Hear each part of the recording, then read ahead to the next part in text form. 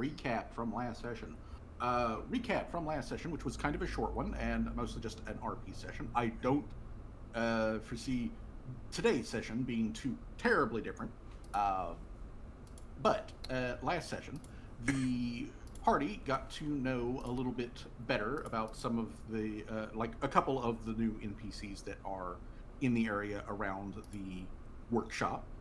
They also specifically got to know the workshop a little bit better and actually got started on like doing some work.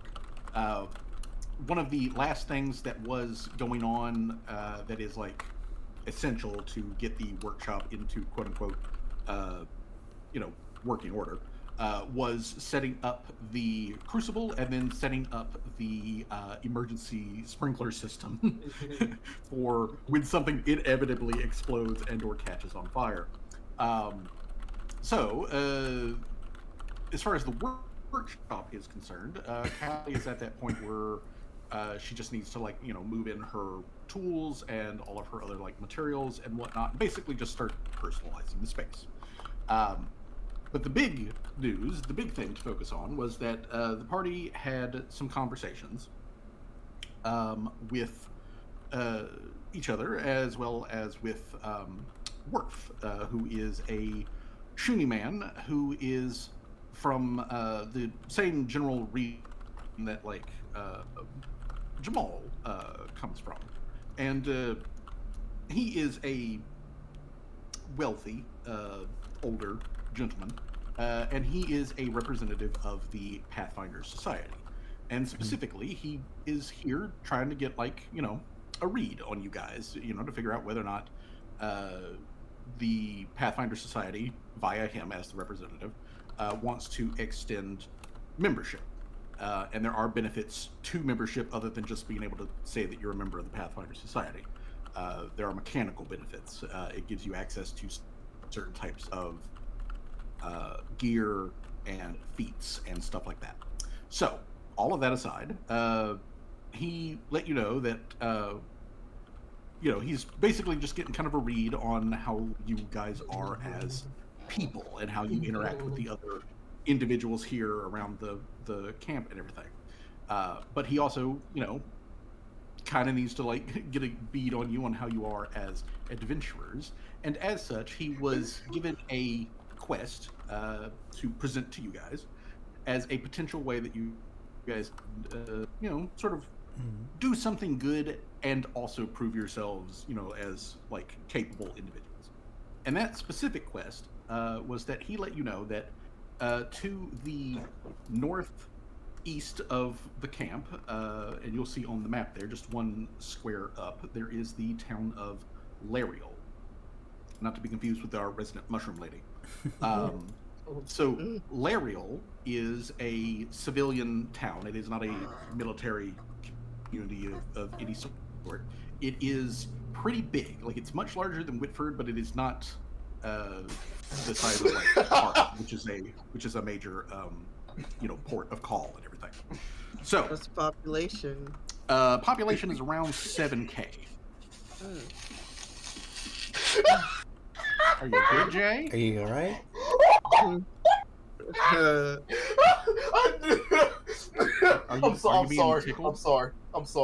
sorry. God damn it, Johnny! You should have shut up. What happened? You should have shut up. He called me slimming. He knew when I booted up. Alrighty.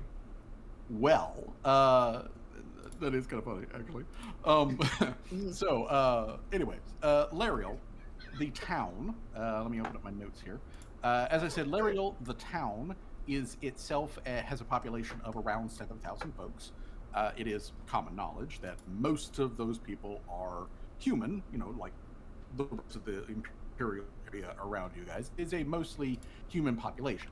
However, Lariel is known specifically as a very large producer of grapes and therefore a shitload of wine.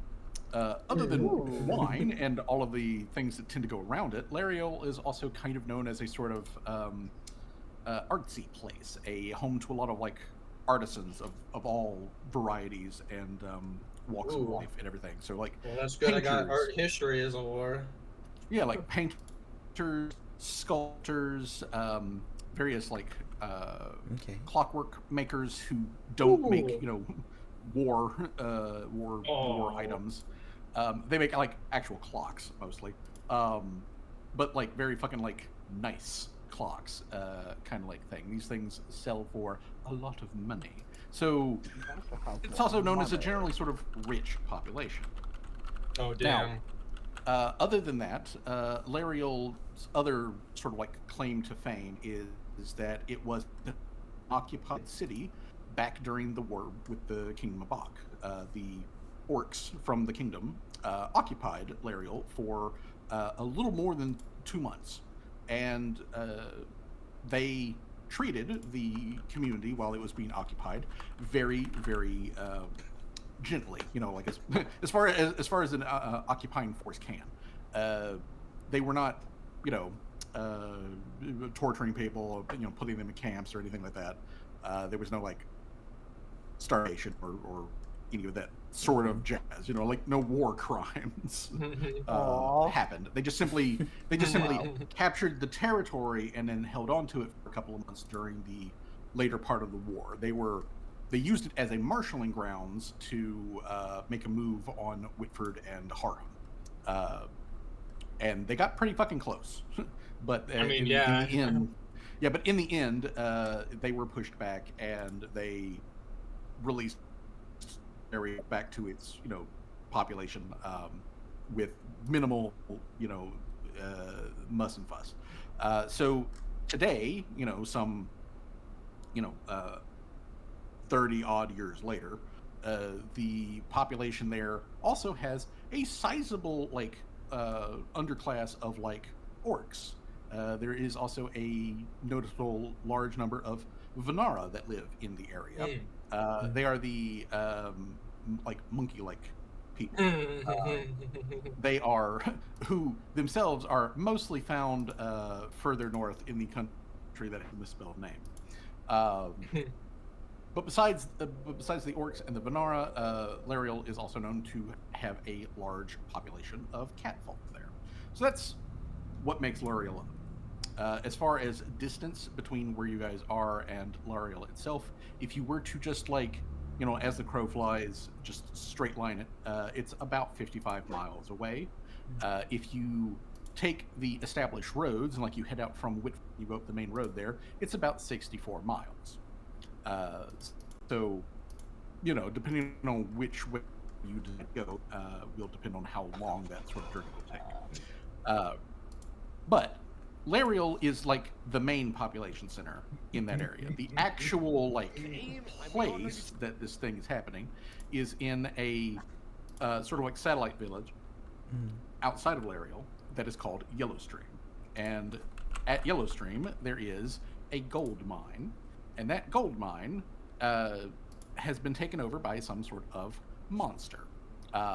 Exactly what kind of monster that it is, Worf didn't know. He had some details that he gave you on that, but he doesn't know specifically what kind of monster it is. They do know that it does talk, it can speak in common, and it has made demands of the population of Yellowstream. And these demands are basically, like give it tribute and also like blood sacrifices, or else, it'll do something, I guess. Again, those details are not exactly clear, but the populace reached out to Lariel. Lariel has reached out to the Pathfinder Society, and the Pathfinder Society has basically been like farming this out to local members, as well as in your case like freelance heroes who may be able to like go in and do something about this. So that's how we get to this situation today, where the party is currently at the workshop. They've received this information from Worf, although they can, continue to ask for greater details.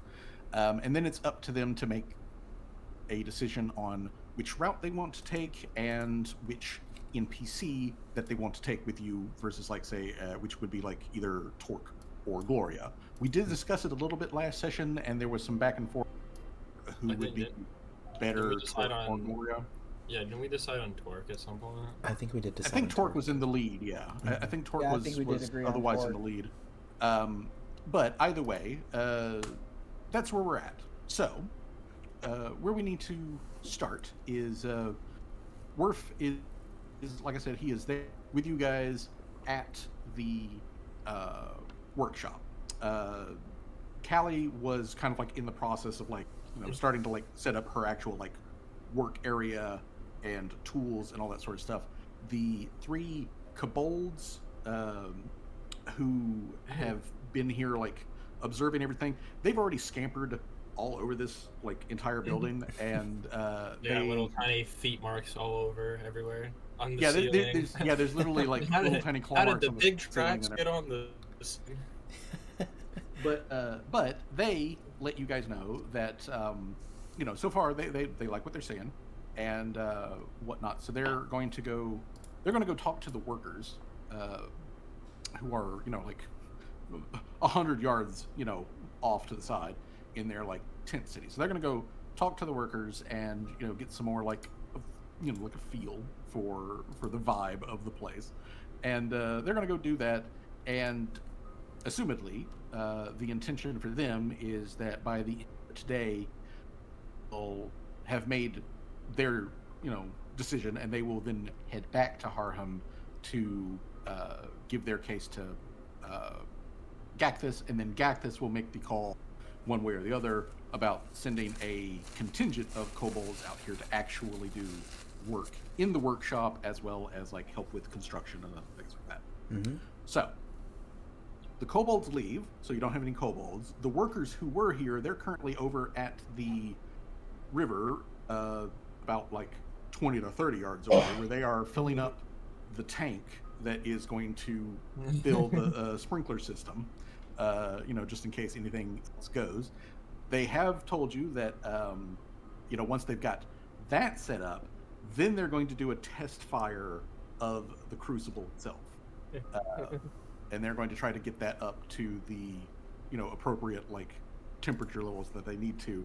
So, Make hot sure enough it to doesn't melt iron. explode. Yeah, but they do have to get it up to hot enough to melt iron, and that's going to, that's going to take a little time to reach those temperatures. But they have to test to make sure that, the shielding will keep it from, burning down the rest of the building. But yeah, so that's currently going on. So it's really only the party and Worf currently in the building. I do have a question though for Callie. Yep. Is Mr. Servos with you guys, and is Rusi still taking up space in Mr. Servos' cockpit? Yes, Mr. Servos is close by, and Brucey is still inside the cockpit. Yes. Okay. The reason that I ask is, as the other NPCs are fiddling out. Mr. Servos gives Callie the beep boop to let her know that Rusi is awake and is moving around. And a moment later, everybody hears the click and the grind of the latch, seal coming undone, and the cockpit top opens up. There's a little slosh of water, and you guys see the still pretty emaciated, but much better hydrated, head of Rusi, poke himself up into the air, and he kind of blurrily looks around at the party, and he focuses on Callie, and he speaks in the Azerketi dialect of Aquan, and he wants to know where the hell is he, and also who the hell are these people? Well,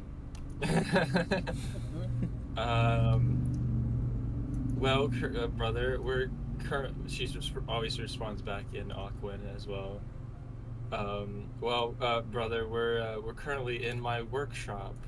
I did say that a lot has happened since the last time we spoke with each other, I guess is the way to say it. As for who all these people are, well, they're my companions, except him. Over, she points over to like Worf. He's here about a job or something.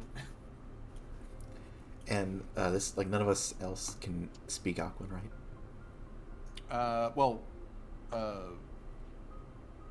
Seamus, Seamus and understands. Seamus is probably the only other person. Seamus can understand it, but unless Worf happens to know it, the rest of the party is otherwise know this All right. exchange yeah, is no, going I was on. But just... it's like, but it is obvious though to see him like sort of scan everybody and then look back at Callie in with a questioning tone, kind of like thing. I just respond back with "Yo" in Aquan. Oh yeah, brother. Speaking of companions, this is my adoptive dad. He was the one taking care of me this whole time. Well, after a few, like a year and a half or so, he was the one who took care of me for the rest of those 11 years that you were on ice. Okay. Is it okay if I get out here? Yeah, it's okay. You can get out. I just be careful. There's a lot of tools and other stuff around. I'm still moving all my stuff in. Okay. Then everybody does see Rusi kind of gingerly, climb his way out of Mr. Servo's. When he gets onto the floor, obviously he is absolutely soaking wet, and he's, and he is wearing what more or less passes as kind of like a wet bathrobe, like. Like Callie frantically freaks out. He's like, oh yeah, I forgot. I almost forgot, brother. I bought clothes for you to wear at runoff. Thanks. And he kind of like, you see him like cough, and then like he puts he reaches up with his mechanical hand. There's that like pause where he like looks at it, and like realizes that he has a fucking robot hand, and then he just covers his mouth with his robot, coughs, and expels like a lot of water out. And after he's like cleared his throat, he's like, and like he switches over to common, and while Callie herself, when she speaks in common, she has like a little bit of that like quote unquote Azerketi accent. Mm-hmm. Rusi's Azerketi accent is much thicker than hers, but he waves, kind of like just does a wave with one of his regular flesh hand to the party, and he says in common, "Hello,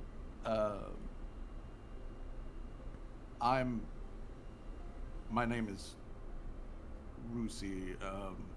I'm Callie's brother." And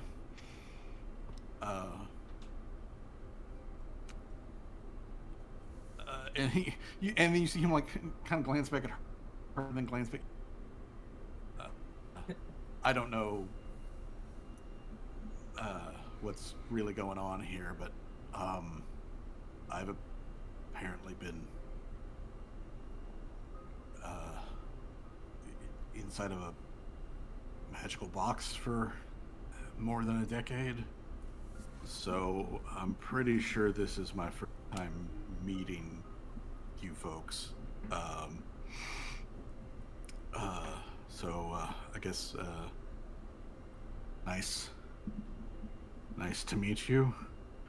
And again, he sort of like looks at his robot arm, and he looks back up at you guys like, "I'd offer to shake hands, but I'm not 100% in control of this thing yet." And then he just kind of like takes like a lean against Mr. Servo's to sort of support himself, and as he is doing so, he looks back over at Callie, and he says, "Hey, sis, Yeah. well, I would really like to get some fresh clothing and everything. Uh, do you think you can also handle getting me something to eat and maybe pointing out where I can uh, use the bathroom? I don't want you to have to refresh the water in. And he kind of like wraps his knuckles on his shirt. I don't want you to have to replace the. Ding ding ding. He just like knocks his metal knuckles the metal side of Mr. Servos. But yeah, he otherwise he gets himself comfortable so that he is there um, to otherwise like speak and talk to the party. And Worf, who has been over by the like main door and has just been kind of like he's got like a shoulder propped up against the door frame or whatever, and he's got his pipe, which is currently not lit, but he's got like his he's got his pipe in like his hand. He's been occasionally biting on the end of it, like he's thinking about like, but he takes the pipe out of his mouth and he gestures with the pipe towards Rusi, and he would like to know, like where did this guy come from? He doesn't look good. Like he looks like he's in bad shape. Callie kind of like looks at him and he's like, well, what he said is true. He is my brother. She says this back in common. He is my brother. And, well, it's how do I put it? It's a really long story that involves multiple parties and multiple factions and, me dying. Like, there was a part of me dying a couple of times in between there, sprinkled about. And then she points at Seamus is like, he actually died like a couple of times in there as well. You both seem in remarkably good shape for someone who has died a couple of times. Well, yeah. But to put the short end of it, he got captured by a faction, and he was put in a magical box for the last 12 years. He went missing right around the same time that my parents were murdered, and I've been kind of spent those 12 years wondering really what happened since then, what is going on. And it wasn't until real recently that I actually started getting a better picture of what actually happened that day and what happened. And then when I was finally being able to piece all the pieces together, that was when I found him in that magical box. And I obviously couldn't leave him there. I had to get him out, and he's only recently been able to recover enough to walk around ever since I took him out of that box. It was a couple weeks ago, right? Out of character, it was a couple weeks ago, right, in game, that I took him out of the box. It has been roughly about a week, yeah. Yeah. Well, I take that back. No, I take that back. It's actually been a week and a half. Yeah. I took him out of the box about a week and a half ago, and so he's just been slowly recovering from that hibernation sickness, I guess.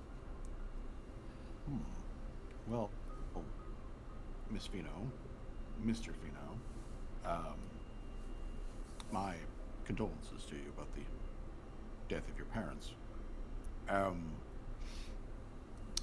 If you do not mind my asking, and if you don't want to say, I understand, but you said that your brother here was taken by a faction? Which faction? Do you know a name of them? Maybe it's someone I've heard of. Callie kind of looks, kind of Right, I'm back. kind of grips the side of her overalls and kind of peeks over at Rusi a little, and then peeks back at Worf, And then she says, well, the faction he was taken by is called the Bleak Reef.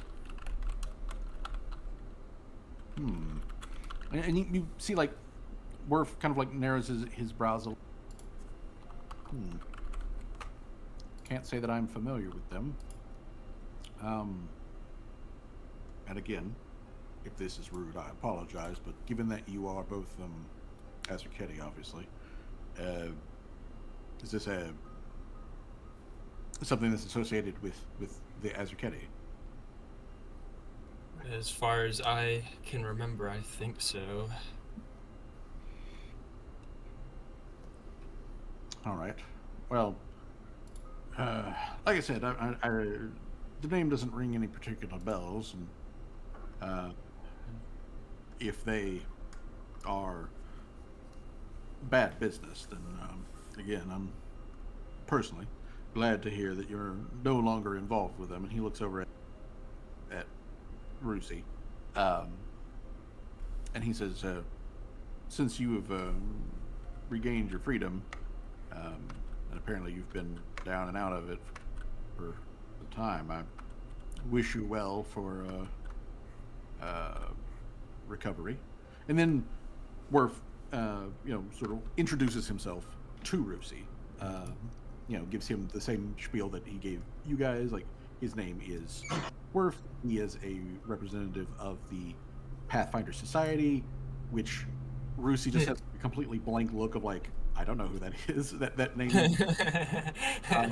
He's like, I don't know who this is. Wait I don't know a who these minute. people are. I don't know where this country is. I don't know who the Pathfinder Society is. Just I don't know. I don't know any of this. Yeah. Rusi has a very like limited information on like stuff that's been going on or was even happening at the time. But yeah, Worf just kind of like goes to the same spiel and all that sort of stuff for who he is, who he represents, and why he's here. Which after he mentions the fact that part of the reason is to potentially offer up membership to the Pathfinder Society and to see how the party handles themselves, socially and also in a adventure context, sort of thing. Mm-hmm. How does a party handle themselves when in danger and dealing with threats and whatnot? You do see Rusi's face kind of like tighten up, and like his his like ear fins like lower down where I mean he's very clearly like apprehensive and certainly kind of unhappy about this. But like he looks over at Callie, and he switches back to Aquan, and he says to Callie, I have met 2 dog people now. And because Jamal is like right over there. He's like, I've met 2 dog people now, and I don't know if I like them yet. This one responds back in Aquan. Yeah, they are a bit of a weird bunch, aren't they? Yeah. This one, he's got money. Like I may have been out cold for the decade, but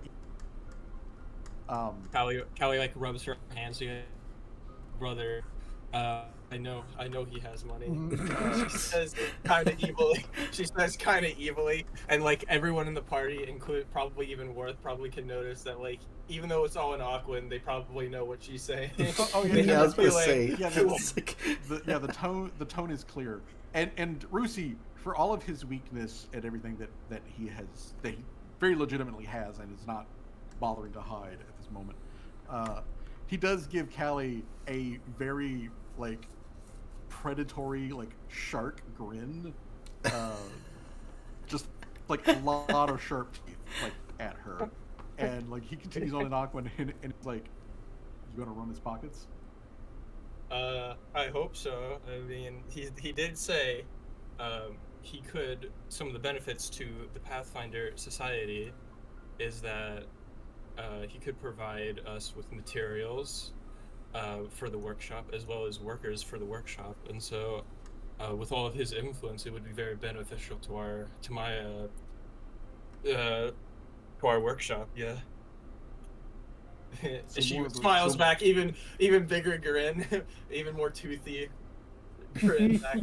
so, so more of a patron than a mark.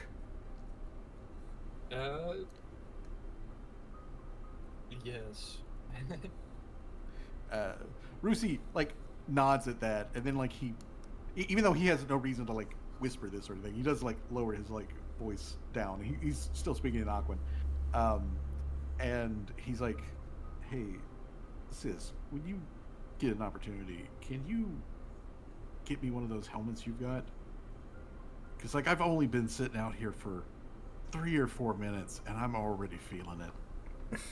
Oh, yeah. That was she says back like kind of like brought back from her like evil evilness.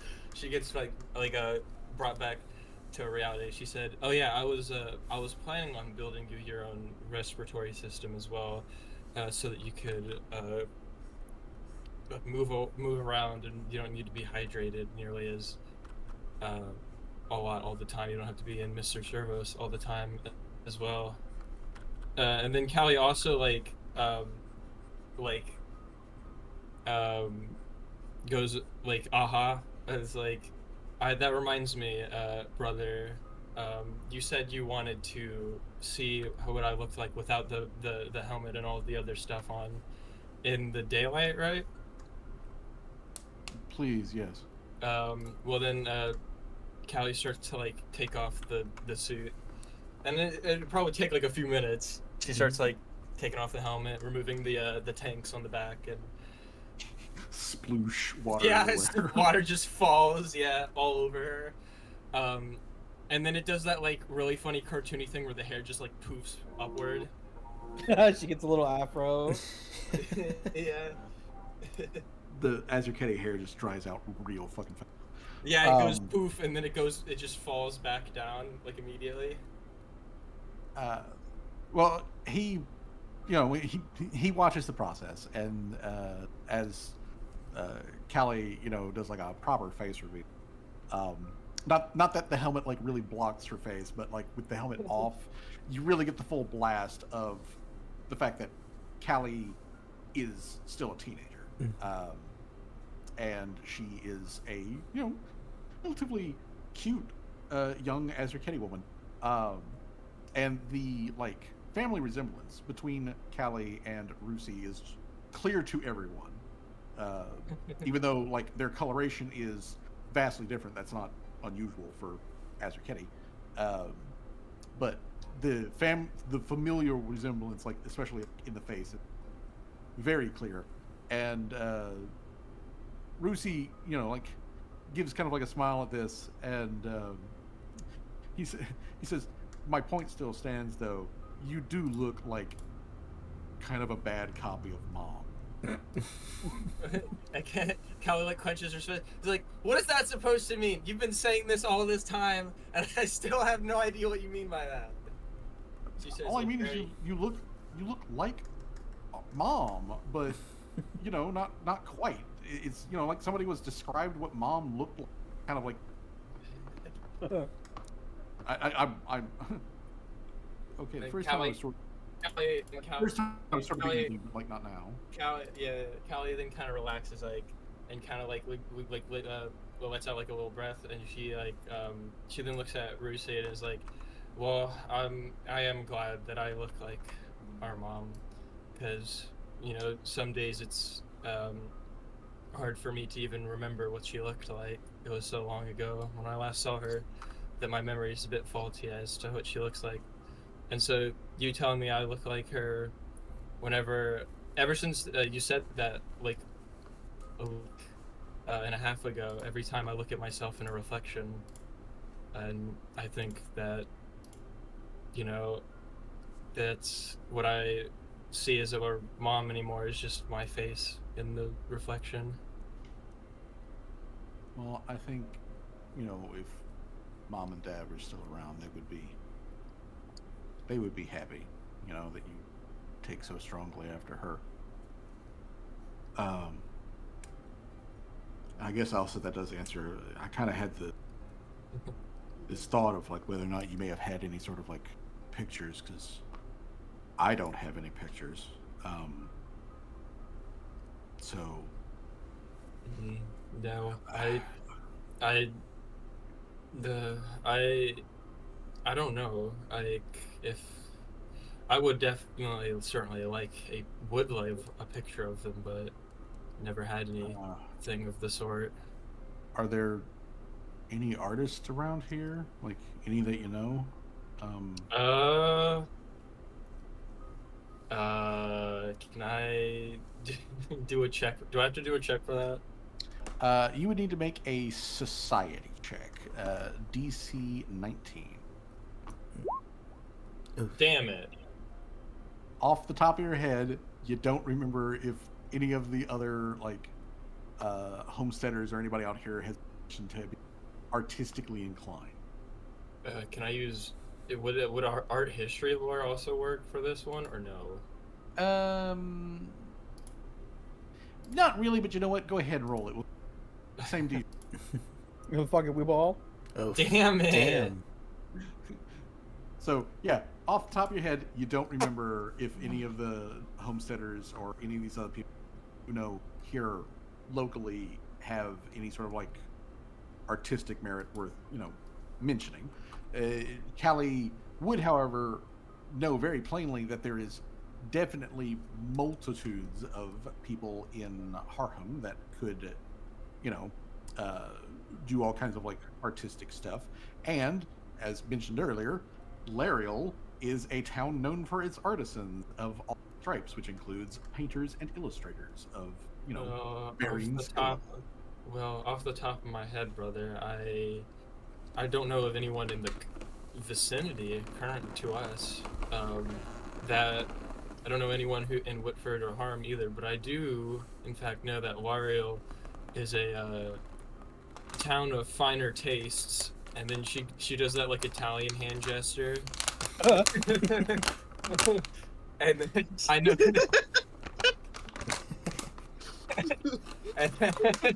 God damn it. And I know that Tiny Fish Curl does the finger pinch. yeah, that's what I was like. You guys broke my concentration when you started laughing. Sorry. It's fine. And then she did after that. I know they have a lot of artists there in Wario, and a lot of artistry as well. They make fine goods such as clocks and paintings and other such artisan items.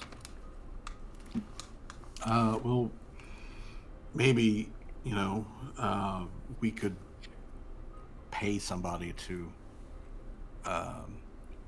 do like like an illustration or a painting or something. I'm pretty sure that I haven't really had much time to look in the mirror. I really look like Dad or anything, but between the two of us, I think there's probably enough basis for somebody with enough skill to get pretty close. Okay. Oh yeah. Before I completely run out of steam and I gotta lay back down. Bathroom. Where? I'll show you where the bathroom is.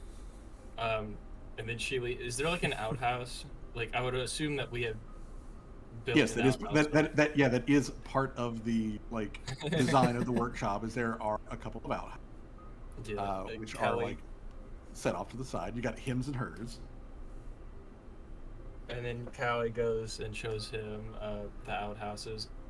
I would imagine it's one of those fucking like funny like outhouses where it's like this the signs on the front are just like a pink like picture of a fish for like the girls, and then like a blue picture of a fish for the guys or something like that. They're not even color coded. One of them is like a crab, and the other one is a lobster. And it makes perfect sense as your Ketty, but like everyone else is like, One's a frog and one's a toad. it's almost that bad. But yeah, so I'm like, Callie- one's an octopus, one's a squid. Well, that one Yeah. you could tell, Jay. I mean, Um, yeah. Yeah. Okay, so the one with the long tentacles and the like pointy bits, that's the dude, right? Right? one way to find out. But yeah. Well, I mean, you're gonna find out if somebody else is already in it. The bro's about to commit a crime. But yeah. So while Callie is showing Rusi where he can go take care of his fish business, His fishness. Worf, like watches the two Azuketti head off towards the bathroom, which is not far, by the just to point out, it's not like a long trip. But he kind of watches them go. But after they've gone out, he looks back over at the rest of the party and he's like, "So, while they're handling that stuff, since I'm the official designated quest giver here for the society, are there any other questions or anything that the rest of you have before I guess the decision is final on whether or not you're going to take the job?"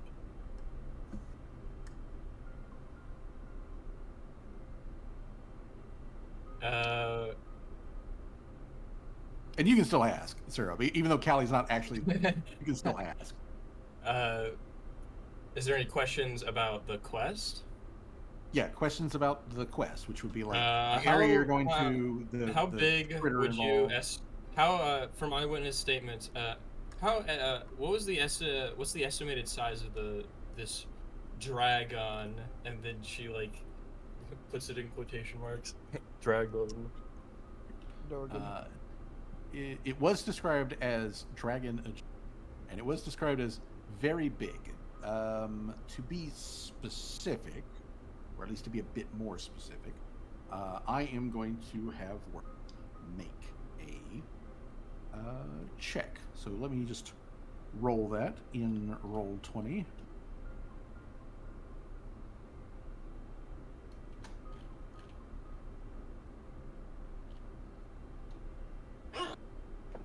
Is that a duck? Quack. Quack. Okay. Moo. So Probably a squeaky chair. Moo. moo indeed. All right. Let me do just double check real quick that is the right freaking dude.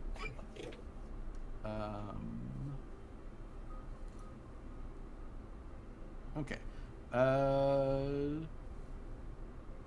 Actually, that should be one higher. Okay.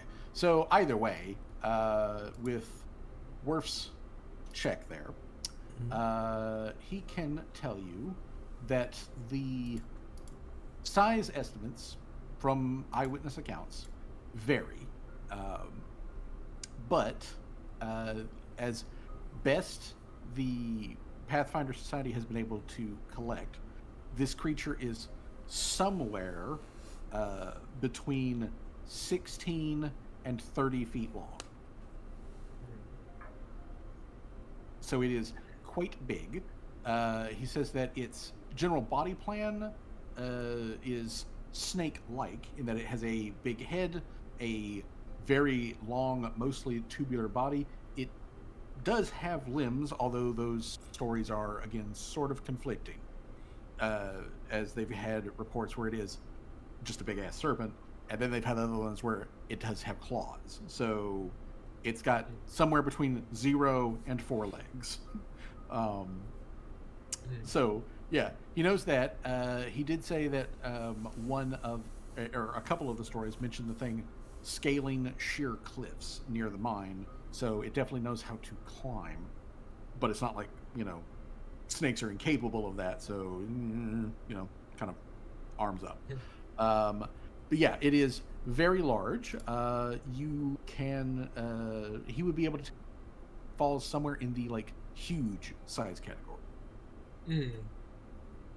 Huge. What was its skin color? And then It Callie's like has- eyes like squint. He says that again, varied, but like from the reports that they think are the most reliable, it has scales. So again, that it's not beating the dragon accusations. It has scales, and those scales range from like a pale blue to a dark steel, metallic sort of like color. Callie kind of like lets out a sigh of relief. It's like, okay, good. Yeah, it's a something, but that's as far as he knows as far as sort of like coloration, general body size, and shape. Any other questions about what may or may not be known about this thing?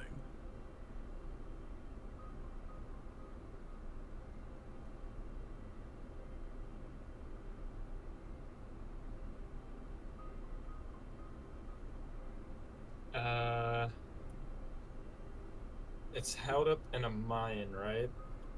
Yes, it is. It is currently layering or otherwise residing inside of a mine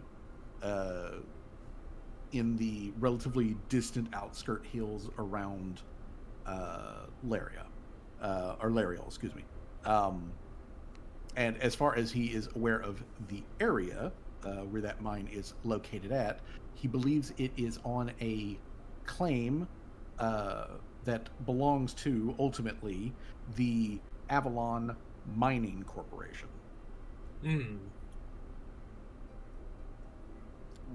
But Avalon, he does also make note, Avalon themselves, as a company and corporation, has not made any official requests or anything to the Pathfinder Society, or to, like the local constabulary there in Lariel, about this thing.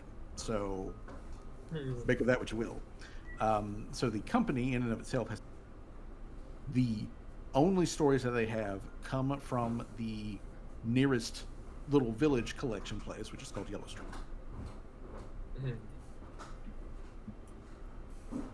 Has it killed anyone yet? Unsure.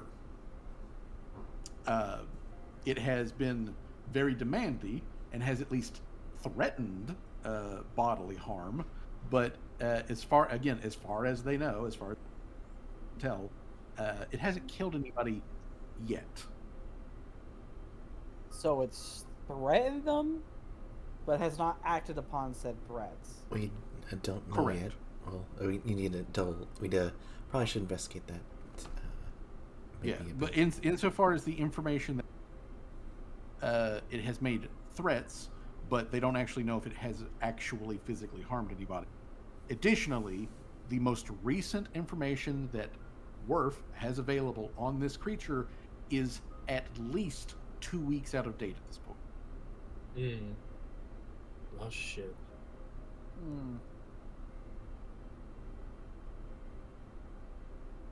Yeah, something about this is rubbing me the wrong way. Have they set up like a has the government in the area set up like a perimeter around the mine to prevent people from like getting too close? As far as Worf is aware, Lariel,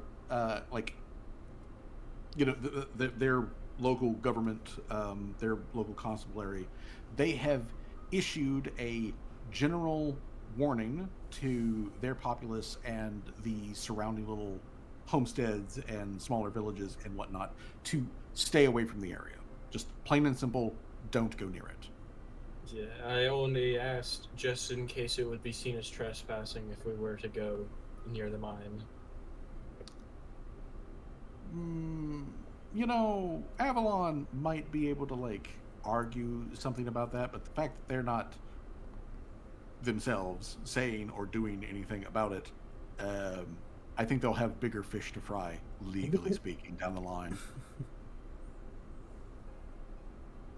Alrighty. Can't believe you said that to a Yeah. fish person. Callie rubs her hands together. I can use this dirt. I can use this this information.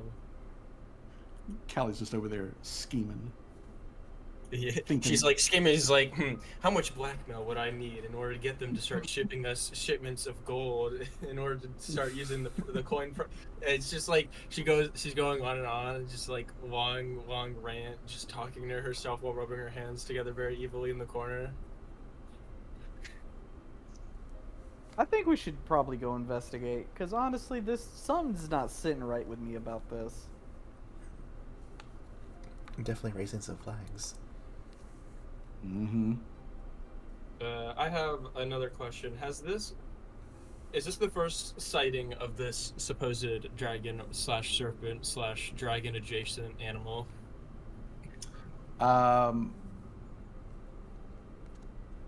That's actually going to require another check from Worf. So let's roll it again. All right. So Worf, what do you know about potential history creature? If I can find the correct tab.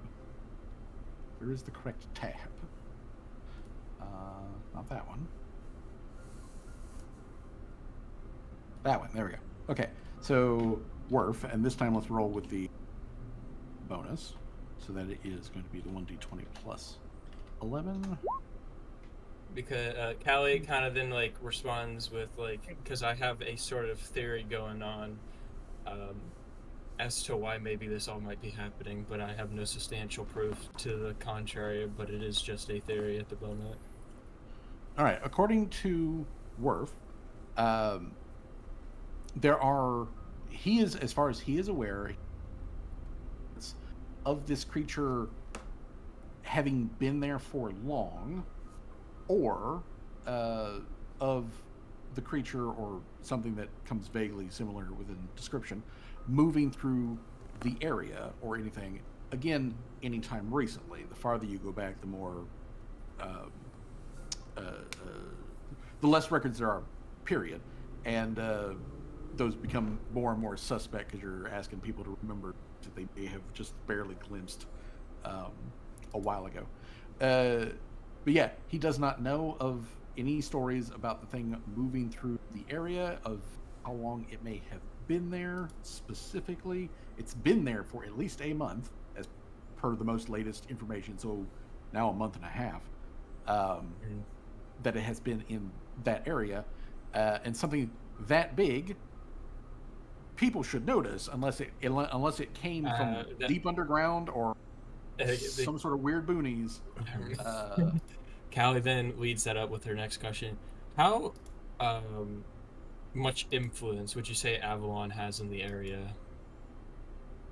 If you mean Yellow Stream itself specifically, Yellow Stream is basically a company town. Avalon doesn't own it, to be specific, like legally speaking. Avalon doesn't own it, but the population of Yellow Stream would have been mostly Avalon employees and their.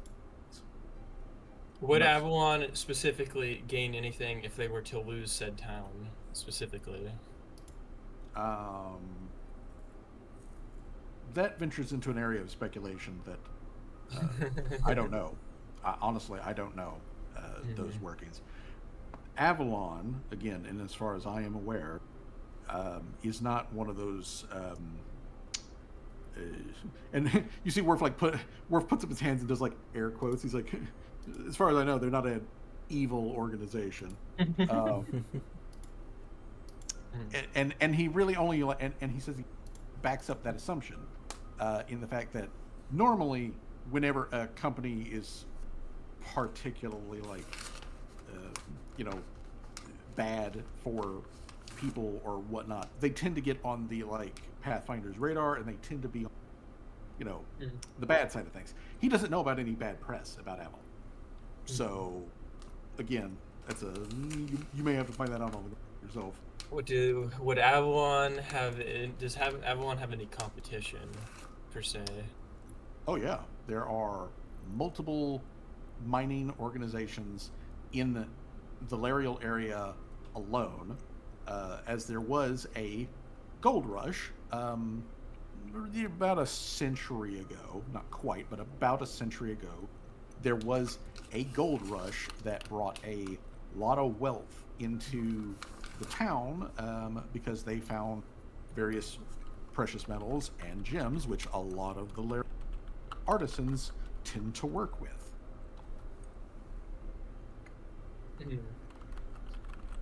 Callie just kind of like nods her head.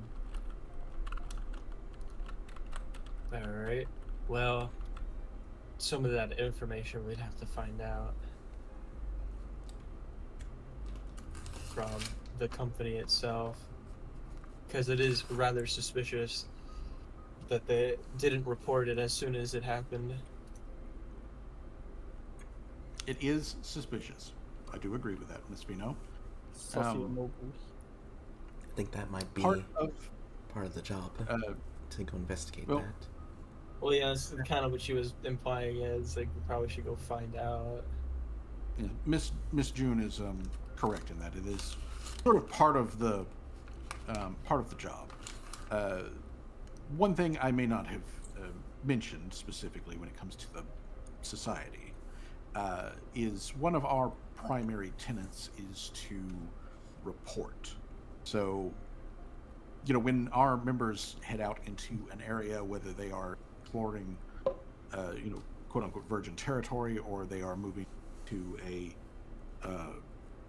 say, some sort of trap-filled dungeon, or, similarly, quote unquote abandoned mine shafts, not only are you, to deal with whatever you should happen to find in those situations, but we also want that information back. The more information that we have in order to correlate experiences and be able to better inform both our members and the population that may be affected by these things, that's always the best. So part of the mission, part of the job, is collecting that information. So I don't want to say you'll be graded on how good or much information you bring back, but that's definitely going to be a factor. I was like, oh, don't worry. I always like collecting as much blackmail as I can. And then she smiles very, very wide, very big, this big old smug smile. Worf laughs at that, just full belly laugh at Callie's like, blackmail material. But and he kind of wipes, a stray tear out of one eye, and he says, well, you wouldn't be the first person who would think to put the information we gather to the purposes of blackmail. And frankly, if it turns out the Avalon mining company themselves are in some way responsible for this whole mess, well, blackmail for the force of good then.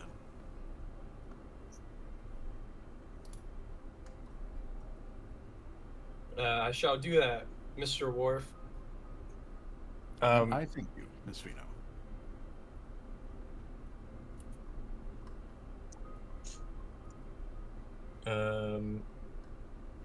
Does anyone else have any other questions? No, Seamus is more than raring to go to check out. And then Cowie's like, can I fluff your ears one more time? Certainly, ma'am. Yeah, Cowie starts fluffing his ears, like, I wonder if this material can be recreated. And she's writing stuff down in her little notebook. She's like, I wonder if I could be able to recreate this with other materials. This is so soft. She's like, I wonder if I can make a stuffed animal out of this. Those would sell like hotcakes. It's all this scheming and Well, Miss Vino, masterminding. Actually, Miss Vino, it's a common practice amongst Shuni families to collect clippings, since we have to perform, full body grooming and that sort of thing regularly. A Shuni family produces a lot of cast-off hair and fur, and so long as it is kept, clean, it can be used for purposes like felting, and in cases of like say mine, and he does and he does the whole like ear toss thing of like, yes, I have glorious hair. He's like, and in the case of shroony hair like mine, it can even be used to create fibers and then woven or knitted or crocheted into something else. And Kelly's eyes like light up like stars, and she's like, "Oh, they do that? That's not a weird practice at all, right?" Oh no, not at all. Oh, I guess everyone else in the room just gets a little uncomfortable with that thought. Yeah, just a bit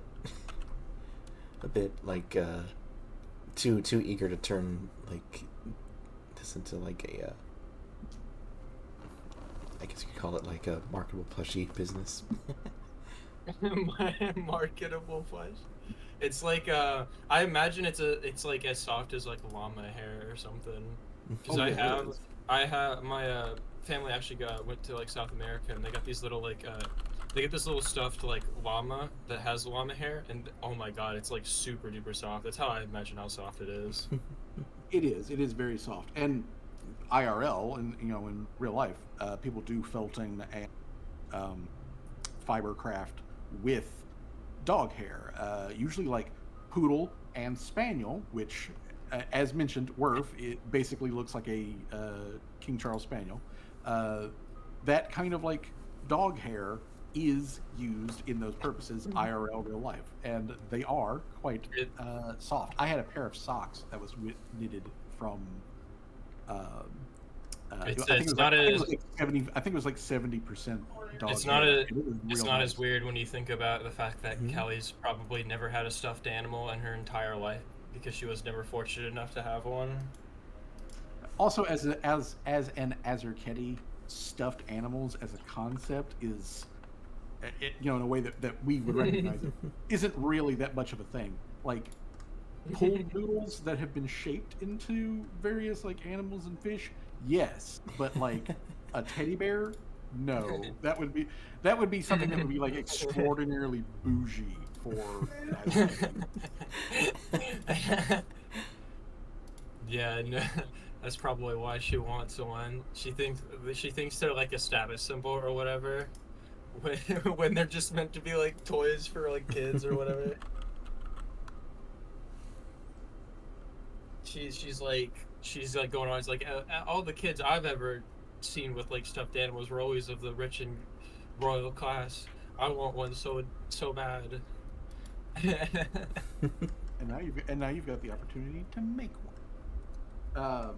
But yes, so yeah, it's odd, truly, but it's not like weird or culturally insensitive for Callie to be like, I could make stuffed animals out of your hair.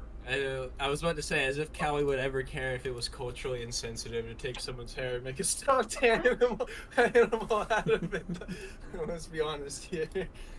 Yeah, I very much doubt that care, but if it came up, at least you know that it's something that is normal for them.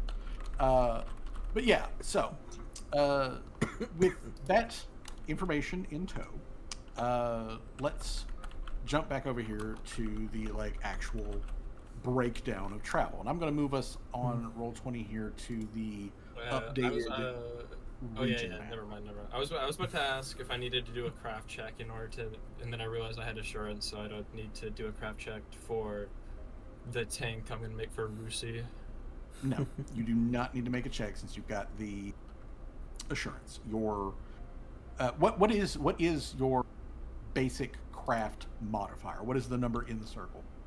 The number in the circle, I don't need to add 10 to it, right? Just the number in the circle? Just what is the number in the circle? It's 14. 14. Okay, so assurance just basically means that you take 10, which means that plus that 14, you are baselining a 24, which is better than enough craft check for Callie to take care of setting up a, like wetsuit, a reverse diving suit, essentially, for her brother, as well as like taking care of the Gloria wanted to do. Also probably start on the striking runes as well. At least get the the magical part done, so that then the workers can take care of just the yeah regular mechanical yeah bit. yeah. Okay, so Callie does get to work on that, and that's going to take a day to get that part set up. So, unless the party has anything else that they otherwise want to do, in the evening, uh, Gloria does come over to the workshop. Um, Hey, and you guys, let's go work. and you guys at the workshop would like see Gloria coming up the like trail with like a big bundle of like various like furs and hide and other sort of knickknack bric-a-bracs that she's like gathered together. And as she comes up to the front, I feel that. she makes a wide like circle around where like the tent city is, and she kind of like like Gotta make myself. gets in between a couple of sheds, peeks up over the top of the roof of the shed, like tries to creep over to the door of the workshop. Doing that whole like trying to be stealthy about it and utterly failing. But yeah, she comes by and She knocks on the door. We open it, and it's just a pair of legs. yeah, you hear, all we like, see, Belial's, like, all we see is like, bang. yeah, all we see is like legs. But yeah, she comes over, and she does have to squat down a little bit to like not bump through the top of the door frame, but she squats down and she shows Callie the stuff that she has gathered. Primarily, it is mostly like alligator, deer, and elk skins, but she also has several other little things on there for some help that she would like Callie clothing. Like she's found herself like a metal tin box that she wants to like keep her like flint and steel and other little like bric-a-brac in, and just some stuff here and there that will help her and also like put like clothing on her. And she specifically tells Callie how she would really like to take one of these like heavy elk hides, and if you could figure out some sort of maybe wrap or something that she can use to like sit on, as she mentioned at the camp when you guys were like talked to her while she was doing Torg's hair, as we are getting into the like cooler season of the year, she doesn't really like sitting on the ground when it is like cold and wet. So if there was just if she had something tough that she could make sure was between her butt and the floor when she needed to sit down, she would really enjoy that. He's But like yeah, smiling and she like drops all of that stuff for you. getting a bit excited as well. He's like, "Oh yeah, I could do that. That seems simple enough." These are a lot of very nice and neat things you've collected. How how many, like, Callie kind of like looks at her a bit like shocked. He's like, how many alligators did you kill in order to get all these hides?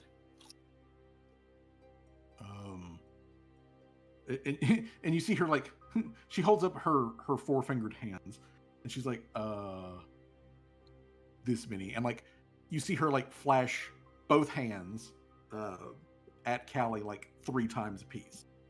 So she's like that many.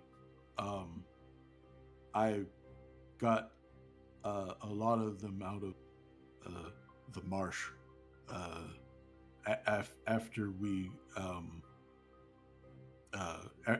killed the snail. The snail was sort of like keeping the alligator population in check, at least in the marsh itself.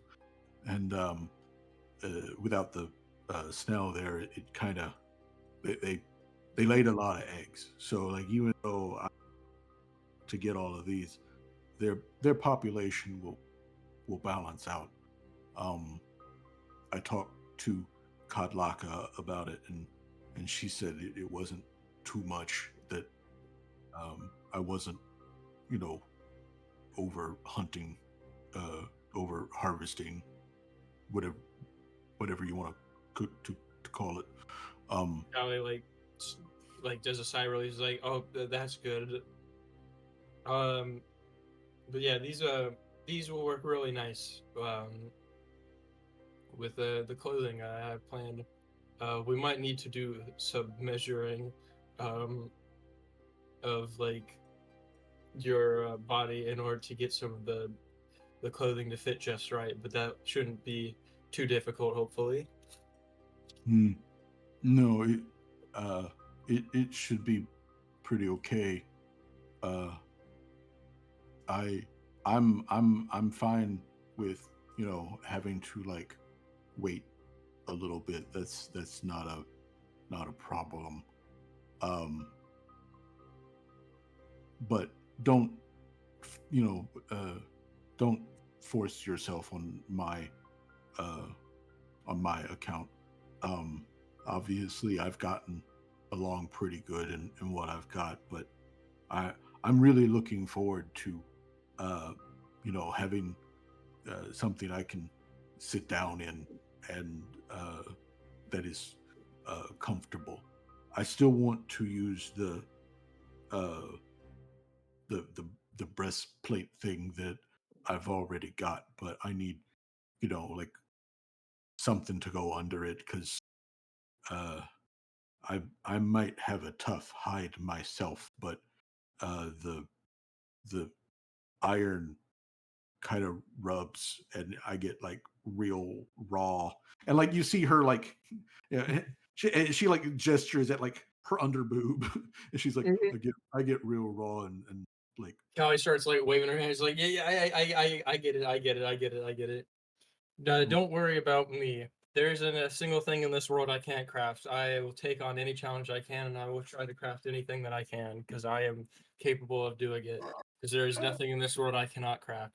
She says with like all the smugness that all the smugness in the world. all the smugness that she should have. I'm like, in the back of her head, she just like, and if I learn more and more, I could be able to rule the world with knowledge. With this knowledge, she goes into like her like super villain rant, just like, with all this knowledge, I will take it. That's like in the back of her head, it's just like, with all this knowledge, I will take over the world. Oh, uh, that reminds me. I forgot to mention it the other night when you guys came back to camp, but uh, Dan came by a couple of days ago, and he had some mail for you, and so I brought it with me too. And she reaches, like up under her, up under the breastplate, and she like pulls out a like thick manila folder with like Callie's name written on it in you can see your name is written on it in common, and then like something that looks like it otherwise matches your name for script length and all that sort of stuff in some other language. The symbols look similar to the symbols that are used for Aklo, not quite. And then also a third time, clearly in like flowy elven script runes. But yeah, she hands that over to Callie, and inside that mail from Dan, there are multiple alchemical recipes for the various dark elf candies that Oh yeah, I remember about that. that you placed an order for way back when. So basically, now you've got to make the little like chalky mint hearts, essentially, and also like dark elf Kit Kats. Hell yeah, dark elf Kit Kats. We're really gonna be taking over all the markets, aren't we? But yeah, so she otherwise delivers the materials and that mail, and I will. I'll send on Discord. I'll send you the message for which specific recipes are in that. I've got it down. I've got it down in my notes somewhere, and I've been like clicking around in the background trying to find it. I don't see it at the moment. So, but when I do find it, I'll send it to you. All good, yeah. Okay, so anyways, the next day, as we roll into like the next full day at the camp, so Syrup, if you would figure out, the money that you're going to have to take from the other party members and everything for the items that you are going to get started on.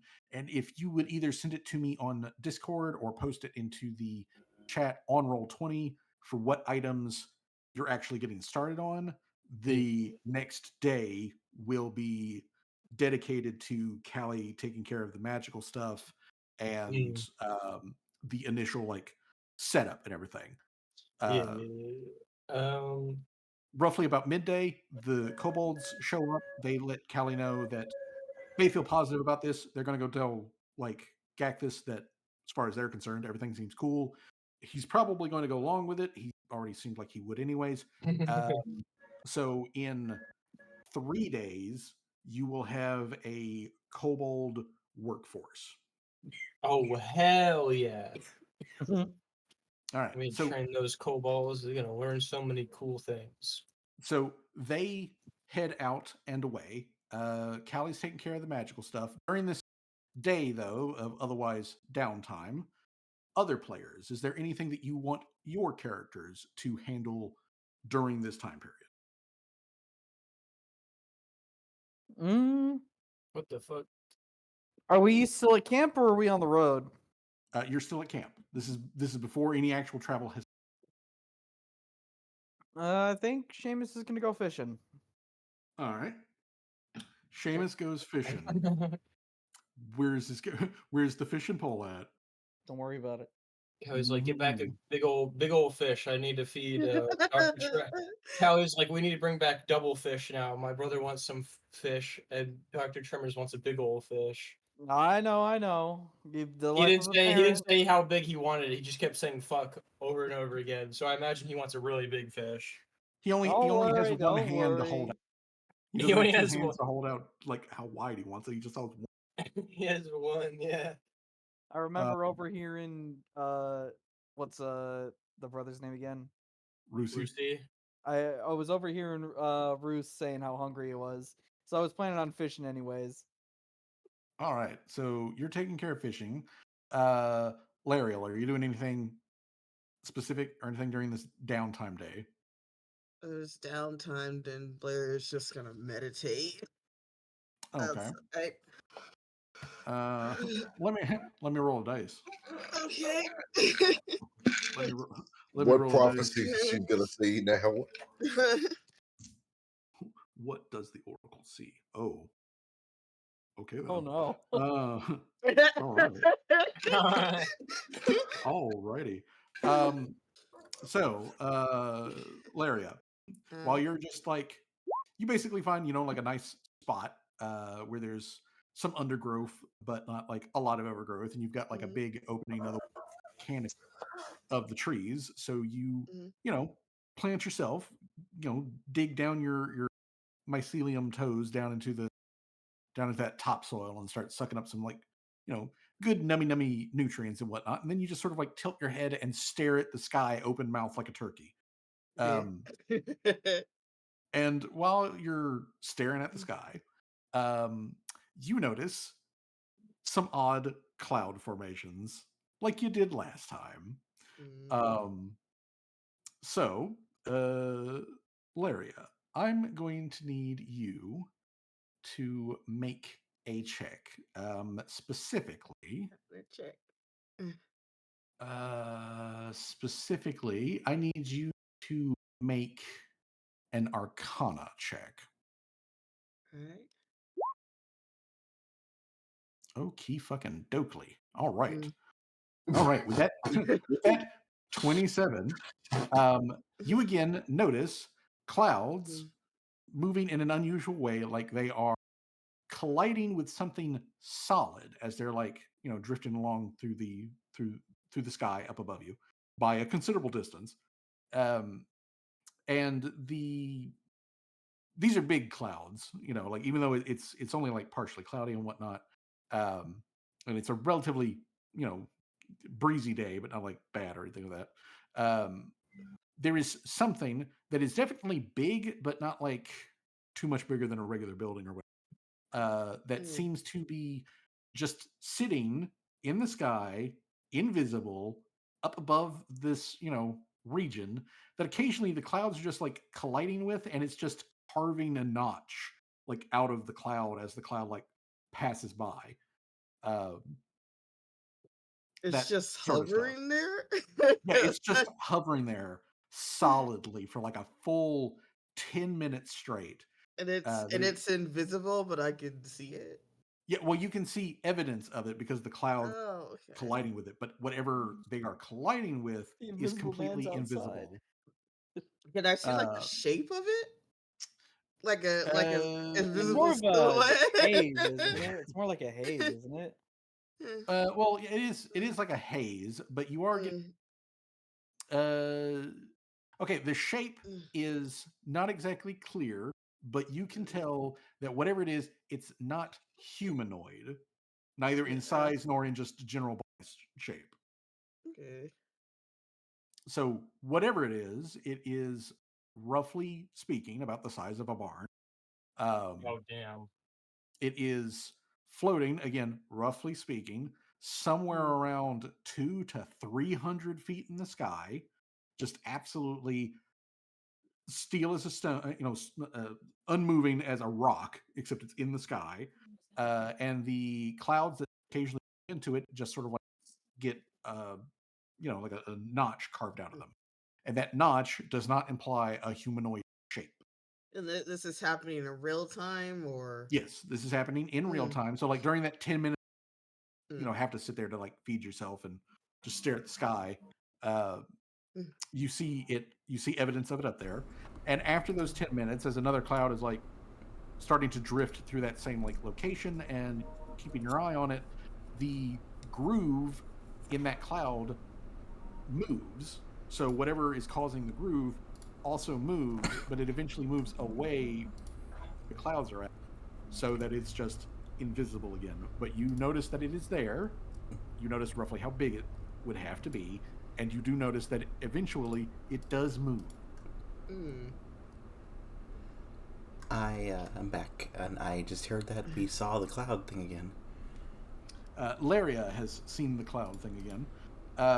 well, meditating. Yeah, while meditating and otherwise, passively eating lunch. You notice this thing up there. It is up to Laria. She lets anybody else know. But that's part of at least what Laria is doing on this downtime day. Callie, of course, is taking care of craft stuff.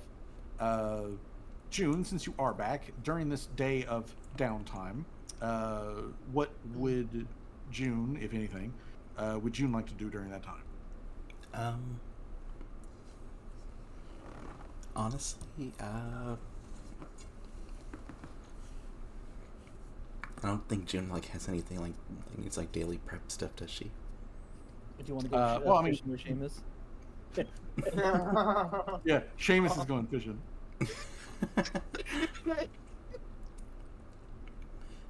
He's already proclaimed we are not to worry about.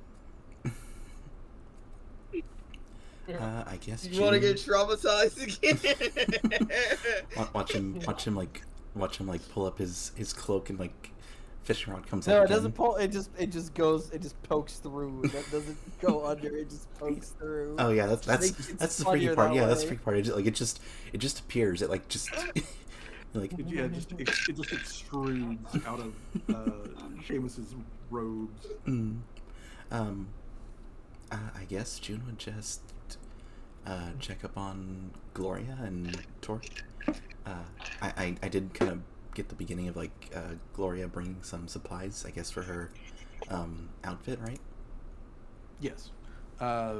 In the later part of the in the previous day, Gloria brought some supplies for her clothing over to Callie's workshop in order to get that process started, which is part of what Callie is doing. is taking care of Okay, then clothing as and well that other stuff. But otherwise, Gloria at camp is feeling very positive over the fact that she's going to actually be getting clothes that fit her. Jay, So I she think is you. very happy. Gasper. Hey Jay. Here, Uh, what? Got background noise. a lot of background noise coming your end. That's my brother talking. Yeah, no, I don't know if you were Make sure talking to somebody, but Yeah, try to make sure if push to talk and all that stuff. it's all good. It's all good. Just Sure. letting you Yeah, know. Yeah. But yeah, so otherwise though, like Gloria at camp is currently like almost bouncy with like Hey. anticipation of clothing that she's going to be getting. June. And first, I guess would see if Callie would be willing to accept like assistance on that, like to make like if she needs like crafting check or whatnot, or. Well, I have insurance, so I can't really fail a crafting check anymore. So she doesn't really need assistance, but June can But always you can provide help out, assistance. yeah, you can provide assistance. Well, if Callie does not, like obviously, like like out of character stuff, like like you don't need any assistance on that. But if in character, if Callie, assures June that like she has everything she needs, like in the workshop and all that, then I guess June would just hang out with Gloria and Torque in camp and just like I guess talk to Gloria, like how she's bubbly and excited about getting a new outfit, and she would just encourage her and like just happy to see her in less of a anxious mood and more of a giddy one. It's very it is good progress for her, and June is very happy for that. Yes, she is having quite a good bit of progress in that area. She is feeling very upbeat. She is also feeling very positive, as I mentioned, about the new clothes and all that sort of stuff. Torque is there with Gloria and is also just like really playing it up with Gloria about like getting new outfits and all that sort of stuff. And Torque, at one point she takes Gloria's like hand into in her too much smaller comparatively sized hands, and she says, "Just think, Gloria, once you've got a full outfit, if we do ever get you to also come with us in town, I can use that spell of mine and we can make your outfit look like anything, like a big foofy dress, or like maybe a slinky dress." And she like gives her like the June will just like raise eyebrow, but like not exactly a disapproving one. But Gloria, for her part, she is she's also pretty positive about this. Yeah. While she is also kind of like, I don't know about that one, Chief, about the whole like slinky dress. She's like, June is definitely for the slinky dress. Seeing Gloria in that slinky dress. But yeah, that's what she'd be doing. Like in camp downtime day. For okay. While that is going on, though, at camp, you've got essentially at camp today. You have Gloria, who is there, obviously. Tim, who is currently in NPC mode again, is like over in the watchtower near the gate of the actual like camp space, and it's just While watching Gloria. Yeah, I mean, like he's keeping a good eye back on everything, but I mean, he's not like looming, right there in the conversation. The other character though that does come by, and like Gloria does like temper a little bit, but like when Sirhan shows up, she's still in a pretty positive mood, and she even she tells Sirhan that she's really really happy about the fact that she's going to be getting some new clothing, of which Sirhan is also Yeah. very positive about. But during this time period, though, like at a moment like when conversations are kind of lulling down or whatever,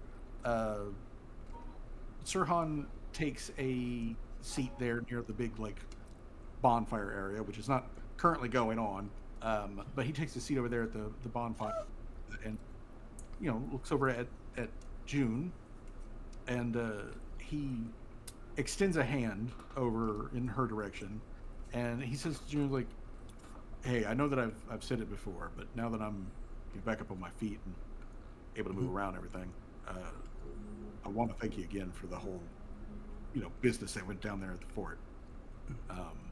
June. I don't know how much longer I would have lasted there if y'all hadn't showed up when you did." June shakes the hand, just says, "I'm glad you're in better health, and for what it's worth, I'm sorry for dropping you back there. I was dropping you on the ground when you got roughed up again.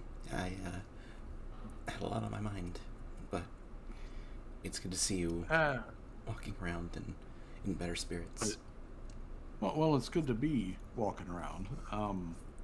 Don't worry about that. You guys are being,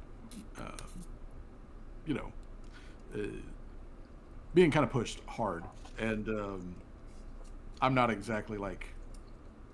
We're not exactly lightweight. I'm not like like Miss Torque. And Sirhan, again, to physical description wise, he is like.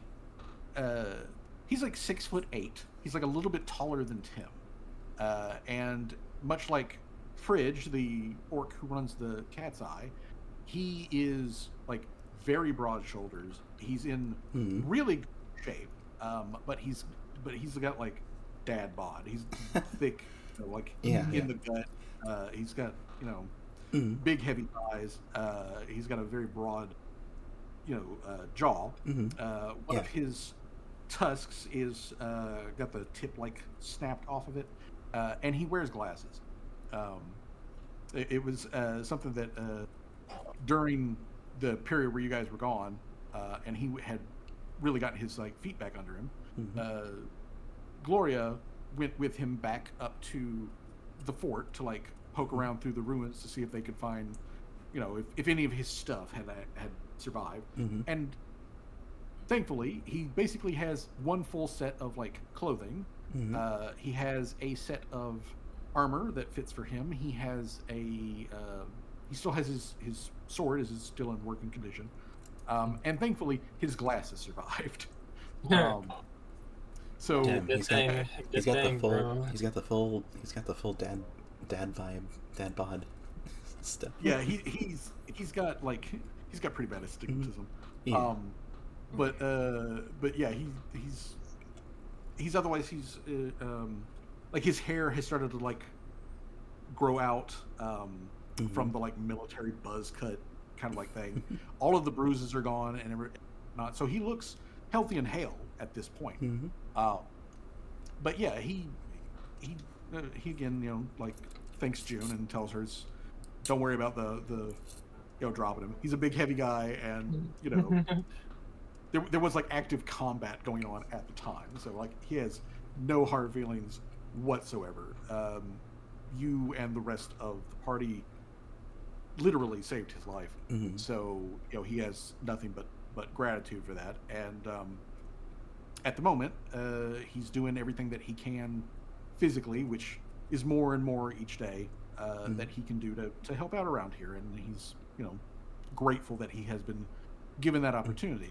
But he is actually, though, rather glad that Torque is back, because while he enjoys hanging out with Gloria, and him and Gloria developed kind of a rapport, it is quite clear that Gloria is still kind of keeping him at arm's length, and she's got long arms. but while they, while she's okay with him being there and she flinch much, she's very clearly more quiet around Sirhan than she is around everybody else. Torque is a social butterfly, and also speaks fluent Orcish. So, it's something that they can talk in, and she is just good, company to have. So he's actually glad, that you guys came back. He was a little concerned during the 25 days that you guys were that he may never see you again, and the last time that he would have seen you guys, he was still effectively completely bedridden after double beatings, because he got his ass kicked by the snuck into camp and everything. But he's, like I said, he's happy that you guys are back, and that everything worked out for whatever you were doing down south. He does take a moment where he looks kind of pensive, he's thinking real hard about how to say something, and then he says to June's I was down there myself when at the very tail end of the secession conflict. Part of that whole thing where the kingdom had sent in mercenaries, of which I was one, to help. And I don't even want to do the air quotey things with my fingers, because it wasn't even that. It was just straight up a lie. And I don't know. Gloria mentioned to me while as that you, Miss June, seem to have some vague connection to that. And I don't want to make any, just in case that's a sore spot for you. Just know that as somebody who was technically on the other side of those when that was all going down, it was hell for me, and there was no glory in it.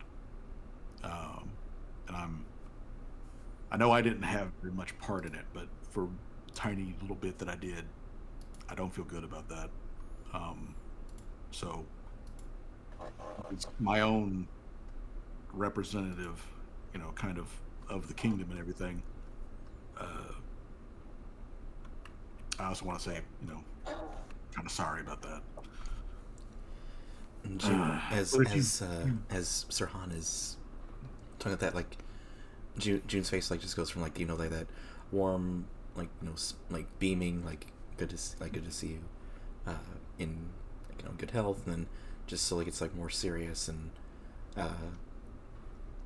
kind of has again almost mirroring that pensive vibe he has as he's talking, and as he finishes, June just says, "It's not something I look back on fondly. I think the way you put it was pretty open and shut. At least I know that for the other side it was also hell. I guess we have that in common, at least. And for what it's worth, I do also apologize for my part in it, though it wasn't willing. Believe me." I do. My part, I guess, up until a point, was willing. I joined the army back in the kingdom in order to become a knight. That's what I wanted to be. I wanted to be a knight. I wanted to work, for the crown directly. and well, military service, no matter the rank, was kind of the fastest path towards that. And call it naive or whatever, but I had this when I was young that I could become a knight and I could uphold those sort of like classical ideals, chivalry, honor, you name it, that sort of stuff. June chuckles and says, "Yeah, I guess that does seem to be the common denominators, or the common, or I'm trying to think of like less modern, like real world." Hashtag relatable. Hashtag relatable, yeah. I guess that does seem to be pretty common. No matter where you're from, the ideas of nobility and grandeur, and then when you finally make your way up to there, you are slapped in the face with the harsh reality of it. Harsh reality is a good way to put it, yeah. But yeah, look, I don't really want to go deep into it because those memories obviously are not fun for either of us. And Miss Torx told me that there's others amongst your group that have had some bad experiences therein. Apparently that Shuni fellow that travels with you, I think Jamal's his name. She's said that he's had some past experiences which haven't exactly done him any favor. And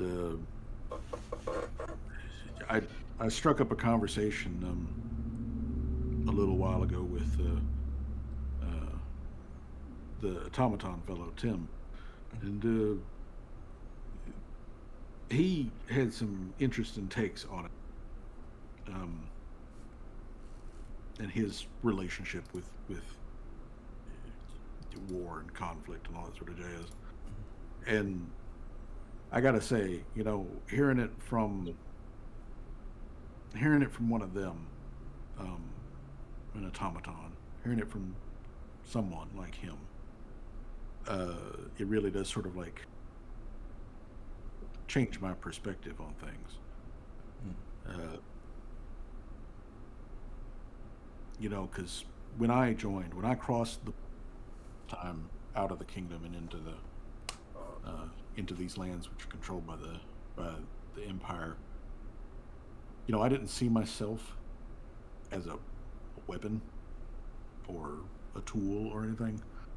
I saw myself as a helper, as a hero on his way to make things better for his, and I have to admit I saw the Imperial side of things kind of, but now after everything that happened, with what happened with the other guys that were like part of the unit and the other survivors that we came across, Black Tear, whatever the fuck was up with him. I know now that I wasn't even barely a weapon. I was a tool, and at best I was just a sharp rock, that was going to be used to do somebody harm that didn't deserve it. So, say I've got some conflicted, and it wasn't really my intent, Miss June, to like take this conversation into a dark area. I just wanted you to know that, maybe sometime back in the past, we was on opposite sides, but now we're not. You know, like June takes a deep breath and like straightens up and says, "The past is in the past. Right now, here, I think we're both doing some good. So let's focus on I that think we are too. for now."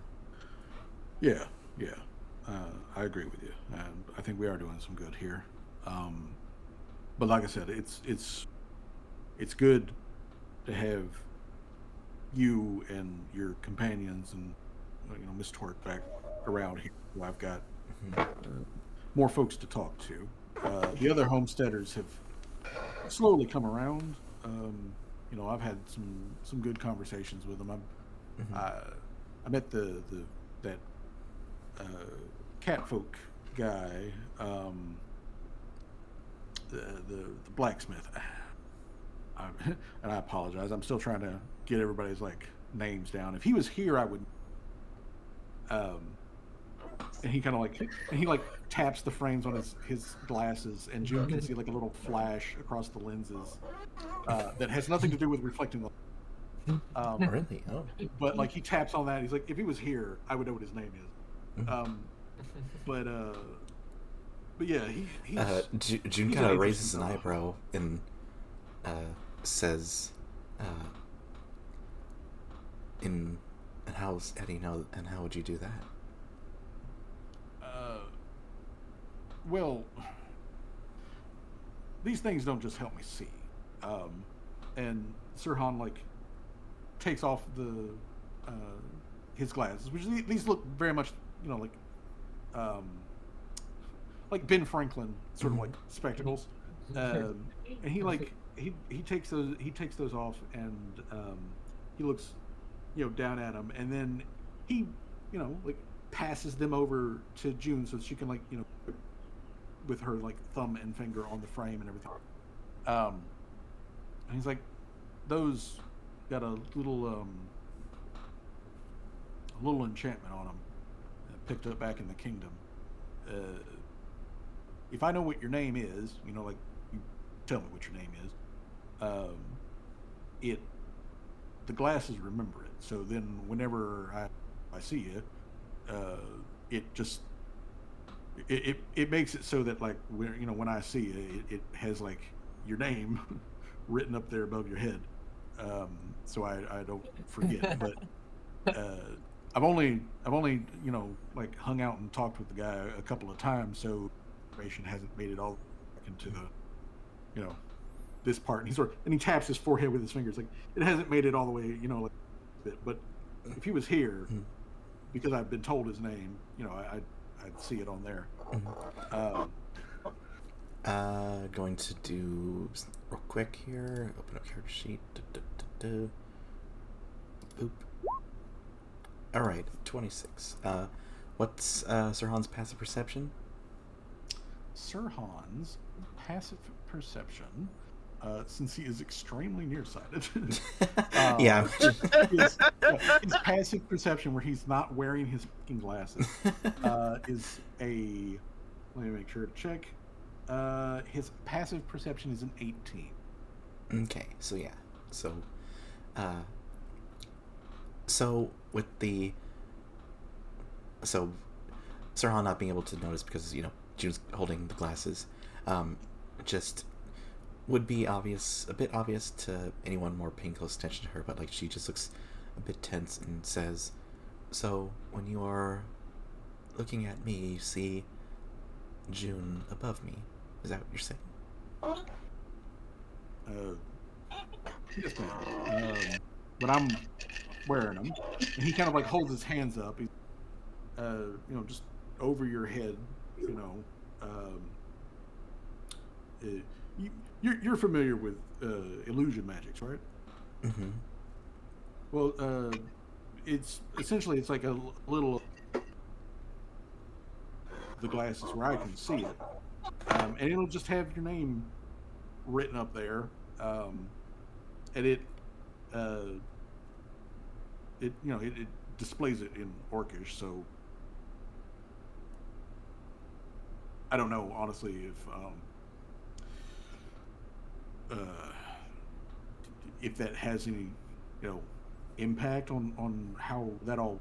But like, I was back when I first, you know, got rescued by you guys.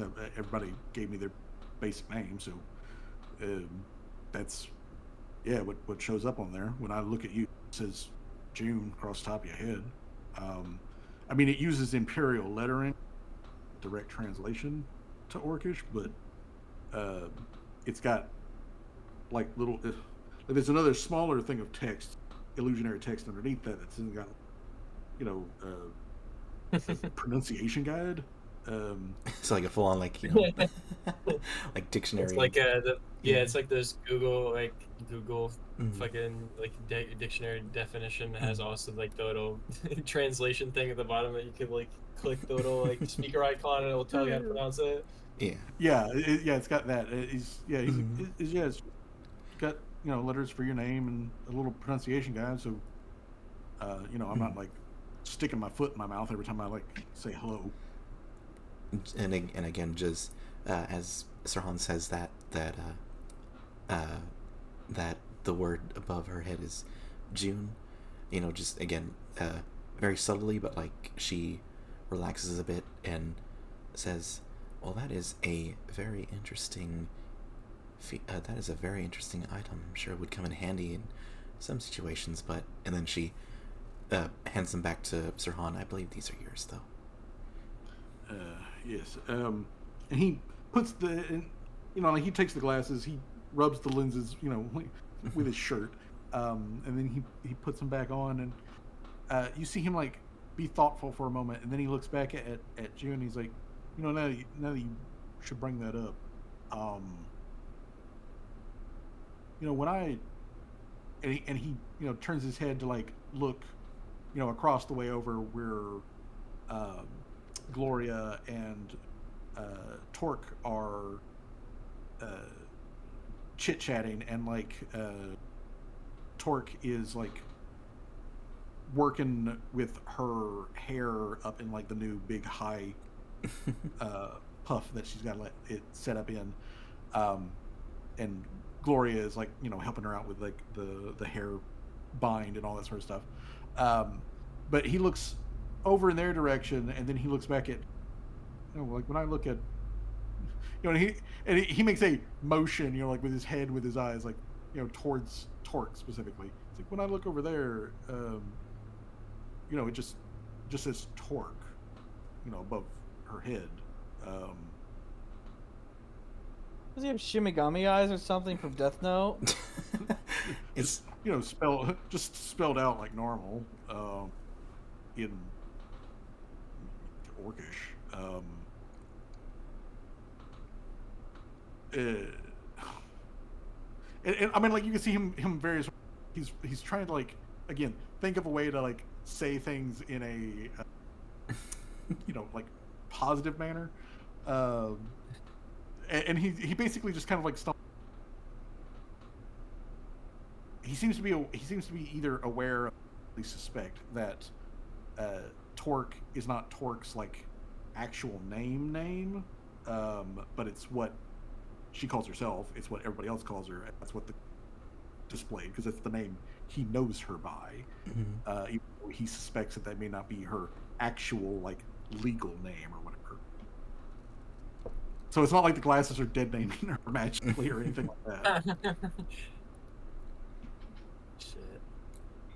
But yeah, it is literally the way the magic item works, based off his knowledge. So if he sees somebody who he does not know their name, it doesn't assign them a name. He has to hear the name, and then whatever name they give is what the glasses display. But what they're saying is that the glasses are picking up that Torque's name may not be their like birth name. No, that's just him. Oh, okay. That he is aware that Torque is trans. He is aware of that fact, and more likely than not, Torque's original like name was probably not Torque. Torque herself has never actually mentioned this out loud at any point whatsoever. Mhm. But Sirhan is contextually letting June know that Torque, as far as like orc naming convention is concerned, is feminine. That is a feminine orcish name. And given that, Torque is trans, it's probably not the name that she was given or assigned at birth. So he's making assumptions because, again, she's never said anything about that to him, and he sure is fucking going to ask. Happy Pride Month, everybody. Yeah, happy Pride Month. Because that is her business and her business alone. And the glasses are not superseding that by any means. It's just that's the name that he is. That's the name that she has given him. So that is the name that the glasses display. Because the glasses themselves, again, just to be clear about it, the glasses are not like AI where like it's been fed a name and it knows the name. It's basically pulling the information out of his head to then display. So basically, it's just using his own memory, giving him a prompt. It's not That's like kind of cool though. That is cool. Though, I thought he was like insinuating that like the glasses could tell that it was a different. No. He is aware of the fact that that Torque is trans because the other orcs at the fort, they also knew that as well, and we're not so nice how about they it. know that, and they were not secretive or kind at all about that fact. But as far as like the details on how they knew that, Sirhan's not divulging that secret right now, and that's probably something that you'd have to ask Torque, and it'd be up to Torque whether or not she. Yeah, that might be a bit of a sensitive subject. Yeah, that could be a sensitive subject on how they. He's aware of that fact, and the glasses are not dead naming her. They're just showing the name that she uses for herself. All right, I thought for a second that they might be insinuating something else there, but June again just kind of raised an eyebrow and just says, "Oh, that is interesting. They've never brought it up, but it may not be my place to ask right away, but if it ever comes up." And she just shrugs and says, "I don't know, honestly, ma'am, how that would ever come up, quite frankly. Yeah. And again, he seems to be cautious on like his wording and everything.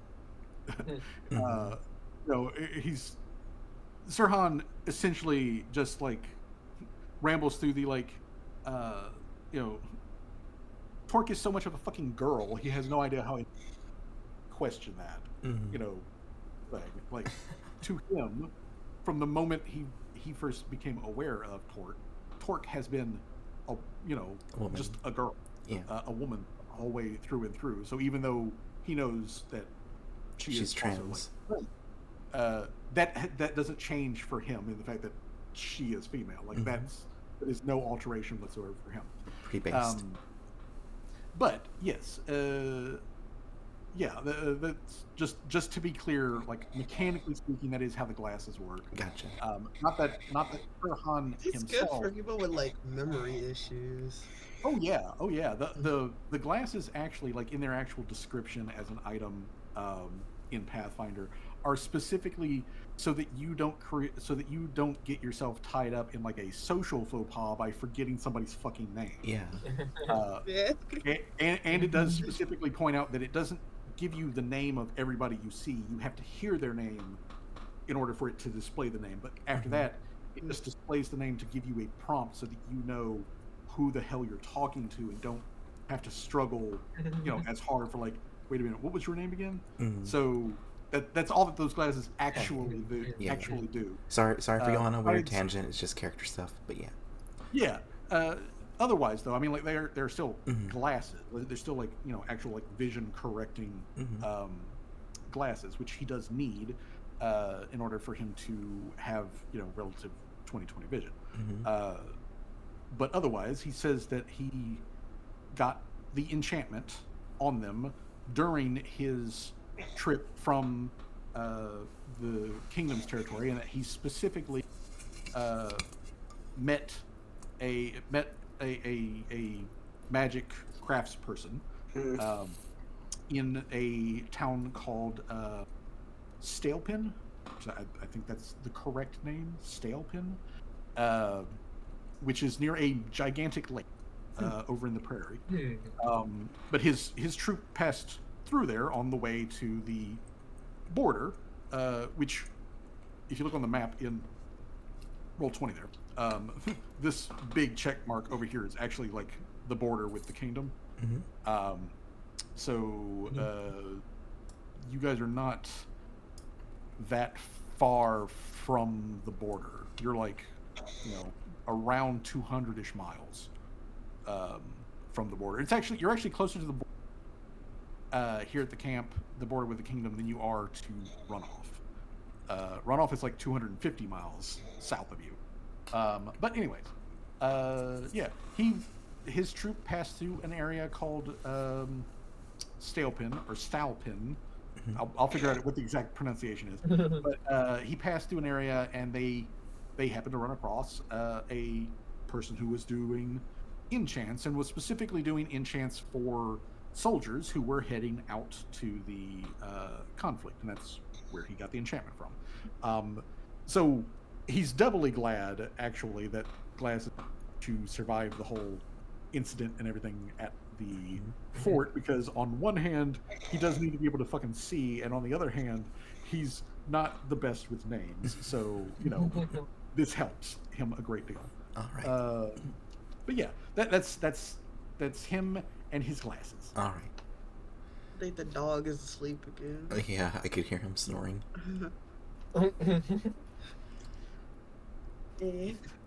I was just about to say that, like, for Sirhan to, like, maybe help out Jamal with his PTSD, but I guess the dog is too busy snoring. that would definitely be something for him to, like, talk to Jamal about. I guess Jay's just was sipping down that, like, sleepy juice. That's okay. But that's okay. Jay can snooze. Jay can snooze. Yeah. Yeah. You actually, Citrus, you might want to, like, mute Jay on your end of the call so it come flowing through if he starts, like, snoring. It's not picking up. Like, I could, like, hear, like, a bit of breathing for a little bit, but Yeah, there it is. oh yeah, there it is. Yeah. Get some rest, Jay. Get some sleep, because he's dealing with a cold and everything. So, all right. But yeah. So anywho, if they wake up, just let me know and I'll mute them. Yeah. But anywho, though, Sirhan lets you know about that stuff, and otherwise, though, eventually, Torque and Gloria come over, and Torque is very happy to show June and Sirhan, like her redone hair, which at the moment doesn't have any of its normal, like, flowers in it, but you can see little buds, like, starting to, like, pop up through her hair.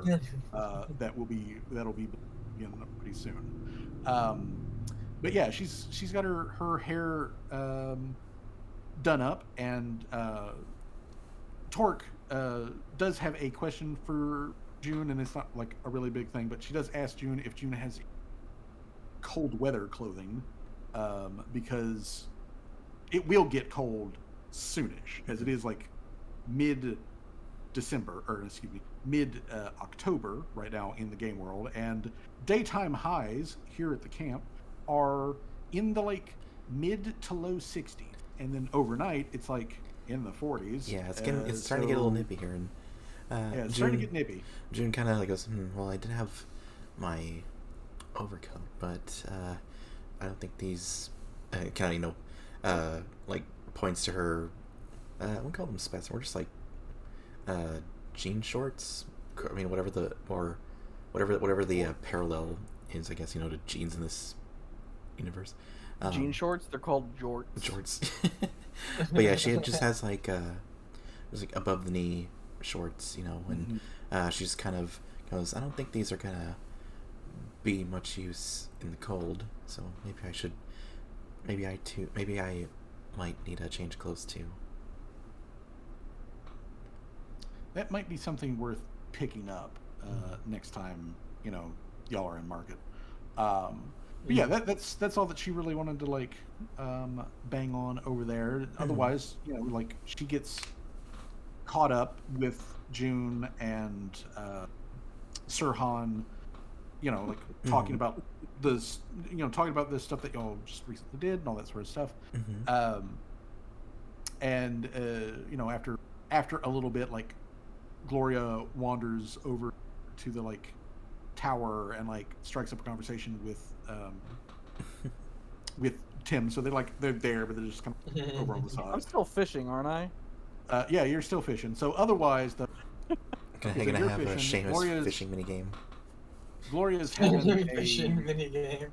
Not Gloria, but Laria is having a fucking vision off to the side, out in the woods. So let's circle back to Speaking of that fishing mini game, you know what, Seamus, roll me a survival check. Survival check. Yeah. Not much biting going on. You get a couple of pulls, but you know, Couple of nibbles. It's good relaxing weather. So you know you're just sitting there getting a couple of nibbles. Fear me, fish. But Women fear me, fish fear me. I walk alone on this mortal plane. Hat. Exactly. But anywho, okay, so since Jay is catching up on much needed rest, there isn't really any other things to do downtime wise. So as we are here at 8:30, I'm going to call for a short 2 to 5 minute break. My throat's getting a little dry, so I'm going to go get myself a tall glass of water, and then we will pick up. We'll make some decisions on that's the hat. exactly which route the party wants to take, and then we'll go from there. All right. Hell yeah. Quick little bio break. Get Right some back water. up. Everybody. Yes. Quick little break. Quick. Oh, if y'all were if y'all were wondering earlier why Jay was busting a gut, because I saw him boot up Fallout 4. And I saw him boot up Fallout 4 as well. Yeah. I immediately said, "Hey, what are you doing?" Wow. Okay. Well, I guess Fallout 4 took a lot of them. They took a nap. He's been putting some hours into that game. Trying to get some mods to work, as far as I know. Fuzzy too. Fuzzy was getting. Why does my friend have 8 hours in this game? Fuzzy actually is doing a little run through with Oda as in Fallout 4. Yeah, he's been playing that like seemingly all day this week. I have been going through Elden Ring again with the seamless co-op mod, and it does have so seamless co-op allows you to play the entire game with a party of 4.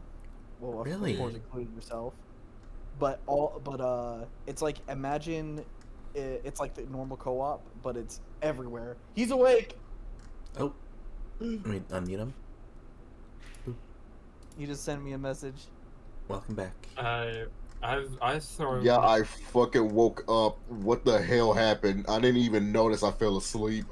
Everything. Well, that's how that works. We You must have had a good nap then. we got TPK. Well, I've been playing Total War 3 with some friends. I've like thrown like probably like almost 30 hours into that game the last 2 weeks because I've been playing it with them. We'll sit down and do like an 8-hour session. where we all get simultaneously screwed at the same time because like we're playing against like 120 other AI units Oh or my whatever. Yeah, like it's crazy in the beginning though because usually it starts with like 260 like AI units and then like you get to like end game there's like 100 left and they all own everything and they have like armies the size of like massive like 200 stack armies and shit. It's crazy. Mhm. Meanwhile, I've been playing nothing but gacha games. like Genshin, Honkai Star Rail, Wuthering Waves, and I've been recently playing Tower of Fantasy. Yeah, You got by the gotcha. yeah. Although I will got admit, got- Wuthering Waves actually looks really sick. Yeah, the Yeah, combat it does. is really good. Here. A game I recently got that I've been meaning to play is Manor Lords. I've been Oh, you finally got it? Yeah, I've been like, I finally like was like, all right, might as well, because like I was like, it was sitting in my Steam, like fucking cart for like the last 4 weeks, and I was like, I In really your want to cart? get it, but I don't got. Thought Yeah, you were gonna say used. yeah, it was in the Steam wishlist for way longer than that because I actually wishlisted the game before you could even buy it. Mhm. So it was in my like wish list for way long, but it was in the cart because like I was like, oh man, I want to buy it, but then I was like, oh, but I don't want to spend too much money. So like I was fighting with myself mentally the whole month, just trying not to buy it when I didn't need to. Speaking of video games, before we jump back into Pathfinder, I Fallout 4. was well, I love me some Fallout 4. Why I've got like 2,000 hours in the game. But a game that I want to see if I actually can, if my computer can now run it, is Divinity 2.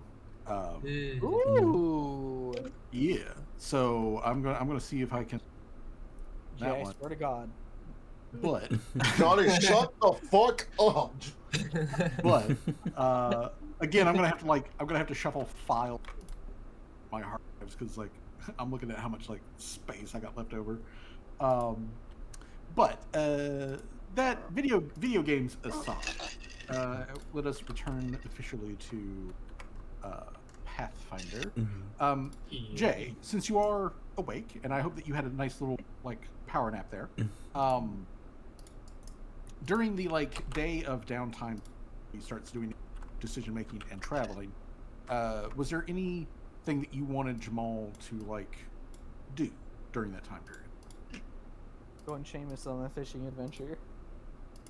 I don't think you want to get scarred as well.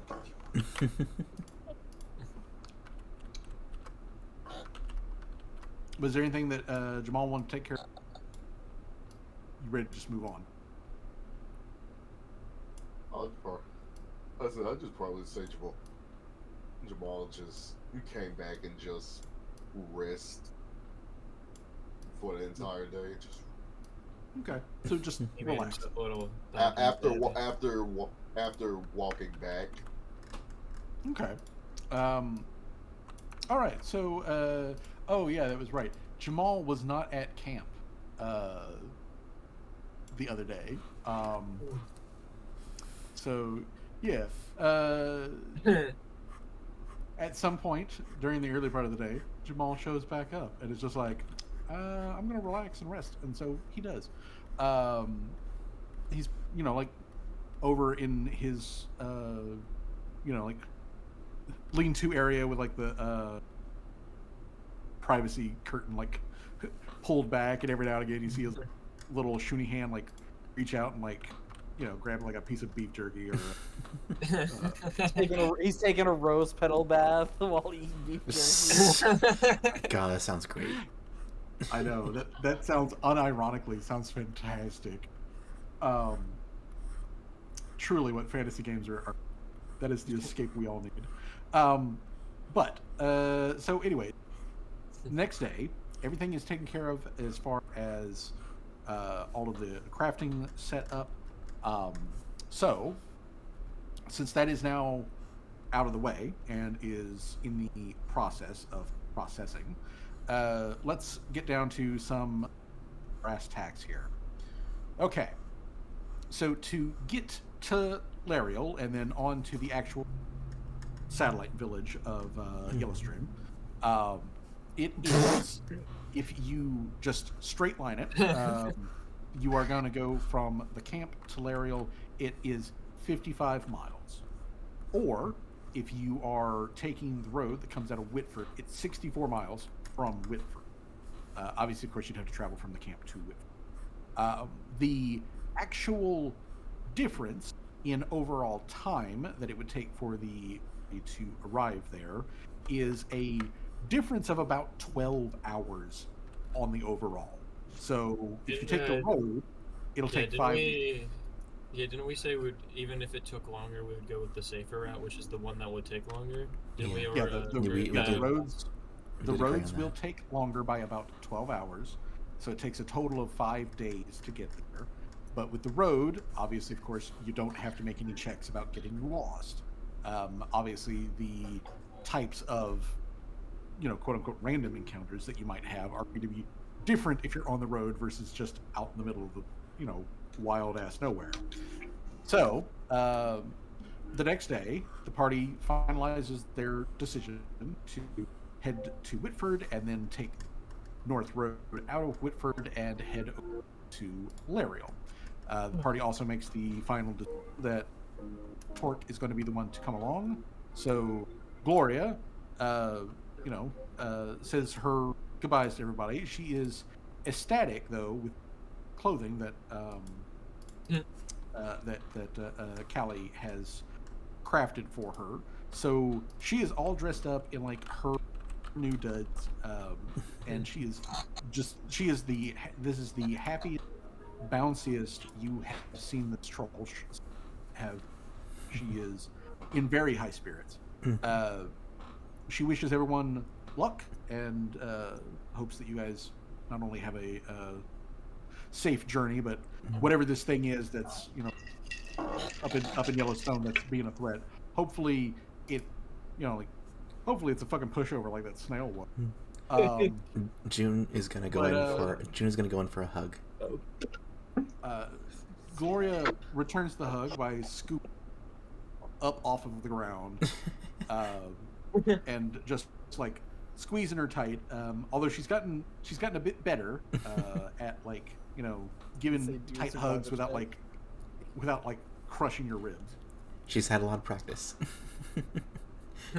She has had a lot of practice, but she is, like I said, she's very happy with the clothing and everything, and she hopes that you guys do well. She will keep everything nailed down here at camp, and she will do her best to make sure homesteaders and the workers and all that stuff remain while they are in the area.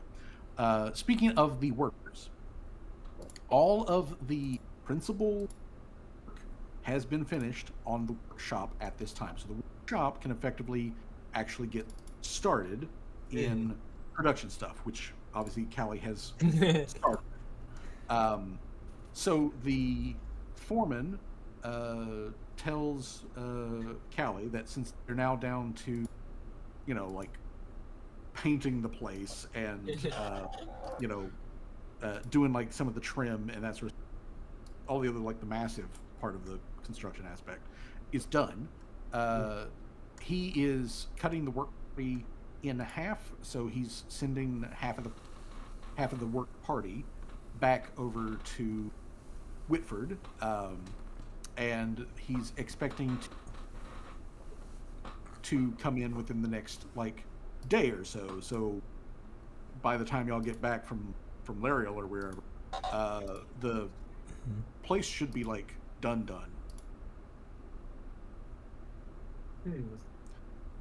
But he otherwise is calling to that. The kobolds head back to Harham. All of that stuff takes care of itself.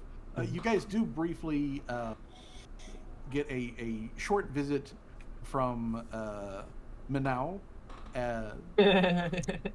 Manal shows up at the workshop, and he lets Callie know he just needs her to, like, point him in the direction where he can set up his, like, alchemy stuff, and he's also going to start putting together, like, a list of the specialty tools that he needs. So he just, again, for shits and giggles, shows up. Where would you like Manal? Shit. Manal needs a space near one of the overhead springs. All right, I will direct you to an area that I've decided to designate off as your area. How he kind of like leads him to the area, and there's like heavy duty sprinklers in that area. This will do good for me. And now we'll have things set up. By the time you turn distant Lariel, Manal should be completely unpacked and ready to do any sort of crafting that you may like to, get down and make some of the good shit. Oh, if Manal may also put in a small request, since you are going to Lariel, there is a vineyard in Lariel that Manal would very much like to get a fresh bottle from. The last one that Manal had, unfortunately, dry a few weeks back. So Manal would like a fresh bottle. It's basically table wine, but it's got a bit of a kick that Manal likes. Callie Manal, looks at him and is like, I can get you a bottle, but we might have to have one of the other party members buy it because I don't know what the legal drinking age is in Lariel. Legal drinking age. You say funny thing. In Lariel, everyone drinks. The first bit of wine that someone born in Lariel has comes within the first couple of days of them being born. Callie kind of like chuckles as well. It's like, well, I was just making sure. So how laws are with some places. They they got drinking ages. We never had any legal drinking ages at runoff. I was just making sure that wasn't the case for Lariel. Just so I don't get some run-in with the law. It has been a couple of years since Manal went out in that direction, but Manal would be surprised if that has changed. It used to be said that if you were born baptized in the wine, Manal cannot actually confirm that they do this, but that it was many years. So, but whether they actually do that or not, Manal would offer a hint of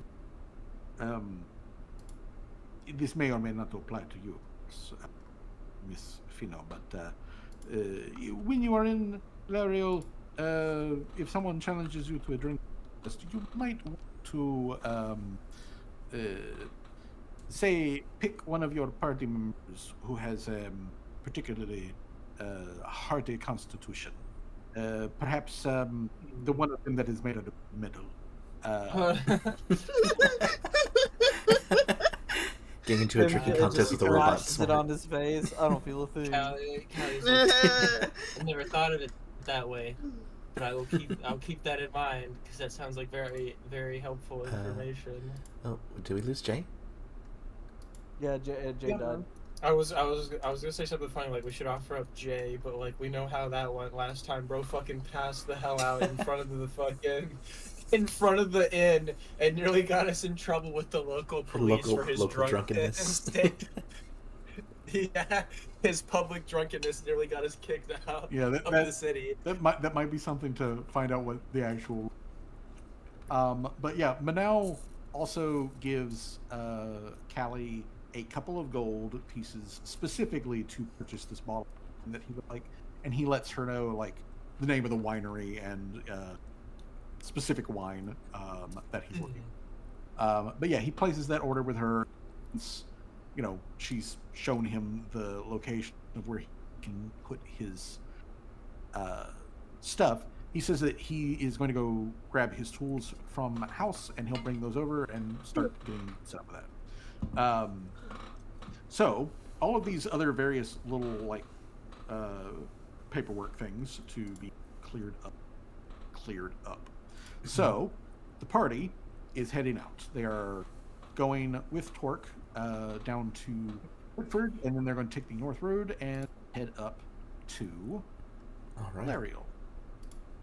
So the first day is spent just getting to Whitford. That is our first location. And when you guys get to Whitford, one of those all-time rainstorms starts coming in, and you guys get hit with cold, but not like ultra unpleasant or anything, rain for most of that day. I need either A, everybody can make a survival check, or alternatively, you guys can select a party lead, who should be the person with the highest survival modifier, to make a survival check for the group. I think individual Would that be Tim? That would be Tim, or it would be Jamal. That would be yeah. I was about to say it'd probably be Tim or Jamal. They probably have the highest survival modifier All right. in the group. Let's check. Let's see here. Tim. I know that I Tim just realized how to out of whack the music is I'm playing. Tim has a +9 for survival, and Jamal specifically has a +8. Okay. Damn, so they're not that much better than me, I guess. Yeah, we don't really have. Never mind. We don't Never have mind. Maybe we were a survival bit off specialists. about that one. Yeah. So, we want to just make individual. I mean, if everyone else thinks that would be best. Welcome back, Jay. Okay. We're all doing survival checks. Yes. Every I will need individual. everyone to make a survival check, Alright. please. And I will also make. Oh well, shit. That's pretty I'm gonna bad. use a hero point for that. Fuck that. Oh, and by the way, new session. Everybody gets a hero point if you're not at max. If you're not What's at the, max. what's the DC we're aiming for? The DC that you are aiming Oh well, shit. shit. DC A couple what? people already failed this. DC 15. Well, I failed. Oh, it. June got it. I got it too. Yeah. I hit Laria and I failed it. Uh-huh.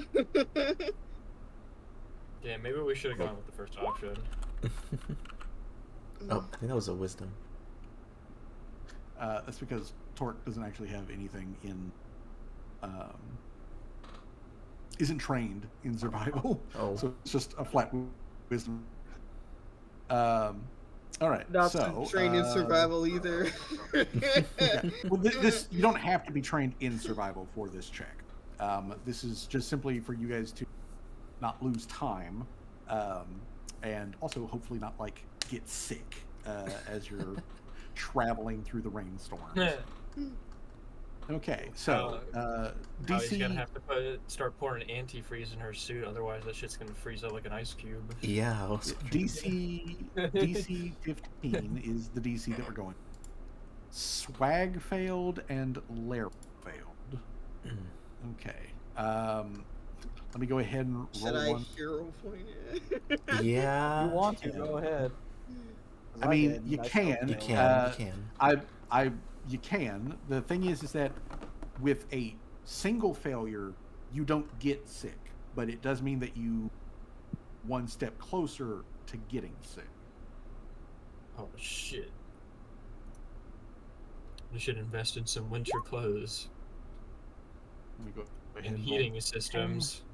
Tim is good to go. Let me get one for Jamal.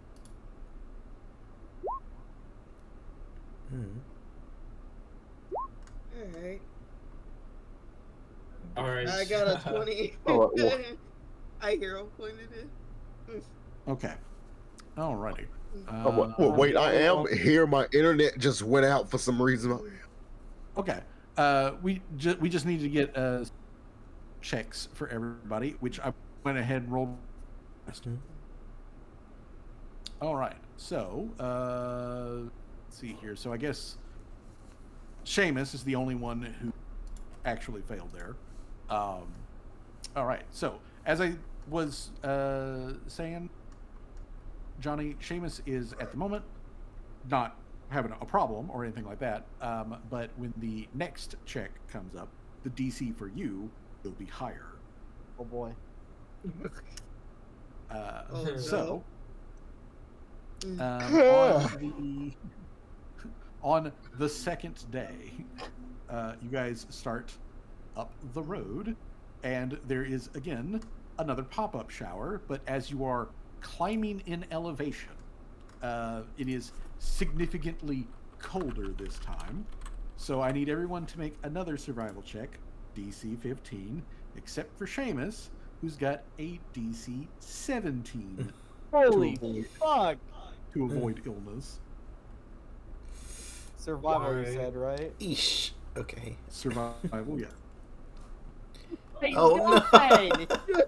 Oh my god! He's freezing his branch off. We are He's freezing his branch. hanging in there. You know what? You know what? Can I use another hero point for that roll? Yeah, Yeah. sure.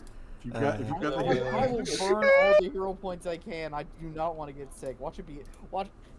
Gotcha, Should be at guys. 3 again. Hey, Gotcha, gods. Let's go. gotcha, gods. Please, you gave me two. You gave me two bunny Gotcha, sodas. Please. Too bad, girl. God, that was It's like you're praying to the wrong gods there. This is Okay. Pathfinder. You gotta praise the dice gods. Oh no! Yeah, you gotta Oh, pray to the dice dang. god. Oh, dang. Oh, Okay. no. And that's one fail for Torque. Okay. Okay, maybe we should start investing in some winter clothes. Yeah, it's, turns out booty shorts are not good winter clothing. Okay. So, yeah, as you guys are climbing, the rain gets colder. The rain gets, it's not like freezing rain or anything like that. It's not getting this brrr out there, and you are absolutely soaked. So as the party is making their camp on the second day at one of the little side areas off of the road where they've got specifically to set up camps, pull up your wagons, whatever you're traveling. When you guys are stopping in the evening, Seamus somehow has a runny nose, even though he doesn't have a nose. So, Damn. Seamus, Damn. you gain the drained condition, drained 1. Oh shit, bro. That's like in the top right corner of the character sheet, right? Yep. Yeah. When a creature successfully drains your blood or life force from less healthy, drains includes a value. Stats must equal to drain value. Constitution-based checks such as fortitude saves. This number of hit points equal to a level minimum 1 times Eesh. value. So, ooh, ooh, Ooh. ooh! That's on my hit points. Ooh, I don't like that. And there's one for 10. Going from 23 to 18 total. Oh my god. Yeah, it's not great. So that means No, it is next not. day during the long rest, we're going to need Laria to provide care in order to clear the drained condition. God. So Yes. Wait, to who? Just Shaven? Seamus Yeah. is the only one who currently has it. Yeah. Yeah. Oh, okay. God, imagine if we People went do it like now? the straight way and got lost, and we're just dealing with this on top of it. Yeah, it could kind of fugly. But Either Shit, I saw my constitution went down. Holy God.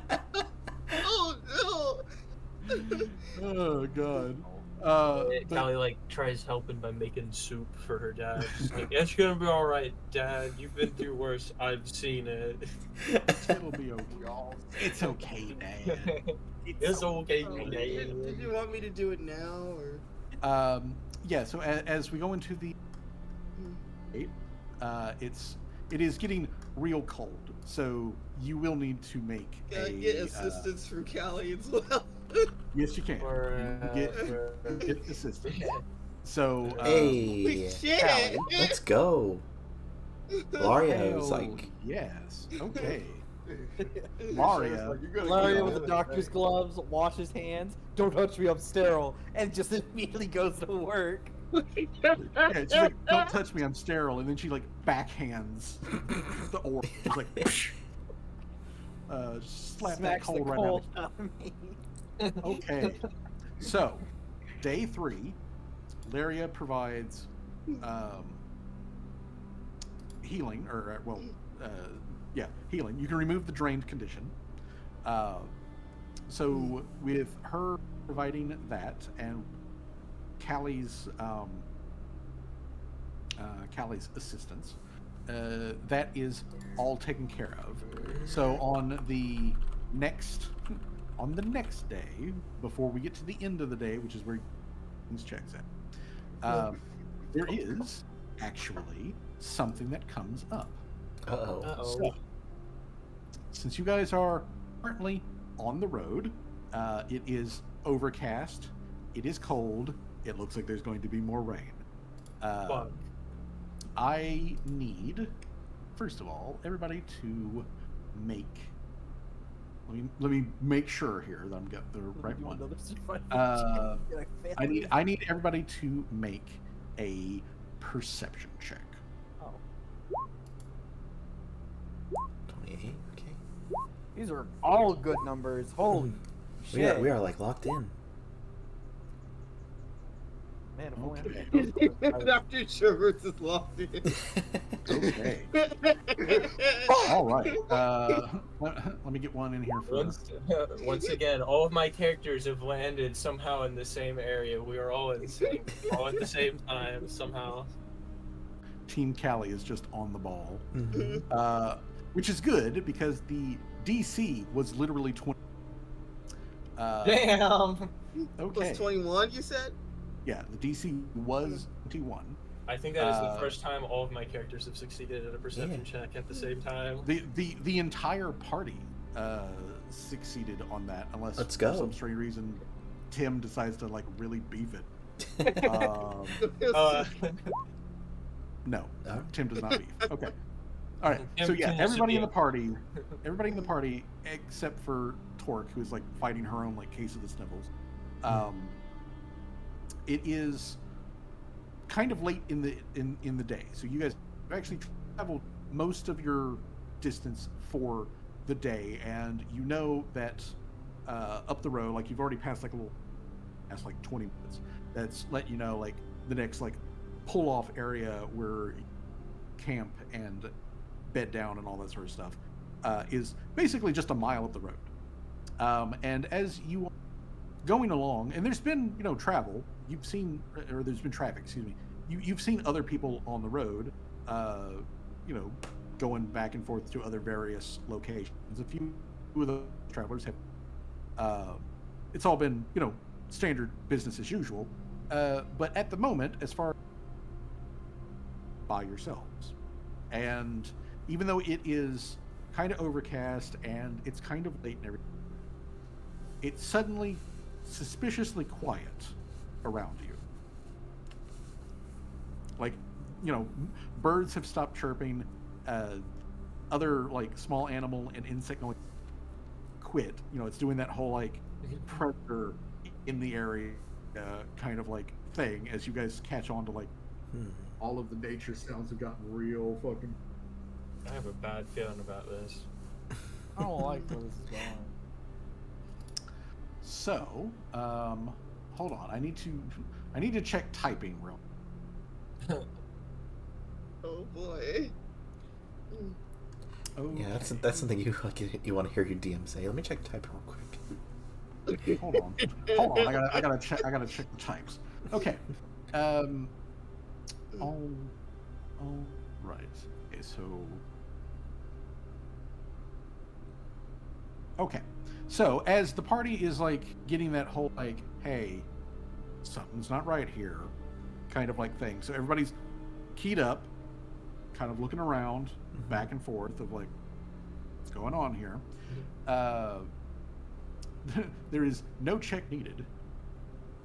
Any of this, as the party is suddenly enveloped in darkness, Oh, shit. as per the spell, darkness. Oh, shit. I do need everyone though to make a second perception check. DC for this one is low. Not that low. Hey. Not that low. Yeah, the DC for this one is just a DC 10.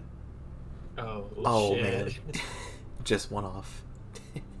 Yeah, it's nice to know that Larry's like lowest possible thing is only shy of 10. And let me get one for Tim, just to make sure. Tim's Wait, case. what is this time? What is the result?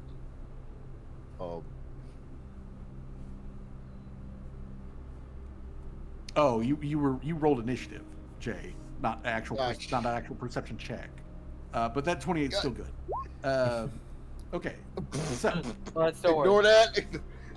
still good, still good. It's still good. Okay, Yeah. so everybody except Laria hears to your so like further up the road over to what would effectively be so in a direct north, sort of like direction. You guys hear what sounds like a loud, like kind of like yipping bark. What the dog? Very, very, very, very canid sound Okay. comes from that direction. A split second where everything goes dark. Bark. More like yips. I immediately get my scythe out ready. Okay. Yeah, equip now- rapier. Yeah. Yeah. Torque is like, gun? Yeah, Torque pulls out gun and like grabs, like June lightly on the belt so that don't get separated. Now, now I thought I had a fucking map already like set up. I was just going to use one of the ones that I had done, but Oh, apparently no. I deleted that page. Oh no. It do be like that sometimes. You need a It do second. be like to, that sometimes. You need a second to bring it back yeah, up, or Yeah, give me just a minute or two here to pull that back together. do you actually need to step away for just a second? So, impromptu bio break, everybody. Yeah. Yeah, just take an impromptu break. I will just a handful of minutes.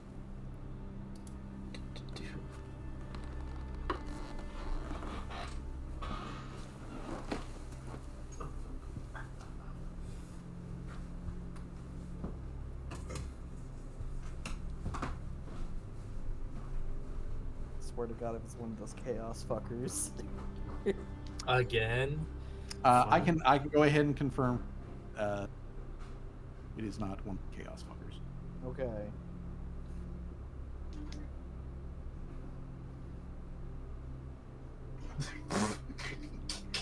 Okay.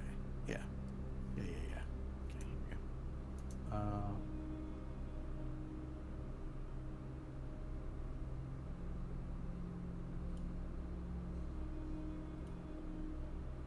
Come on. Oh man, I keep forgetting how good the Tekken Tag 1 soundtrack is. It's so atmospheric. Hey, reminiscent. Yeah. It really do be. Quick, somebody change that. Multiverse. Yes, I love how the character leak said from Pickle Rick said we're getting Ruby in multiverses. That is still fucking horrible.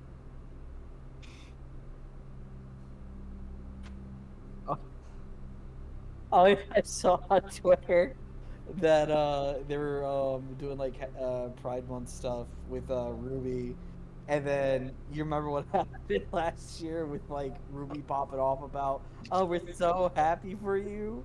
People were making memes in retort to that again.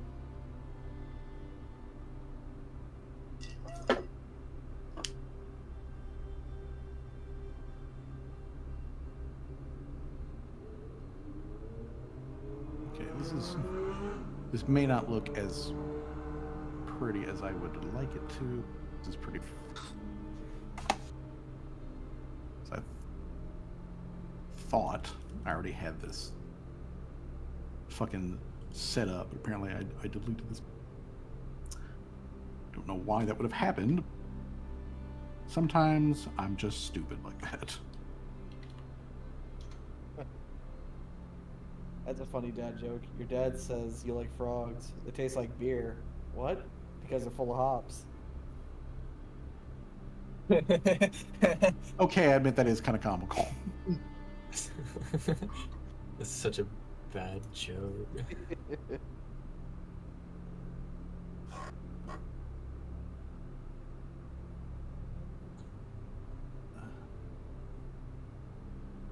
What is that supposed to mean, Jay? Okay. This is good enough. I'm gonna call this good enough. Let me drag. Josh. Let me drag characters on here. All right. It's cold. He's frozen. Oh. Yeah, you're right.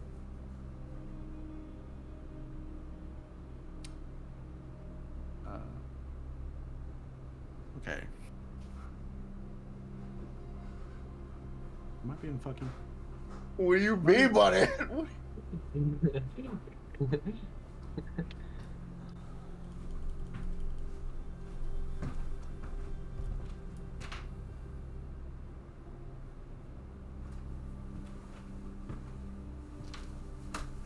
Okay.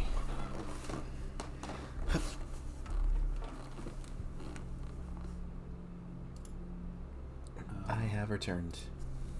Welcome back. How's the map status?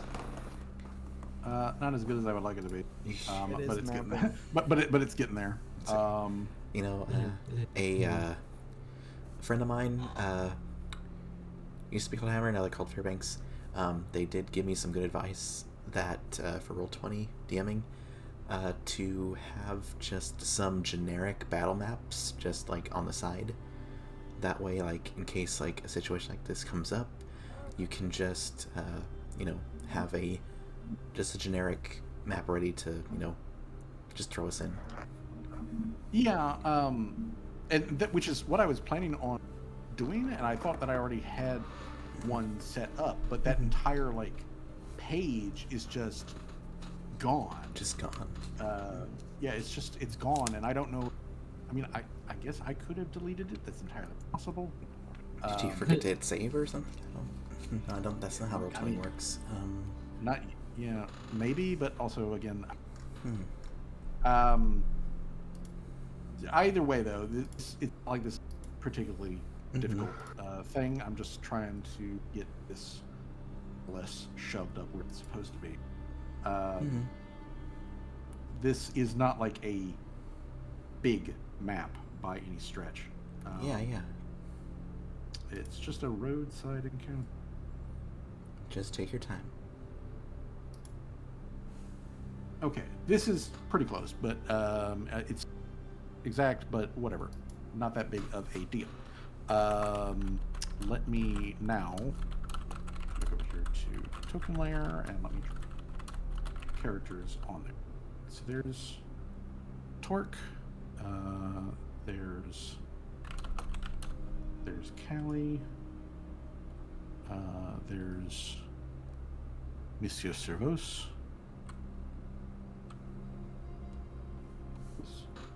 Rotated all fucky. There we go. Okay, so there's Mr. Servos. There is Jamal. June. Layer. Yeah, I don't. Your sheet. Rhea. And Swag. All right. So we now move everybody over here to this roadside encounter map. All right. Here we go. All right. Hooray. Yeah.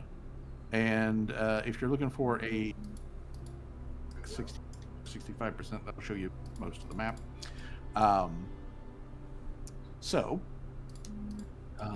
Then, okay. So you guys are currently on the map. You guys are down.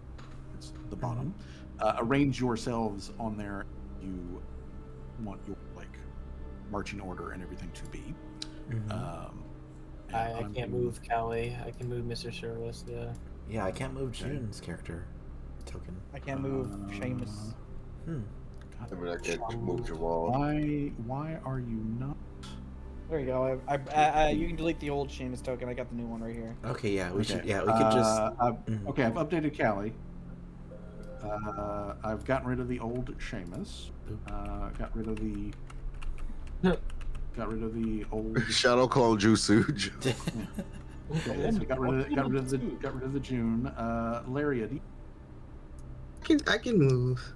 Yeah, okay. For some reason, Can't move yet. okay. Let me get to Jay's. Okay. Yeah, just Yeah, go. for some Go reason, to. it just put you all in as generic tokens, not like. What you guys can Fine. do if you Okay. you can put your own character tokens in you on the to the right of what looks like the paintbrush and easel, or no, the easel is the paint thing. There's the chat button, then there's the paint, then there's the book. If you click on the book, go to your character, and if you click, hold, and drag it onto the map, that'll put your token down. Well, this is weird. Why can I see Mr. Service's name, but I can't see Callie's? It's just kind of weird. I'm turning that on for everybody. Because again, it should have show nameplate. And make sure that this is attached Weird. to swag. Okay, and June is attached to June and shows June's name. Okay, and then also Jamal, so show Jamal's name. Okay, Jay, can you confirm for me that you have? Yep. Okay. All right. So now everybody's got tokens and controls and names and everything. Okay. Cool. All friggin' righty. Let's see here. Just a sprinkle of scuff. Yeah, just a bit. It happens. Okay. Speaking of scuff, roll 20. Get your shit together. Oh, kidokily. Let me make sure I can find appropriate things for the critters.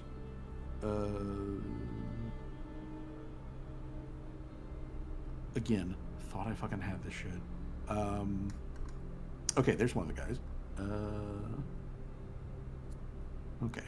All right. So there they are. Okay. I found them. Okay, good. So,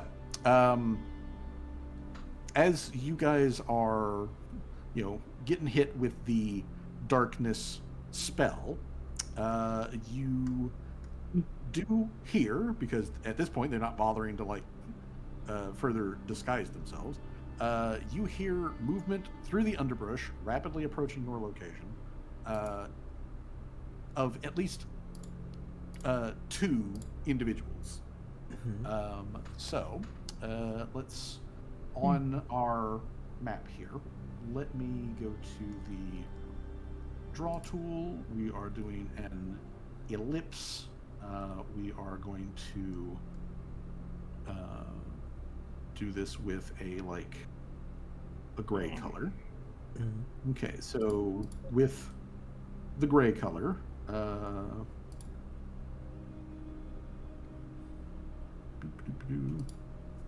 Darkness. Imprisoning me.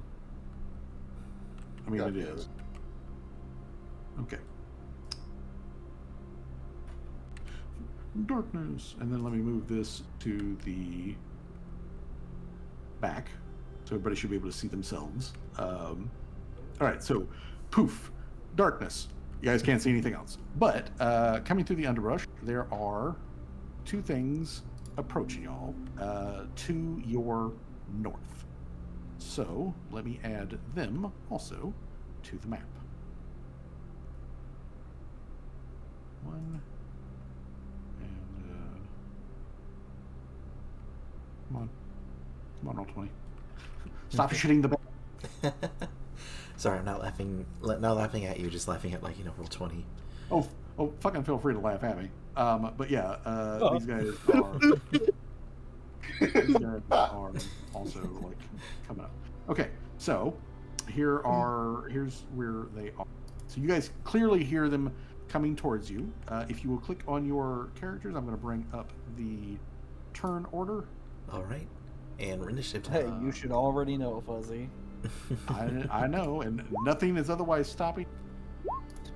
All right, let's go. Let's go. We are. What is it again? It's like my roll plus what? I can't remember. It's been a minute. I didn't mean to click on that twice. The thing seemed weird. Well, I mean, like for me, it's already like populated this with a whole bunch of like 19 things plus your that aren't initiative here. modifier.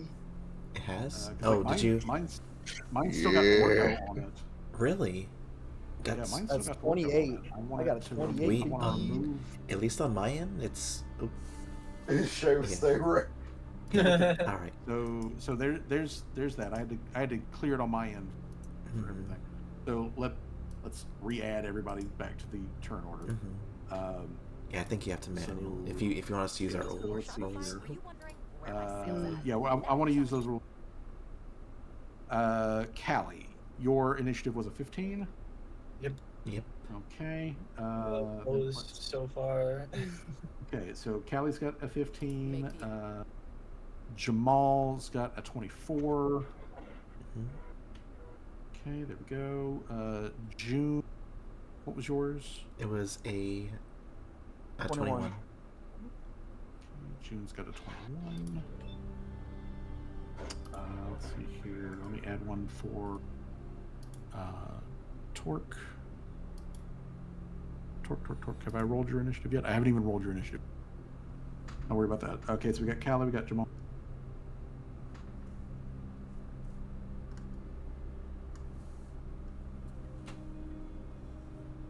Larry's got that 27. Okay.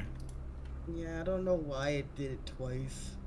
Okay, and then Swag. Fat 28. It's got a fat 28, which is pretty fucking fat. Okay, and then back up to Torque. Click on initiative for you. Okay, Torque's got an 11. Okay, that puts her on that. These guys, let's see here. Add turns for both of them. Okay, and their modifier is a +8.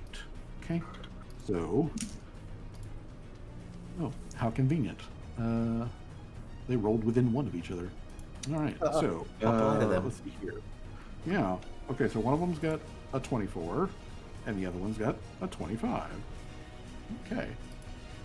And all right, so there is that. We now have our turn order. We have our dudes. I'm gonna move my turn over here to the side so I can see the map clearly. Okay, so let me sort now.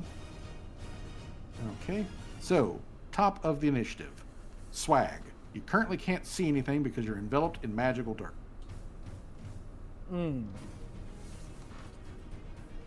So, what I'm going to do is Laughing Shadow. Okay.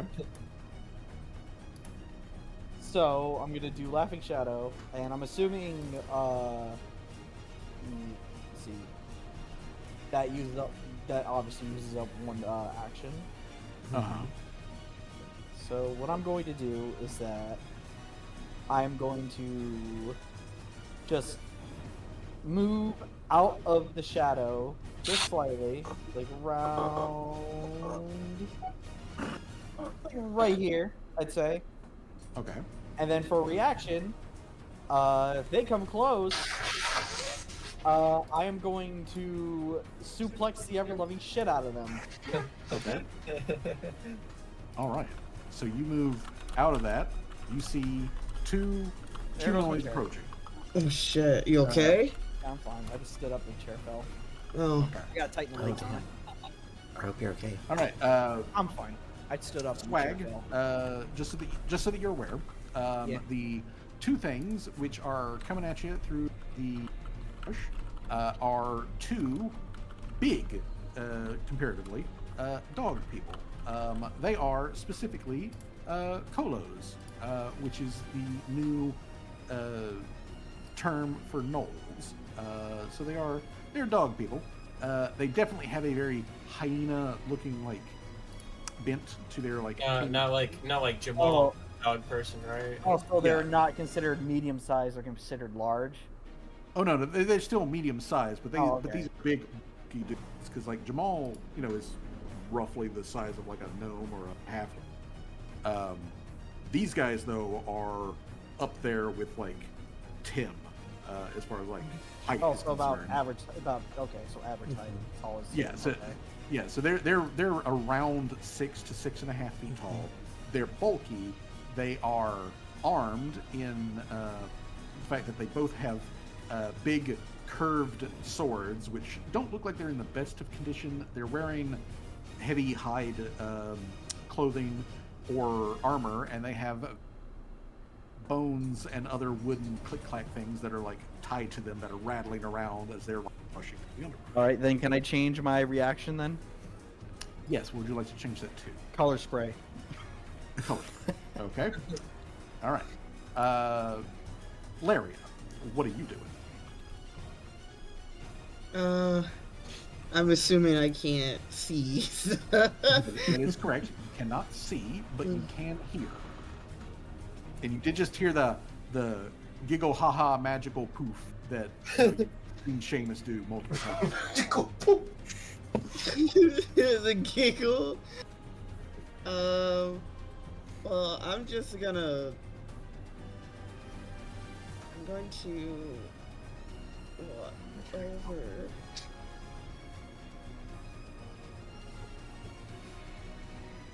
Let's see, can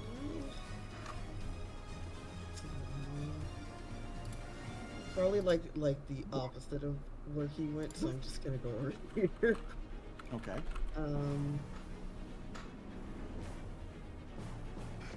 Yeah, go over here. That's my first action. Okay. My second action. I'm going to take out the sling and just set a reaction. Okay. Trying to think what would set it off. Yeah. What is your trigger for that?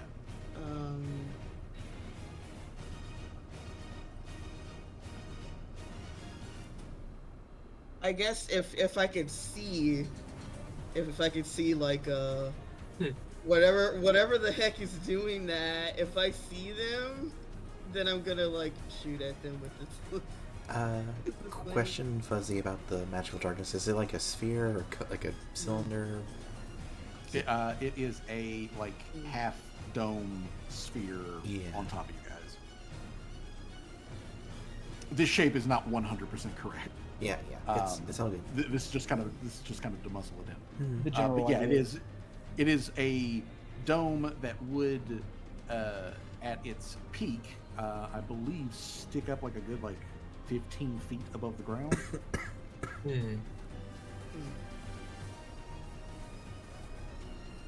But obviously, of course, if you're right there at the edge, your head can poke out while the rest of your body is still mostly.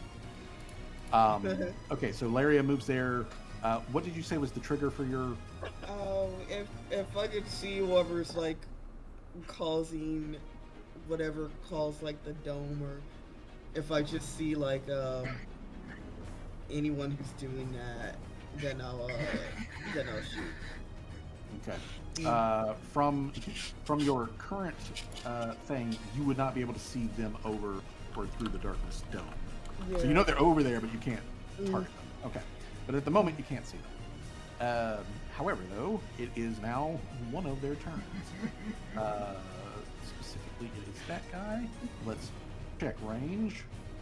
25 feet to Seamus. So, Seamus. This the dog man says something in Chthonian. Chthonian. Chthonian, which is the new name, by the way. Bissell. Oh. So it uses Nick or one of the Bissell. dark evil languages. And I was thinking of, I was thinking as a joke, like later down the line, having Callie pick up Abysmal. Abysmal. I speak in Cthulhu. Yeah, just as like a funny haha for like no particular reason other than it's just really funny that she knows like fucking like spooky cult language. Okay, so let's see here.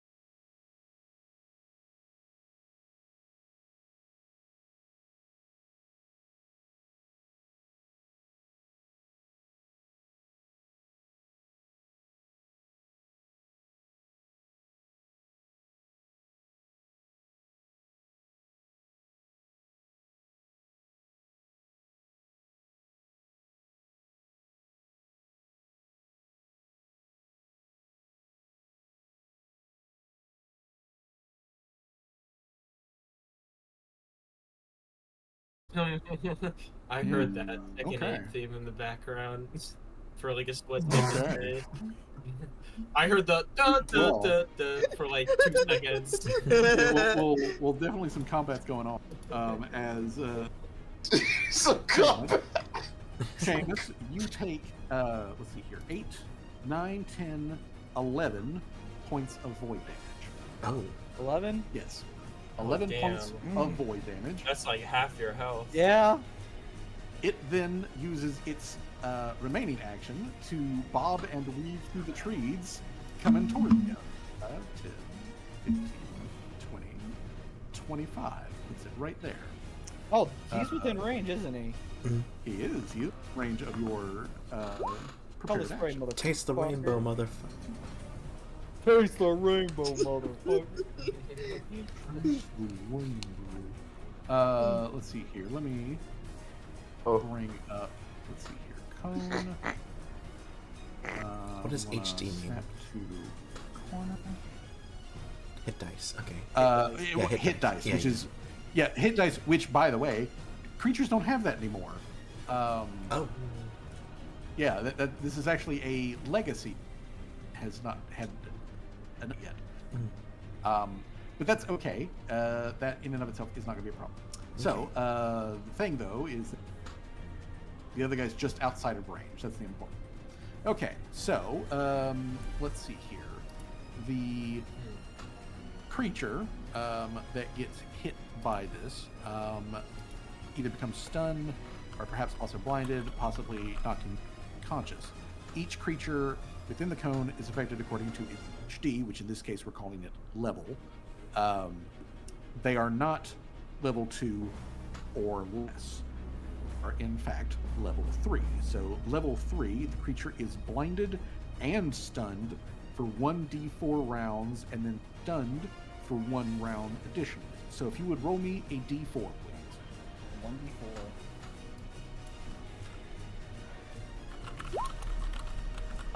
Mm. Oof, indeed.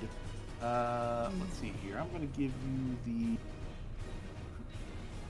you the Zappy token. All right. You, sir, have been happy to eat, as stated, blind and stunned for the next 4 rounds. You poor bastard. But it's also his buddy's turn. His buddy, let's see here. He, seeing you without magic and do all that, he is like, I too have the magic. And so he stands where he is, and he barks out something chthonic. Everyone hears this. So everyone is, magic getting cast. But Seamus is the only one who sees his big curvy falchion sword come alive with like glowy runes that start glowing up and down in the blade. So yeah, he's just like, I activate magic. And then he is going to use an action to go into a defensive stance. Okay, so there's him, Jamal. Magic is being cast by somebody. Arky language that sounds like dark Shuni. And you just hear, taste the rainbow, motherfucker. There are a lot of magic going on. Oh, real quick, before we move on, Johnny, have you taken the drain off of Seamus? Yes. Okay, good. Yeah. Just want to be clear on that, because he's not. Oh yeah, no. Once I saw that, Remember, 31, there I'm is back to smack, normal. smack. Smack the drain out of him. All right, so Jamal. Hear a bunch of magic Oh. going on, Jamal. Nothing. I guess Jamal draw out his pistol. Okay. But remember, you can't see shit. You gotta step out. Yeah, you Yeah, can't. you gotta find a way to get out of the You darkness. can't see anything, but let's be clear here, because Jamal's got more than sight and sound as far as senses are concerned. So he Jamal can smell this thing. Jamal start growling. Everybody hear him. But yeah, Jamal smells another dog. yes. Jamal smells enemy combatant right over there. So you know he's there. You know what direction he's in. All that sort of stuff. Where you can see him. You are allowed to do so. I guess Jamal pulls out pistol and shoot at that general area. Okay. You're going to be firing blind, but sure. Go ahead. Roll me a gun attack, please. Please don't shoot Callie. Just sniff his thing. Yeah, don't shoot Callie. I didn't even know where I was. Seamus is thinking, I swear to God, I hope nothing bad happens. All right. Okay. Now, Before that Jamal, happened, we're gonna move Jamal a bit. Yeah. Move Jamal. Okay. Yeah. Move Jamal so that he's got a clear. Right here. Okay. Right. All right. So everybody feels Jamal like shimmy in between everybody. He's like click, click, boom. So Jamal, blind fire that gun. Blind fire. He's just about to see using the sight of his nose. Yep. This guy has an AC. AC of what? AC of 19. However, since Jamal is blind at the moment, that is going to affect Jamal's attack. So go ahead and make that roll. Make the roll and it work. Hey, Hey, that's still a 31. yeah, that would have been a crit. That would have been a crit otherwise. Yeah. Let's see here. Jamal, like, I got that thing on sight. Yeah. Turns out the most powerful magic was gun. Powerful magic. Gun. I might be out of spells, but I ain't out of shells. Okay. Oh, the one Seamus started just having a shotgun. It just come out of nowhere. Oh, that's gonna be the next thing he's gonna get. It's gonna be rocking a scythe and a shot. Okay. So, yeah, it would have been a otherwise, but yeah, but you still hit. So he still takes the damage. So let's do that here. Kaboom, Mr. 2 damage. Alrighty. Alright, so there is a loud gunfire boom. Then from Jamal, we head down to June, Alright. who already had her weapons out. I got one hand on my weapon, other hand holding Torque's hand. And, you know, obviously here, all the commotion going on that way. June is going to drag Torque and just kind of keep going like down this way, like where she knows like the path is. Okay. If like, you know, if does Torque resist, or is she gonna?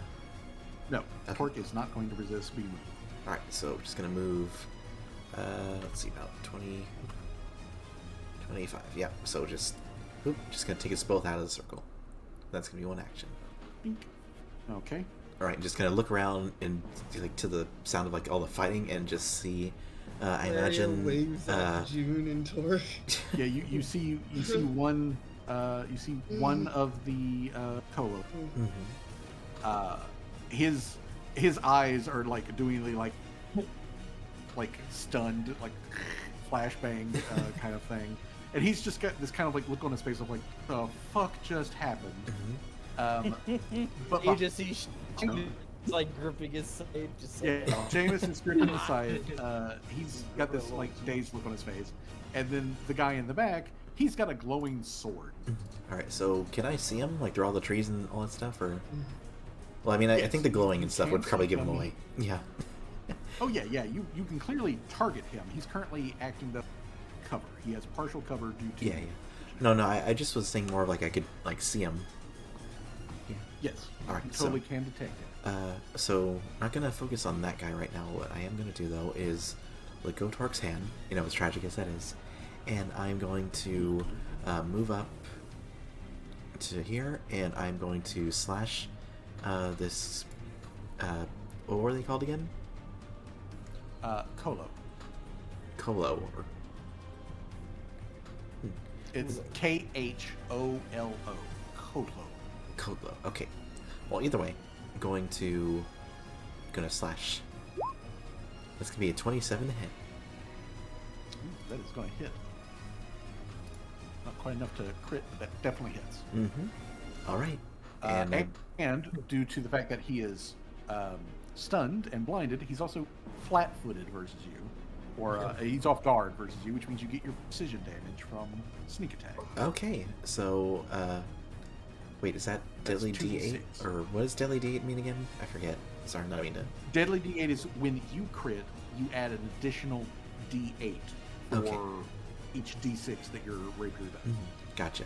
I just always mix it up with sneak attack, but so 2d6 for that damage. Another 6. About Okay. a little slightly under average, but still extra damage is always welcome. Extra damage, always good. Alright, so then we add to his damage the base 5, and then we add on that additional precision damage. Boom, boom, boom. He is bleeding, but he's not bloodied yet. Okay, Yeah. so That's he all takes three actions. a couple of hits. He yelps in pain from all of this, because while he might be blinded and stunned, unresponsive.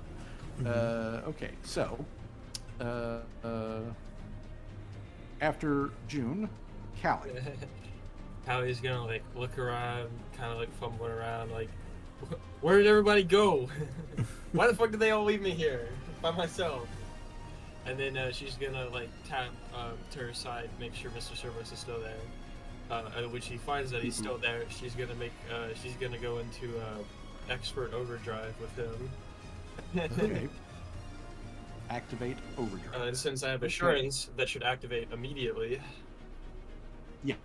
It activates immediately, and for the next minute, you are receiving the bonus of overdrive. So half of Callie's intelligence damage is added to Mr. Servant. And since it's also expert overdrive, is an additional one, I think, as well, on top of the normal overdrive. I think it's overdrive. Yeah. So your normal overdrive is half of that plus an additional one. And then she just orders Mr. Servos, go out there and kill. And he's gonna move. Probably like he's just gonna keep moving forward to like here. See that there's a guy, and then he's gonna like clobber him. Okay. Fuck him up. Fuck him up, Kenneth. I don't know why I thought Kevin would be like, go out there and kill. Okay, thank you. All right. That hits him. That hits. Because he's got a DC. He has an AC, but he is currently blinded, which makes off balance, which lowers his AC by 2. So give him the La Pajama. Okay, so Mr. God, Servos, imagine that crit is damage this already, though. Okay, so is this already counting it, or is this just his base? That's just the base damage, I'm pretty sure. Okay, so that's just base damage. So Just base. That's not counting. Yeah, that's not counting the overdrive damage. Okay, so that's base damage is additional 12, and then how much is what is half of Callie's intelligence? Callie's intelligence modifier is a 5. But that would be rounding up, Okay, right? so- Or rounding Yeah, down. we round up, so that's That'd be a 3 plus the extra plus 1, so that's an it's an additional 4. Okay, so Mr. Servos just whacked this guy 16 points of damage. Damn, that was a good hit. The bailiff has whacked PP. Okay, so that's Mr. Servos' action to move. Callie giving Mr. Servos an extra action to kill. What's Callie doing with the remaining 2? She's gonna probably move here, take cover behind this tree. I am with the dot on this guy because he's now playing. And then she's gonna like peek out, seeing this guy here, and then she's gonna be like, laugh to herself, and then she's gonna throw a fucking moderate light bomb at him. Okay. You hear the like ping sound of somebody like pulling out like the clip on like a grenade, and then like Hallie's like typical chuckle, and then just the toss. Get fucked, shit ass. Yeah, and then her scream, think fast, shit ass.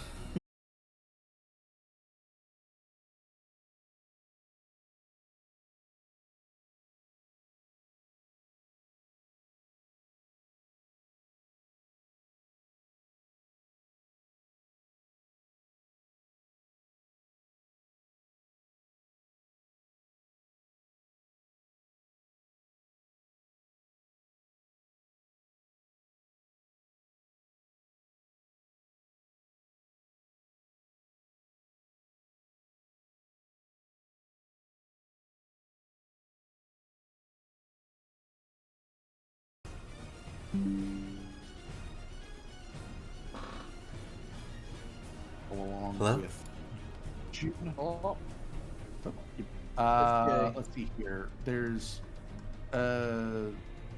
stunned Dogman over here. She's already got her gun out. And then there's a guy over back. There's a lot of intervening foliage and people that she doesn't want to shoot in between her and it.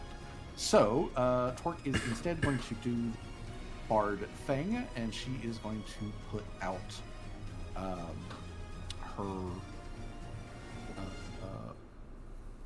bonus thing that you can do. Let me click on that, put it up in the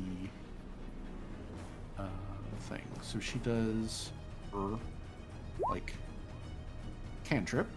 So everybody who is within now gets a +1 status bonus, attack, damage rolls, and any saves that you.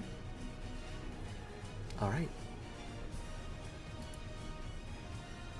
Okay, so yeah, so Torque simply does that, and then as we come to the next turn, I need to add something to the initiative. Oh no. Oh boy. Okay, so out of the better occasion comes another doohickey on the map. So let me open up this guy.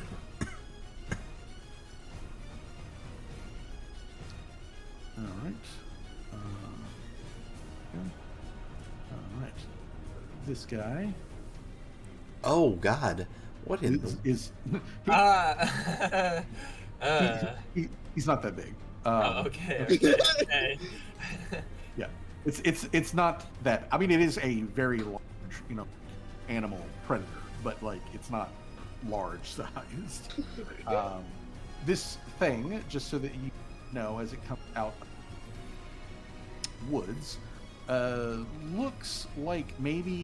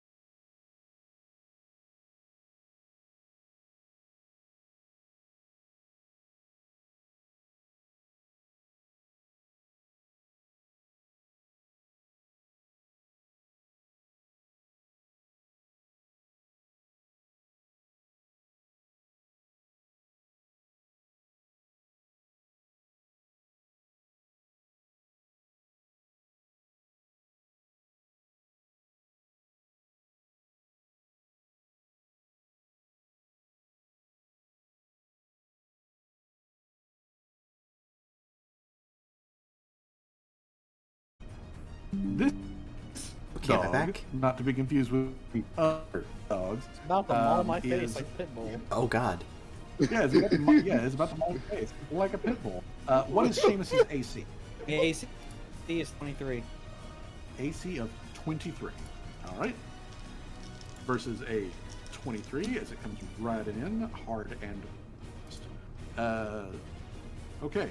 It is just barely going to catch you. All right, Seamus. Oh, what, did it meet it? Yeah, it met it right on the Okay, On the money? on the money. Damn. So it makes its chomp. Okay, it didn't do that, so it doesn't get that other special with it. It just does. Okay, so just base. I'm gonna be so upset if I fucking die. Again? If I had a nickel for every time Seamus was mauled to death by a quadruped, I'd have 2 nickels, which was weird, but strange. Which is in a lot, but strange to happen twice. Yeah. Bro, So- if I have to kill you one more time, I'm gonna kill you myself. Don't worry, we got No, it's we okay. got It's okay. we got lectures of life. It Alright, is, we it gotta- is going to be a fat 10 slashing damage as this thing tries to maul you. 2 hit Well, me don't worry. dream. Don't worry, we got that. Why is your back to why is your life hit point juice. so low? Because he's a wizard. Speaking of Yeah. wizard, it's time to do wizard shit.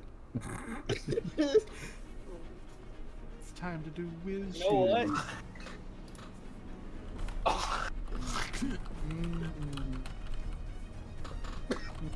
It's wizard time, motherfucker. Fireball. You know, I'm bringing it. I'm bringing it. I'm Oh. bringing it back. I'm bringing it. I'm bringing it. I'm bringing it back. Woo! if I'm going down, I'm Fireball. taking you with me. Yeah, I'm like, wait, No, there's two I just to realized me. he's a wizard and there's dogs around. Why did I just been reminded of that? It was like, that bikini wax. Yeah, they know killed what? Kenny. Instant God damn it, they Brazilian killed Kenny wax. again. All right, so cast instant Brazilian.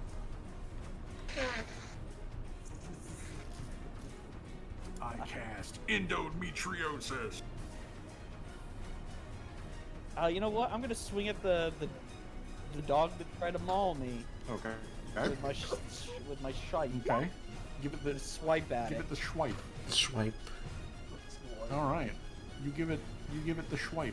All right. Let's see here. This thing has an AC of 21, so you hit. Nice. You deal out 10 damage to this thing. Not bad. So a winner is you with 10 damage. Might It I? also says it causes trip. That's if you want to use it for. And it probably wouldn't make sense for me to trip a four-legged creature. Then again, this seems like hard to do. That would be difficult, yeah, to trip this guy because he's got 4 legs. However, though, if I might make a suggestion, Seamus, you Color spray. could, well, I mean, you could color spray, but you could also, when it's on your turn here, you could take a defensive step back into the darkness, as none of these guys have. Well, first of all, the guy who's right next to you who's stunned, he can't take a swing at you. This thing doesn't have the special ability to take a swing at you if you move. Oh yeah, you're right. Man. Yeah, so you can take a step Thank you, back Fuzzy, for into guiding my darkness, and they wouldn't be able to see you, which would make it difficult for them to target you. And You know what? you should, You're right. and what you should do Have after one you more do that turn. is you should take out your wand and use it. I mean, there's that, or take a step back, enveloped in darkness, scorching ray. Mm-hmm. I mean, that also works too. Give them the scotch. All right. Who are you scotching? You know what? I'm gonna do it in a straight line. I'm gonna try to go for the dog, but obviously it misses. All But right. it takes the 2 additional fire damage, though, doesn't it? Okay. On a hit, target takes blah, and on a crit, it takes double for each additional action. Casting spell. Okay, so how many actions are you spending? Because you got Well, one I action to stand sliced at it with back. my scythe. Yeah, which I did. I slashed at it with the scythe. Okay. Took a step back, did scorching ray. Okay, so Scorching just, ray's so a just 1 to 3 all right, so action. just the one. Okay, all right, so zappy. Okay, all right, so zap 'em. Yeah, I'm gonna say it takes glazing damage from that. So we'll just add that extra 2 on. All right, so you set the you singe the hyena fur on fire as you just send a laser as you step back. All right, so you take a step back. That means they can't directly target you unless they know exactly where you're standing. Laria, what do you do? Because Laria could see the big dog monster thing that just came rushing out of the woods and dived into the melee. Yeah, Laria's gonna move like next to Torque Okay. and use her so she just sees this doll right here, I guess. Whatever that is. Yep. And It is just a use a it sling is at a it. vicious critter. That dog has autism. Just so that we know, this thing, which, like I said, has a vaguely canid appearance, hyena, at its shoulder, it's 5 feet tall, and it probably weighs almost as much as Glory. Damn. Yeah, it is a big bad boy, but it get the slingy. Okay, so slingy for 4 damage. All right, so move and a sling. What action number 3? More sling? Yeah, more sling. More sling. Slingy number 2. Slingy number 2. That's another 2 damage to it. That's all my actions. Okay. Bing, bing, boom, boom. But, so that we don't forget, I do need to make an item. Try to get this done. What? Torque is providing the bonus, which means you get a +1 to damage. Oh. So let me add on that damage here. Oh, yeah. Because that so means it would have 2 more also damage. taken it from the scythe attack. So let's 3 add on more another damage. 3 in total? 3 more damage onto it, yeah. So 3 more damage. Boom. Okay. All right. There is that. Laria. Okay, so then we come down to this guy. Now, the guy who is stunned and blinded, he can't see you guys, and stunned means that he loses one of his actions. Mhm. So he is instead going to take a 2 action effect, and he's going to say, up thine. But what he does is he is going to bark out something in Chthonian, and when he does it, let's see.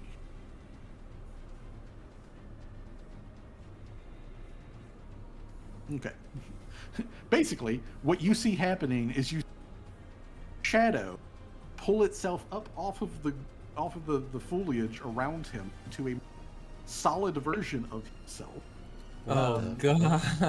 And- Shadow Okay, Cooler. Genshin no Jutsu. Yeah, it is shadow clone jutsuing its way as it to take a swing at a target.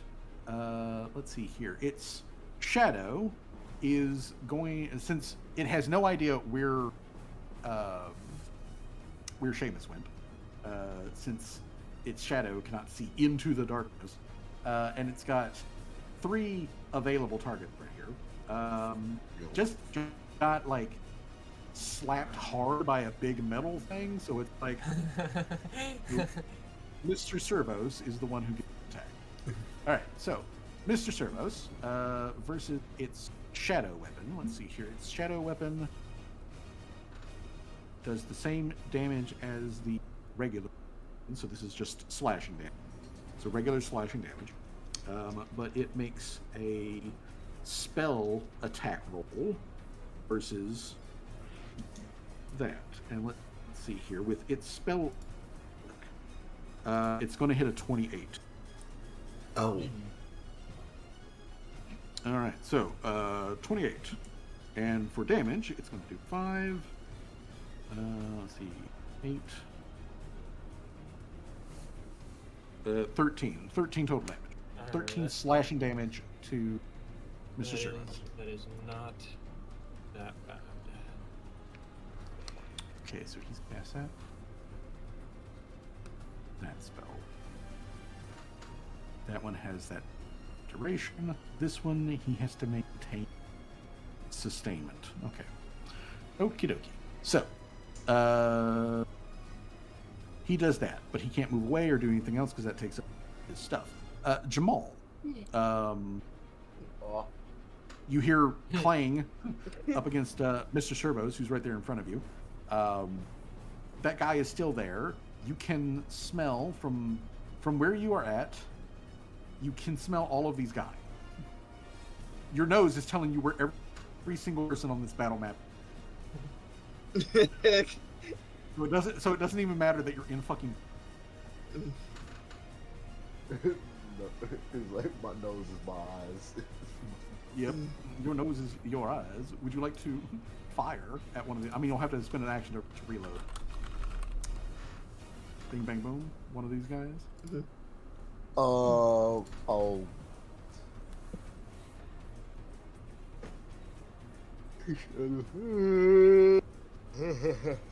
Sorry.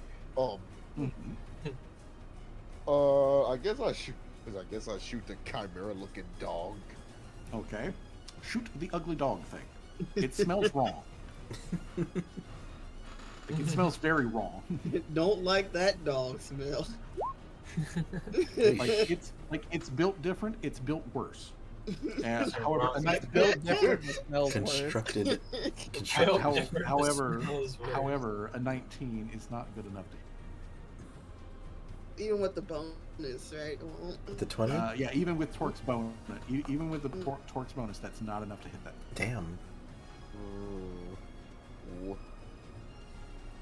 right, so that's action to reload, action to fire. What's Jamal's third action?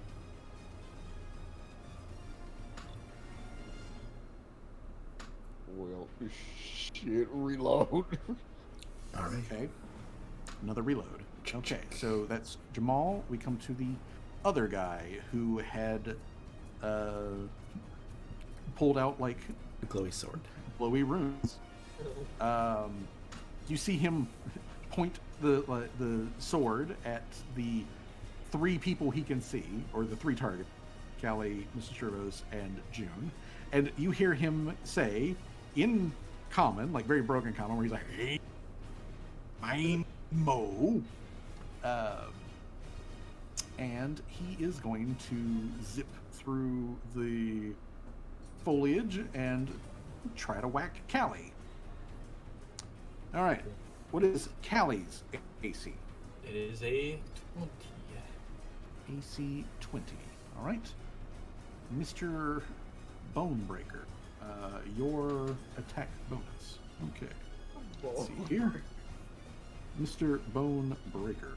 Okay, let's see here. He fucking misses. So movement, attack. He's gonna keep trying. Second attack. Second attack's gonna hit. Okay. So, let's see here. What's the special ability, real quick? Okay. So that doesn't factor in.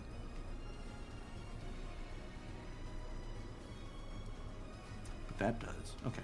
All right. So, he does his thingamabob. So this is going to hit and this is going to hurt. Okay. So he comes in with his magically charged up weapon, which is a falchion that is forceful.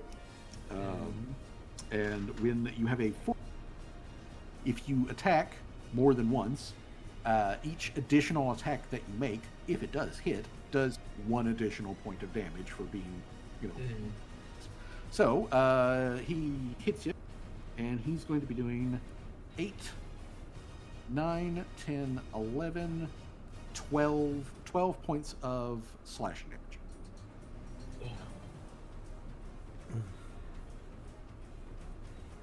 Okay, so 12 slashing. Ooh, wait a minute. Let me check. No, okay. That other thing doesn't proc. Okay. So 12 points of slashing damage from that dude, and that's all of his actions. All right, so that means we're now actually on June's turn. All right. June is gonna take a very worrying glance at the fucking dog thing. It's more like a wolf. It's more like wolves are fucking huge. Yeah, it is like a full-on wolf. Yeah, people like seriously you do not appreciate how big a wolf actually is until you see a wolf like standing next to a person. Those things are like damn near shoulder height. It's yeah, they're huge. Mm-hmm. Yeah, there's reasons why we have And then now we have pugs. Yeah, so June is going to. That's why we're legendary to wolves. June is going to go ahead and keep Stabby, the one in front of her. Okay, the bloody one. Okay, so he is blinded. He is off guard, which takes his AC from standard of 19 down to a 17. June gets a +1 from Torque's thing, so that's still going to be a miss. Yeah, I So think aiming for an AC of 17. I think I'm gonna hero point that just because. Yeah, I have one, or I have 2 total from the last session and this session. So Yes, go ahead and hero point it. And there we go. Ooh, that's a crit. Nice. Mm-hmm. Okay, so Kind of low roll for the crit damage, but we'll still take it. Perfectly balanced. okay, so all right, so that means it takes a total of 19 damage, and you'll need to roll. the You'll need to roll 2d6. 4d6 for the. You'll need to roll 4d6 46. for the critical. Yep. Oh, that's right. It doubles with the crit too. Oh my god. Oh god. Oh my god. Damn! You just did 40 damage to this thing. How would? Let's Yeah. go, dude. Dead. She is fucking dead. Yeah. So June goes in the rapier and just catches on like the like the how do I say it? Like the canine jaw thing, and like just shunks like right through its neck and like pokes out the back there.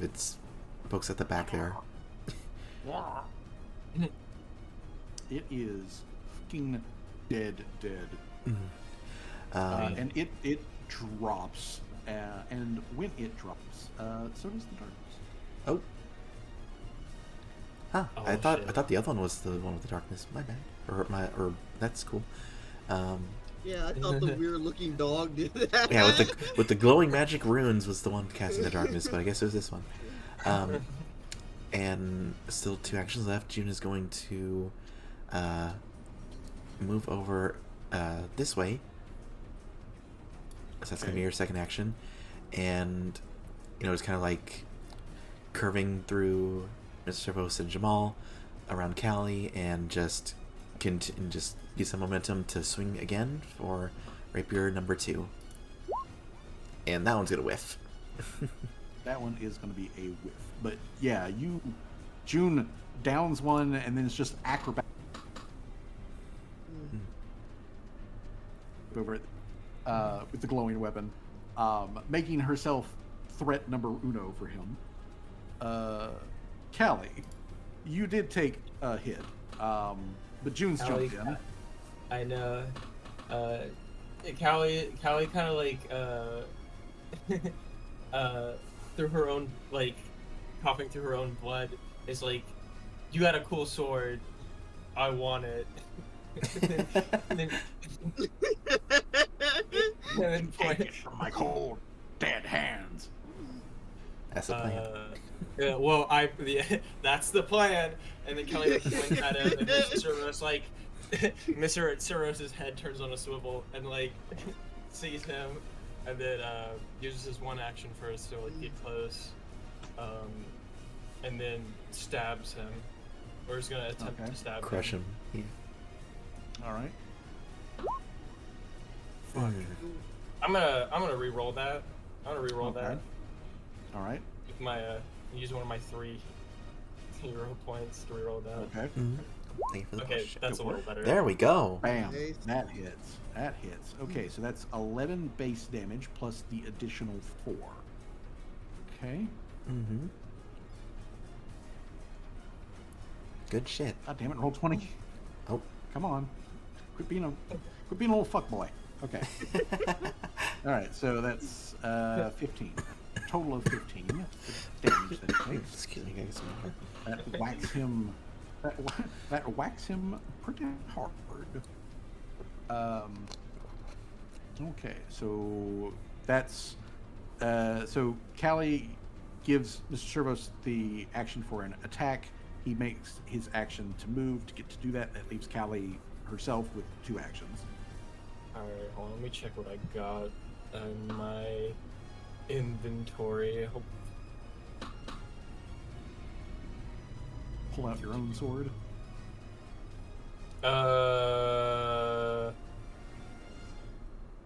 Yeah, I'll pull out my own sword. I'll pull out the other sword as well, the long sword. Okay. Mm-hmm. Out And come then Azurketi sword. And then I will try to attempt to slash him. All right. You are currently aiming for an AC of 19.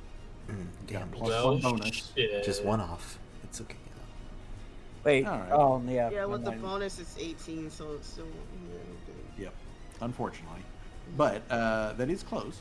Okay, so and still, Mr. Servos has been dishing out Yeah. some robo slaps. He has been whacking peepees. Seriously. Uh, Yeah, he's been, is it an action to pull out the sword, an action to yes, swing? that is correct. Mm-hmm. Okay. All right, so that brings us back down to Torque. Torque, not wanting to be like too off by. Oh wait, no, there's Larry. There's Larry right next to her. Yeah. However, she also doesn't want nothing to do with the big scary dog over there, so she's going to take a step back. She's going to continue to give out the bonus.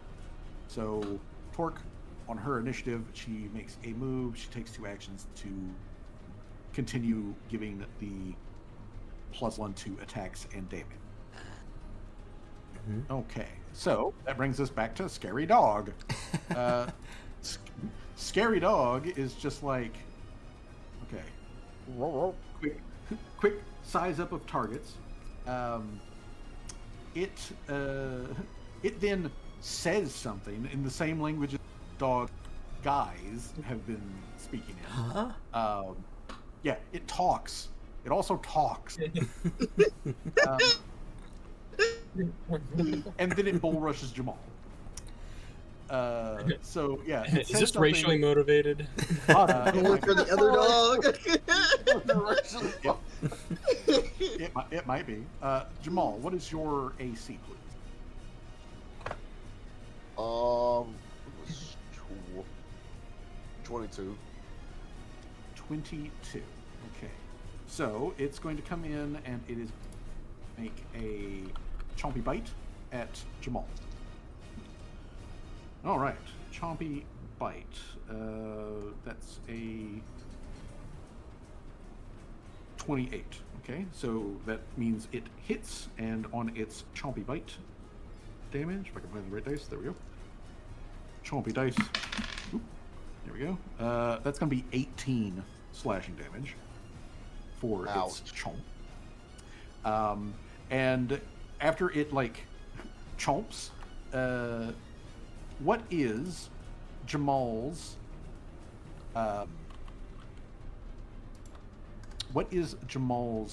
athletics DC? So look at athletics. Tell me what the number is in the circle plus 10.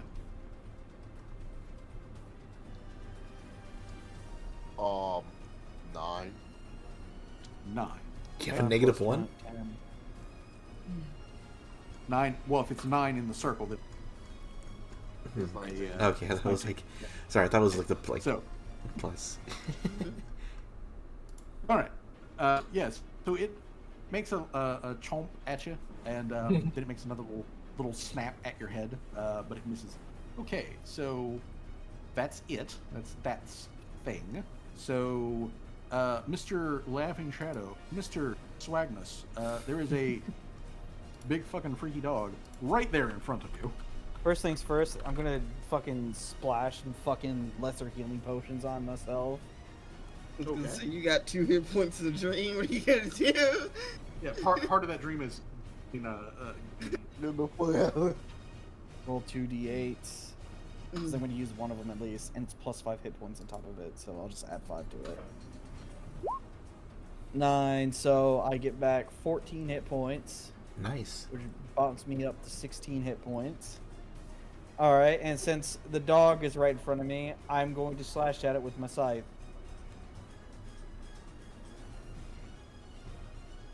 Hello? Gonna... Oh no, is it not working? Buzz? Uh-oh. Did we lose GM? No. Oh no, we lost him.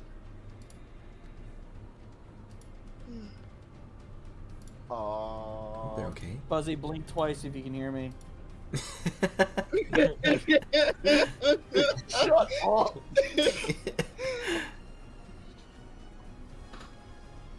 blink once, blink twice. There we go. Welcome back. Okay. All right. You said you were going to make a swingy. Yeah, I'm gonna make Mm-hmm.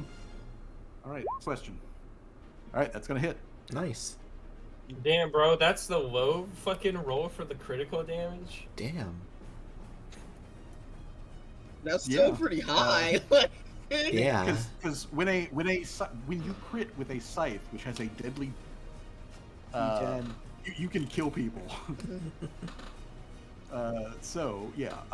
Either way, though, that means 9 damage for this guy. You take 9, my sir. Are you even at bloodied? No.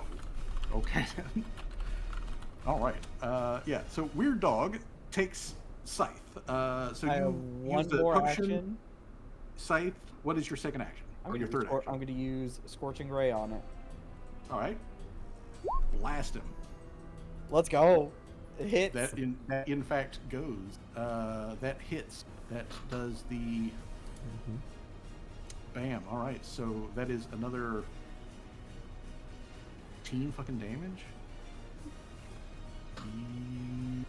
Yes. Okay. So now I believe you are bloodied. Yes. Now you are bloodied. So we will put on the red dot. Okay. Yeah. Oh, no. You splash yourself with potion. Swing with the blade. Use that momentum to bring the other hand around. Bzz, point blank laser it right through the rib cage. You see eyes, that are 100% animal. Look at you with way too much fucking intelligence and absolute malice. Oh. Like murder just like looks at you in the eye and like, my boy. However, it's mushroom time. I'm gonna hit it with the sling again. All right, Hey, nice. sling him. Mm. Bam. All right. Dang, 5 Laria, more you're doing some damage. pretty good damage with that thing. Yeah.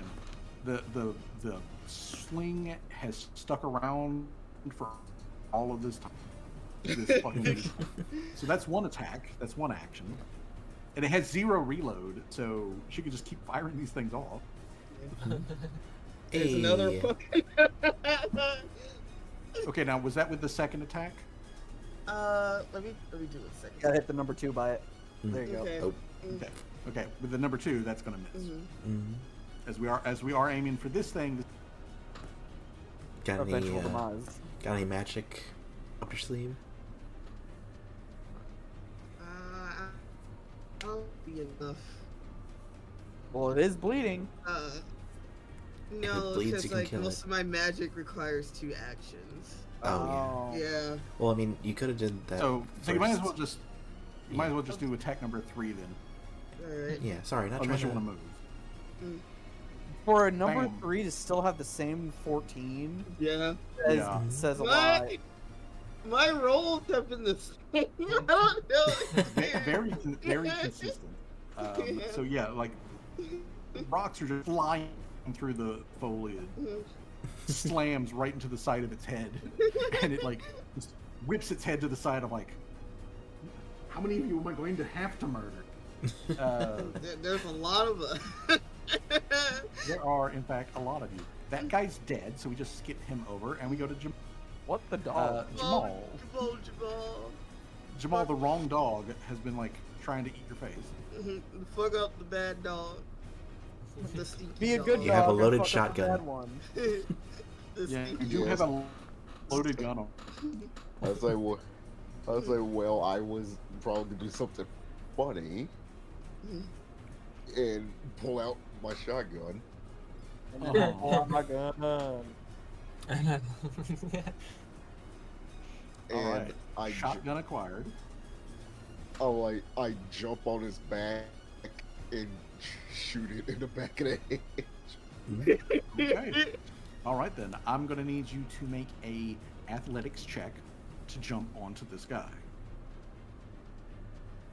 DC 15. Jamal is a practiced jumper. Hey, Let's go. let's go. That's a crit. Jamal is riding the other dog. Yeah. Let me move this guy to the back here, so Jamal's on top. All right, Jamal, you are in position. Introduce it to the shotgun. Are you pulling one barrel or both? Both. All right. Pull them triggers. Blam. Okay. Boom. All right. So, yeah, Jamal does his thing. That's going to hit. He's going to do damage. So let me make sure I'm... No, I don't want to put damage on Jamal.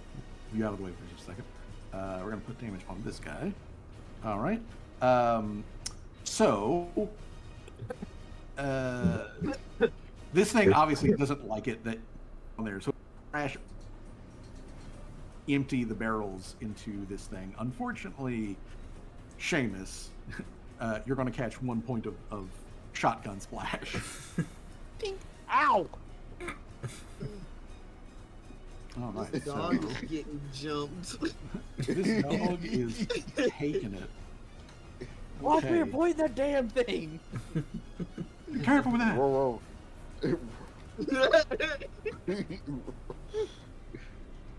All right. The other guy, he says something in Chthonic. Exactly the full context of what he says, unknown. However, though, everyone does recognize the name Lamashtu mixed in there, and he lets out a pulse of void energy centered on himself that hits everybody in a 30-foot burst. Oh. So, let's see here. Oh God, Damn, that's everybody. That's literally everybody. That is everybody. That hits everybody. Damn. Okay. Even the back line. So, yeah, even the back line. Okay, so back here, he does his void emanation. And let's see here. All targets in the area are hit. So I need everybody to make a basic fortitude save. Mr. Servos can ignore this. Oh shit. Damn. What the fuck? That wasn't even a crit. What did I roll? Okay. Well, man. You rolled a 19. 19. Damn. So one shy of a crit. All right. Torkles, we need one for you too. Let's see here. Oh. Okay. Well, it is thankfully basic. Okay, so this guy gives void to everybody. If you rolled a higher than a DC of 20, you take half of this damage. I'm going to give you what the full Fuck. is. I'm going to give you what the full is, but if you did pass it, you only take half of this, and we round up. There's only What two is, people. do I get anything for crit saving against it? Or no? Unfortunately, no, because this is a basic save. Gotcha. Okay, so the full damage is 6, which means those of you who are only taking 3. Still, that's fucking crazy. All right, so let me apply Uh-huh. to Torque that she has taken a total of 6 damage. Okay.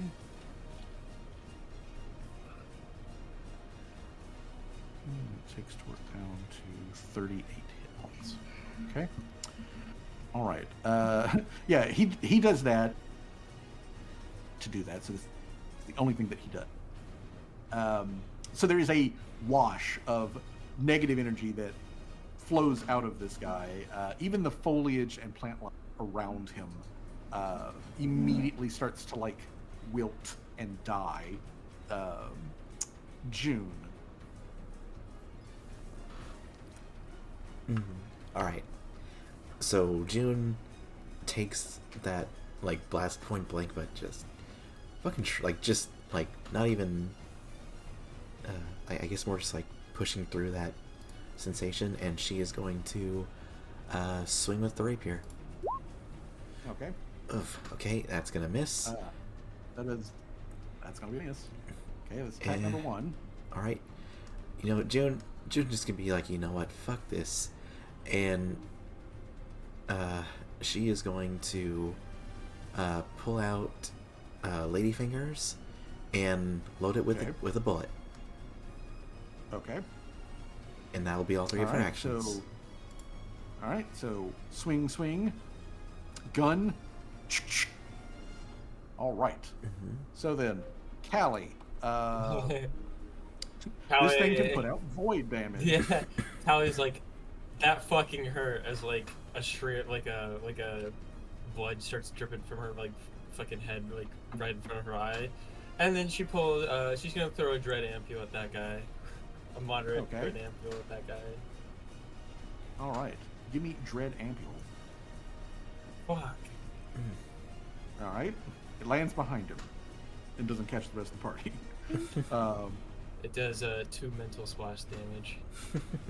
Okay, two mental. He has against him, so damage. Callie is gonna try throwing the other one again at him. She's gonna try throwing the other. Okay. AC of 19. Splash. Another 2 mental. Yeah, another 2 mental damage. Okay, Damn. another 2 mental. And then Mr. Servos is gonna fucking Whack his PP. yeah whack his PP.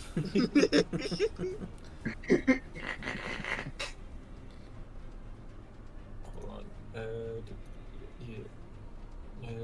Robo stab. Hey, there we go.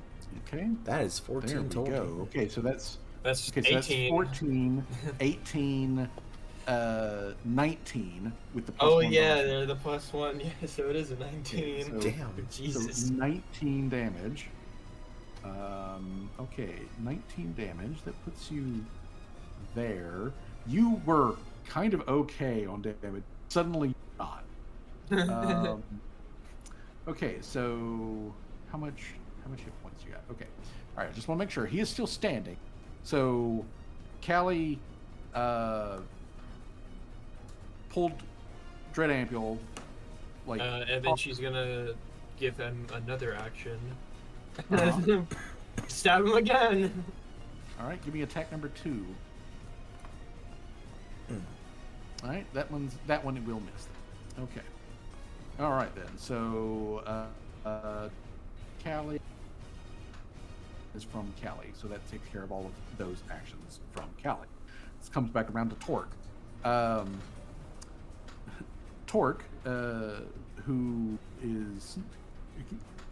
catches that like wave of like negative pulses out of that guy. You guys hear her like curse in Orcish, and then she pulls out she reaches down to her waist, like Laria sees her like to where her like pouch that like has her like coins in it, and she pulls out a copper piece and she flips it up into the air and separates into multiple pieces which form into nails, and then she nail guns the guy. Damn. She's like, take this, you son of a bitch. All right, so We don't do those bad vibes here. That is a we don't crit. do those bad vibes. Damn. Yeah. Damn, bro. Damn. And she crits. Okay. Do not piss So- off of. Do not piss off her. Yeah. You son of a bitch. And not only does it crit, and so like he takes that 12 damage, but he also gains 1 persistent bleed damage. So first of all, with this guy over here, let me because I should have already done this, but he's already got the red blooded die. Then we're going to add on damage that he just took from that, and now he is bleeding profusely. Let's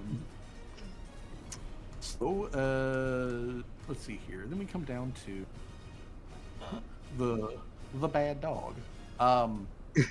Rodeo.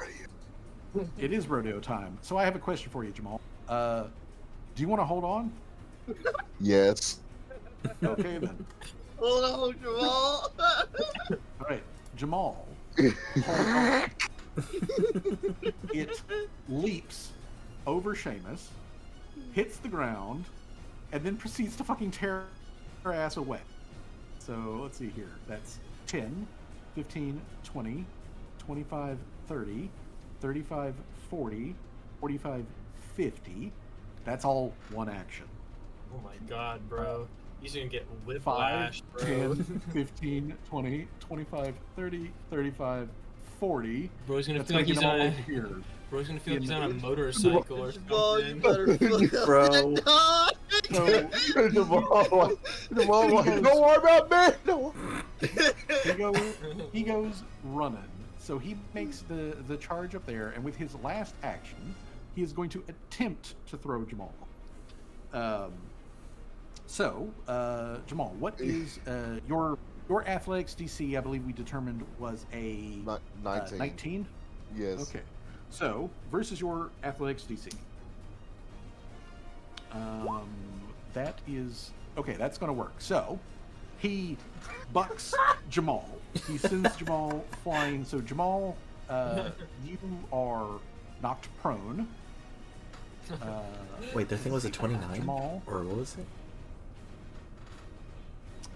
Well, he has to make the DC. Jamal doesn't make a check. Mhm. But Jamal, you are knocked prone, so I am going to give you the They give you the boot. give you the boot. Okay, so yeah, you are knocked off your feet, so you've got the boot. And since you've got the boot and you hit the ground, you're also going to take fall damage, which is 3, a total of 3 bludgeoning damage that you take from the fall.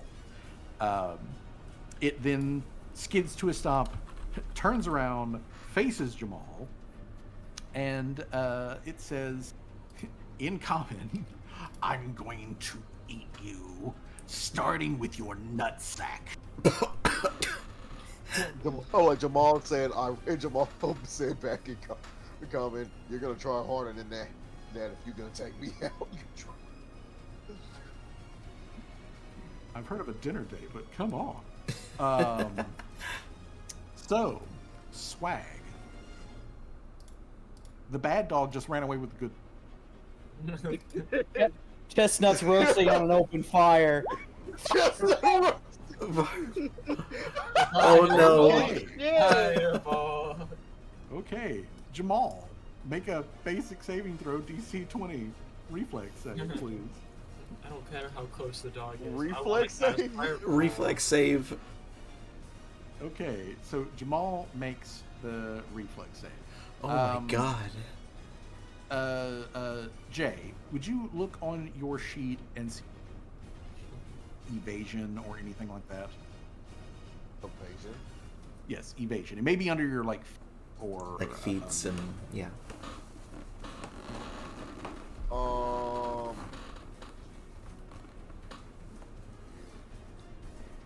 If you don't see it, that's fine. But if you do, not scamper underfoot. It would. I mean, he did, made the saving throw, so that means. I mean, yeah, he takes the. Yeah, saving, it's like if he takes half damage or But no if he's- damage. Yeah. But if he's got evasion, then it means that he takes no damage. So I still take damage. Regardless. Okay, so It's all half right, damage. so let me roll for this guy. Oh, nice. Okay, so let's see here. So the total damage is 26, which means that who passed the save takes 13.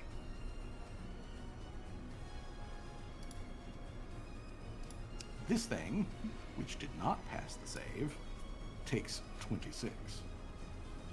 Which puts he you- took full damage. The He- fucking. Yeah, he took it in the face. Like he turns around like I'm attack first and like just gets a as he- boop on the nose from the fireball. I feel like he would make you talking Jamal all that just shit. gets out of the way and then the other dog gets hit.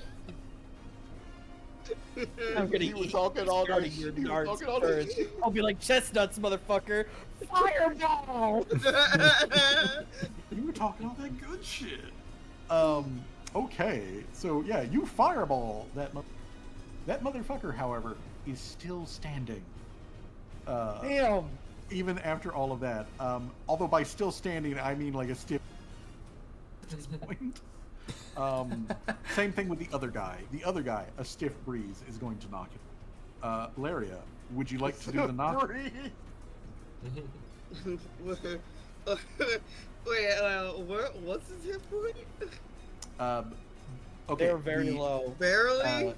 yeah, this guy, if you hit him, he's dead. If you hit this guy, he's dead.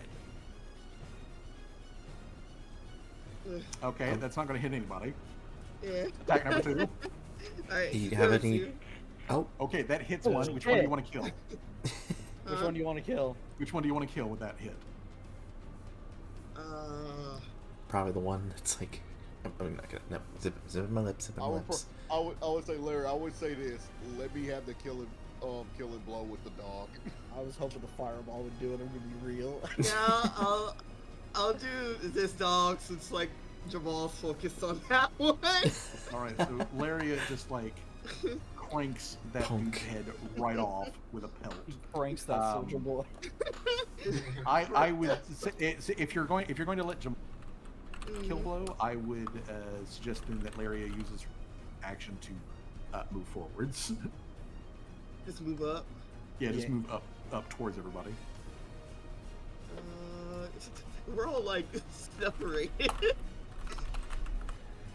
And yeah, I'll go here. Okay. Alrighty. So, Jamal, it's your turn. Be the stiff breeze you want to see in the world. Is it reload? Fuck I was gonna reload. Reload shotgun. Final. Well. Wait, let me. Well, first of all, you can say anything. This got it. Well, this no totally should hit. All right, give me that shotty shot. No, that's not the flip lock. Oh. Roll 20 for the love of God. Come on. There we go. Bam. Hey. I'm like, I was like, Jamal's final words. He says like, you should after seeing the fireball from Shaq's head, and he was like, "What?" He's like, "Well, I hope you." He said, "Well, look like you got cooked." Yeah. This thing is just like, I'm gonna eat you, and then like, bam, gets booped on the nose by the fireball. Has this like stunned moment where it's like smoking, takes its eyes off Jamal to focus on Swag, and it's like and then there's the click from the from the shotgun, and it says no more. He's like, I see that What, dog he's gets just like- distracted easily. This was just like after my fireball. This was Jamal right afterwards. Hell yeah. God, bro, that was fucking crazy. And down goes the LaCroix. Okay. Oh, I don't like LaCroix. I don't like seltzer water. Well, this one was actually in the room. Decided to get like flavor. It's like strawberry at medium batter. It's strawberry at medium battery. So yeah. Fucking St. Croix. Goddamn monster. So anyways, just yeah. check in general. You take the head, like Jamal just blows the head clear off of the thing, and it stands there, for a moment after the explosion. Then it topples to the side, and when it does topple over to the side, Jamal, for like literally a blink of an eye, you see this thing fall to the ground, and a second head appears right where you had removed the it's not a flesh head, it's a like spiritual like ghost head, and it makes the briefest moment of like eye contact with you, and then something with like hand like also spiritual and ghosty reaches out of the ground and drags this the spectral ghost of this thing's soul, assuming that's what's going on, just suck it in right into the ground with like so much as a little like echoing barking yep, and then it's just gone. I guess Jamal at that moment is like, well, shit, like it was going to hell. It will literally meet you in hell. But yes, so the the roadside encounter for this travel portion of our session is complete. Congratulations, everybody. Yeah, specifically what you guys were going up against was a couple of Kolo keepers who are basically priests when you get down to it, but they are priests to Lamashtu. Lamashtu is a demonic god. She is also known as the Mother of Monsters. Oh, okay. Yeah, nobody likes her, really. Nobody. Yeah, well, I mean, like, the people who do like her are people you wouldn't want to be friends with, like these guys. And Yeah, if they're anything like these guys, I won't like them. yeah, You get to take the Oh, sword at least, Kai. and there are a lot Mine. of, there are a lot Mine of much now. more polite deities who are not friends with Lamashtu. Most of them have, like, you know, blood debts that, like, at the end of the world they will come from Lamashtu's head, kind of like thing. So yeah. Anyways, Lamashtu also is like one of those deities. Looked at Rovagug, you know, the beast that wants to destroy all of reality, and was just like, wood. So yeah, people don't like her. But either way, this beast, the Lacroida, is actually a spawn of Lamashtu by like several generations removed. But whenever one of them dies, its soul goes immediately, immediately to the abyss, which is where it then rejoins back with its great. She's like, dessert. So, anyway, looks like dessert. yeah, looks like their nuts are gonna be So eaten. you make a sacrifice? yeah, it, You like die? yeah, like two Lamashtu, these things are tasty insects at best. So yeah. Either way, this little combat is taken care of since it is getting towards 11 p.m. here on the Eastern. This is where we are otherwise going to be calling it for the day. I am going to say though, the party otherwise manages to finish up their travel and reaches Lariel. So Yeah. another couple of days happen, and you guys reach actual Lariel. So next session, we will be picking up in Lariel proper. I'm still working on Lariel's like actual map, which is why I don't switch us to that right now. But I think it works like this, you know, we're getting to it. We're not there yet, but yeah. We're approaching it, and I want to make sure that I get, you know, introduced as a setting. But yeah, one thing to make note of though, after you guys clear out those, and we do get into like, you know, where the party has to like actually take their rest. One thing we do need to actually finish up before we really finish is we need to make a couple of survival checks. Oh yeah. Torque was one step away from potentially getting sick, so I need to make a check for her. Are we all doing survival checks? Jesus Christ! Oh no. I know it says Mr. Screwdriver, but it's Torque.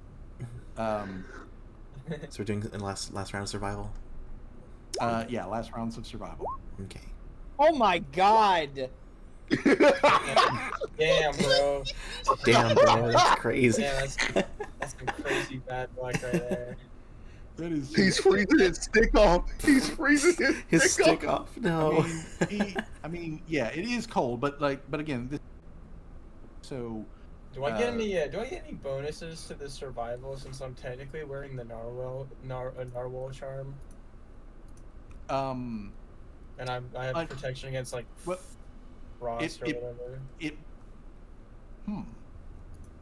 does it do environmental protection or? Yeah, I I think don't I think it's more just like remember. damage protection. I think it may be It just is damage protection, but damage I will check to make sure. Mm-hmm. Either which way. But okay, so nobody gets sick except Torque. Mm. Really, even me with my fail? No. Well, you Well, were reset to 0 after getting Oh, healed yeah. back the other day. After getting smacked in the face and say Yeah, no, and, sick, and, you, no more. and you have to fail twice in a row in order to actually kick in. Mhm. And it's a DC 17 if you had failed previously, and since everyone else did okay on the last one, it means that Callie's one step away from getting sick, and Torque is now at sick. So Torque is now drained 1 until such point as the party takes time to fix that up. God, can you imagine But if we went into that encounter with one or more of us drained? It would have been bad. It would have been awful. It would have been awful. Oh. Especially if it was Seamus, 'cause he XP. doesn't have he doesn't have that many hit points to begin with. Yeah, it would be particularly bad. With drained, let's see here. Excuse me. With drained, drained 1, which reduces your hit points by 1 per drained level per level that you actually are. Then it means that Torque's maximum hit points goes from 44. If I can get over here to the right fucking tab, it goes from 44 down to 40. So she only really loses like 4 hit points from being sick. Mm-hmm. So it's not like a huge setback. But yeah, it's not great. Mm-hmm. All right, so when we pick up again, Torque's gonna be like coughing and sneezing and hacking until such point as you guys can get some rest. But we're in Lariel, and it half day, worth of travel to actually reach Yellow Stream specifically. Mm-hmm. Okay, so All right. again, everybody, thank you for. Wait. Uh-huh. XP. Yeah, well, yeah, that's about to ask. Can you just say hit the hell with it? Can we just level? I'm just joking. No. Okay. No. Okay. So, I believe I did set up or I did send a message like after last session for XP. So I want to make sure that that's correct. What do you guys are at? Currently for at XP? 700. 700. I'm at 800.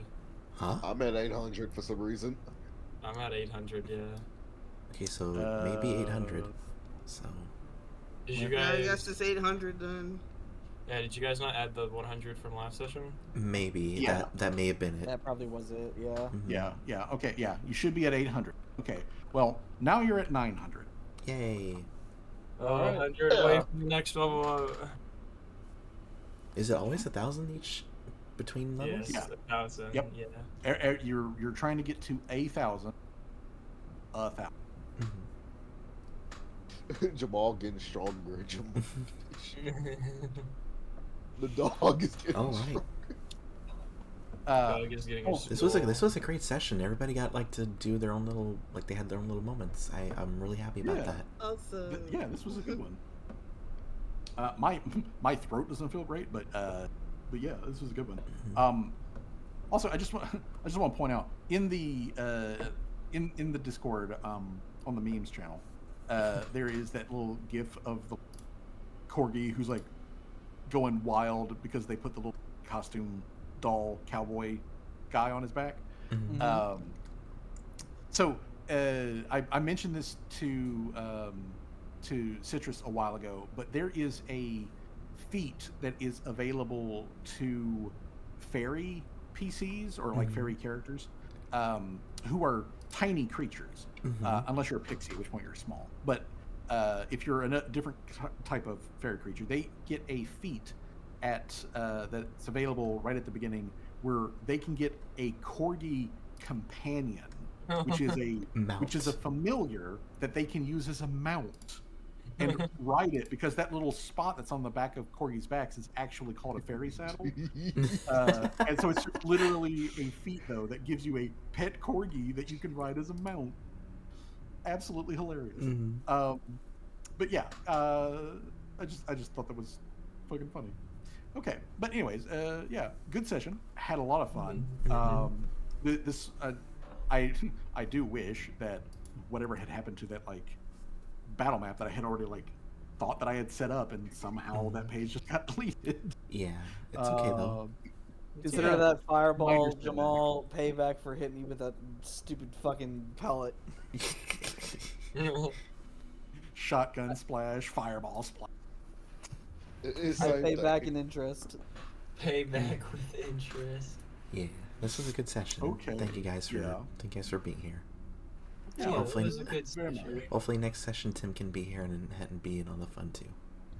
And speaking of which, he's typing now. Tim Oh. said he might be here next week. Mhm. Borkson Royce. Yeah. Nice.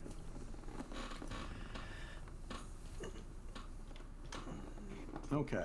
Alrighty. Well, everyone have a pleasant evening. Have your Yeah. for those that have the little like, you see me jacking into Fallout 4 here in not too long.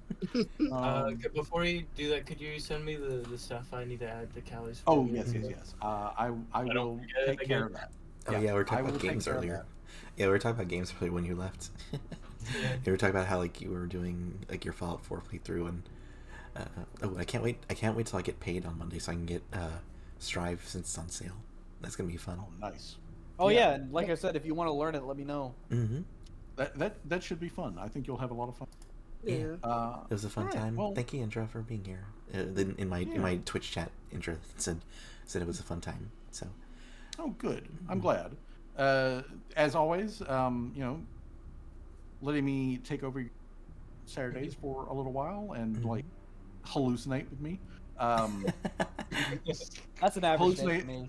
Hallucinations are always better with friends. Mhm. So,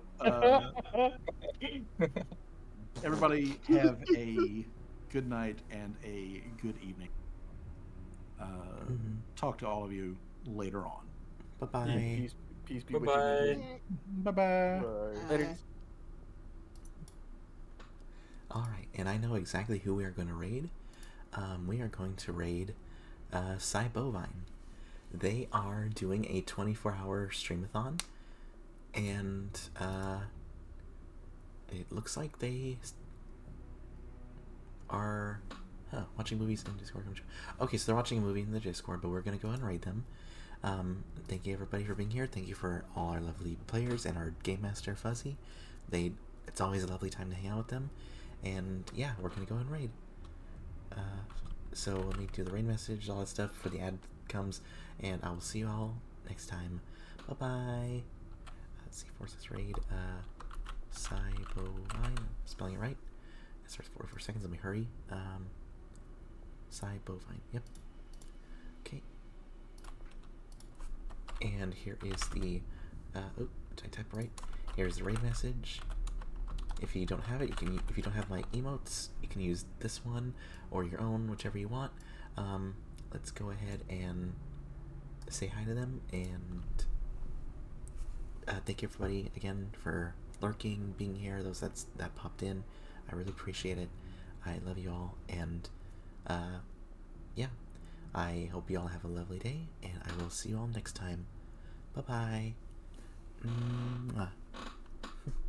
And as always, I still forget to do the BRB ending screens to this scene. I need to do that. I need to really optimize my OBS. Anyway, bye bye.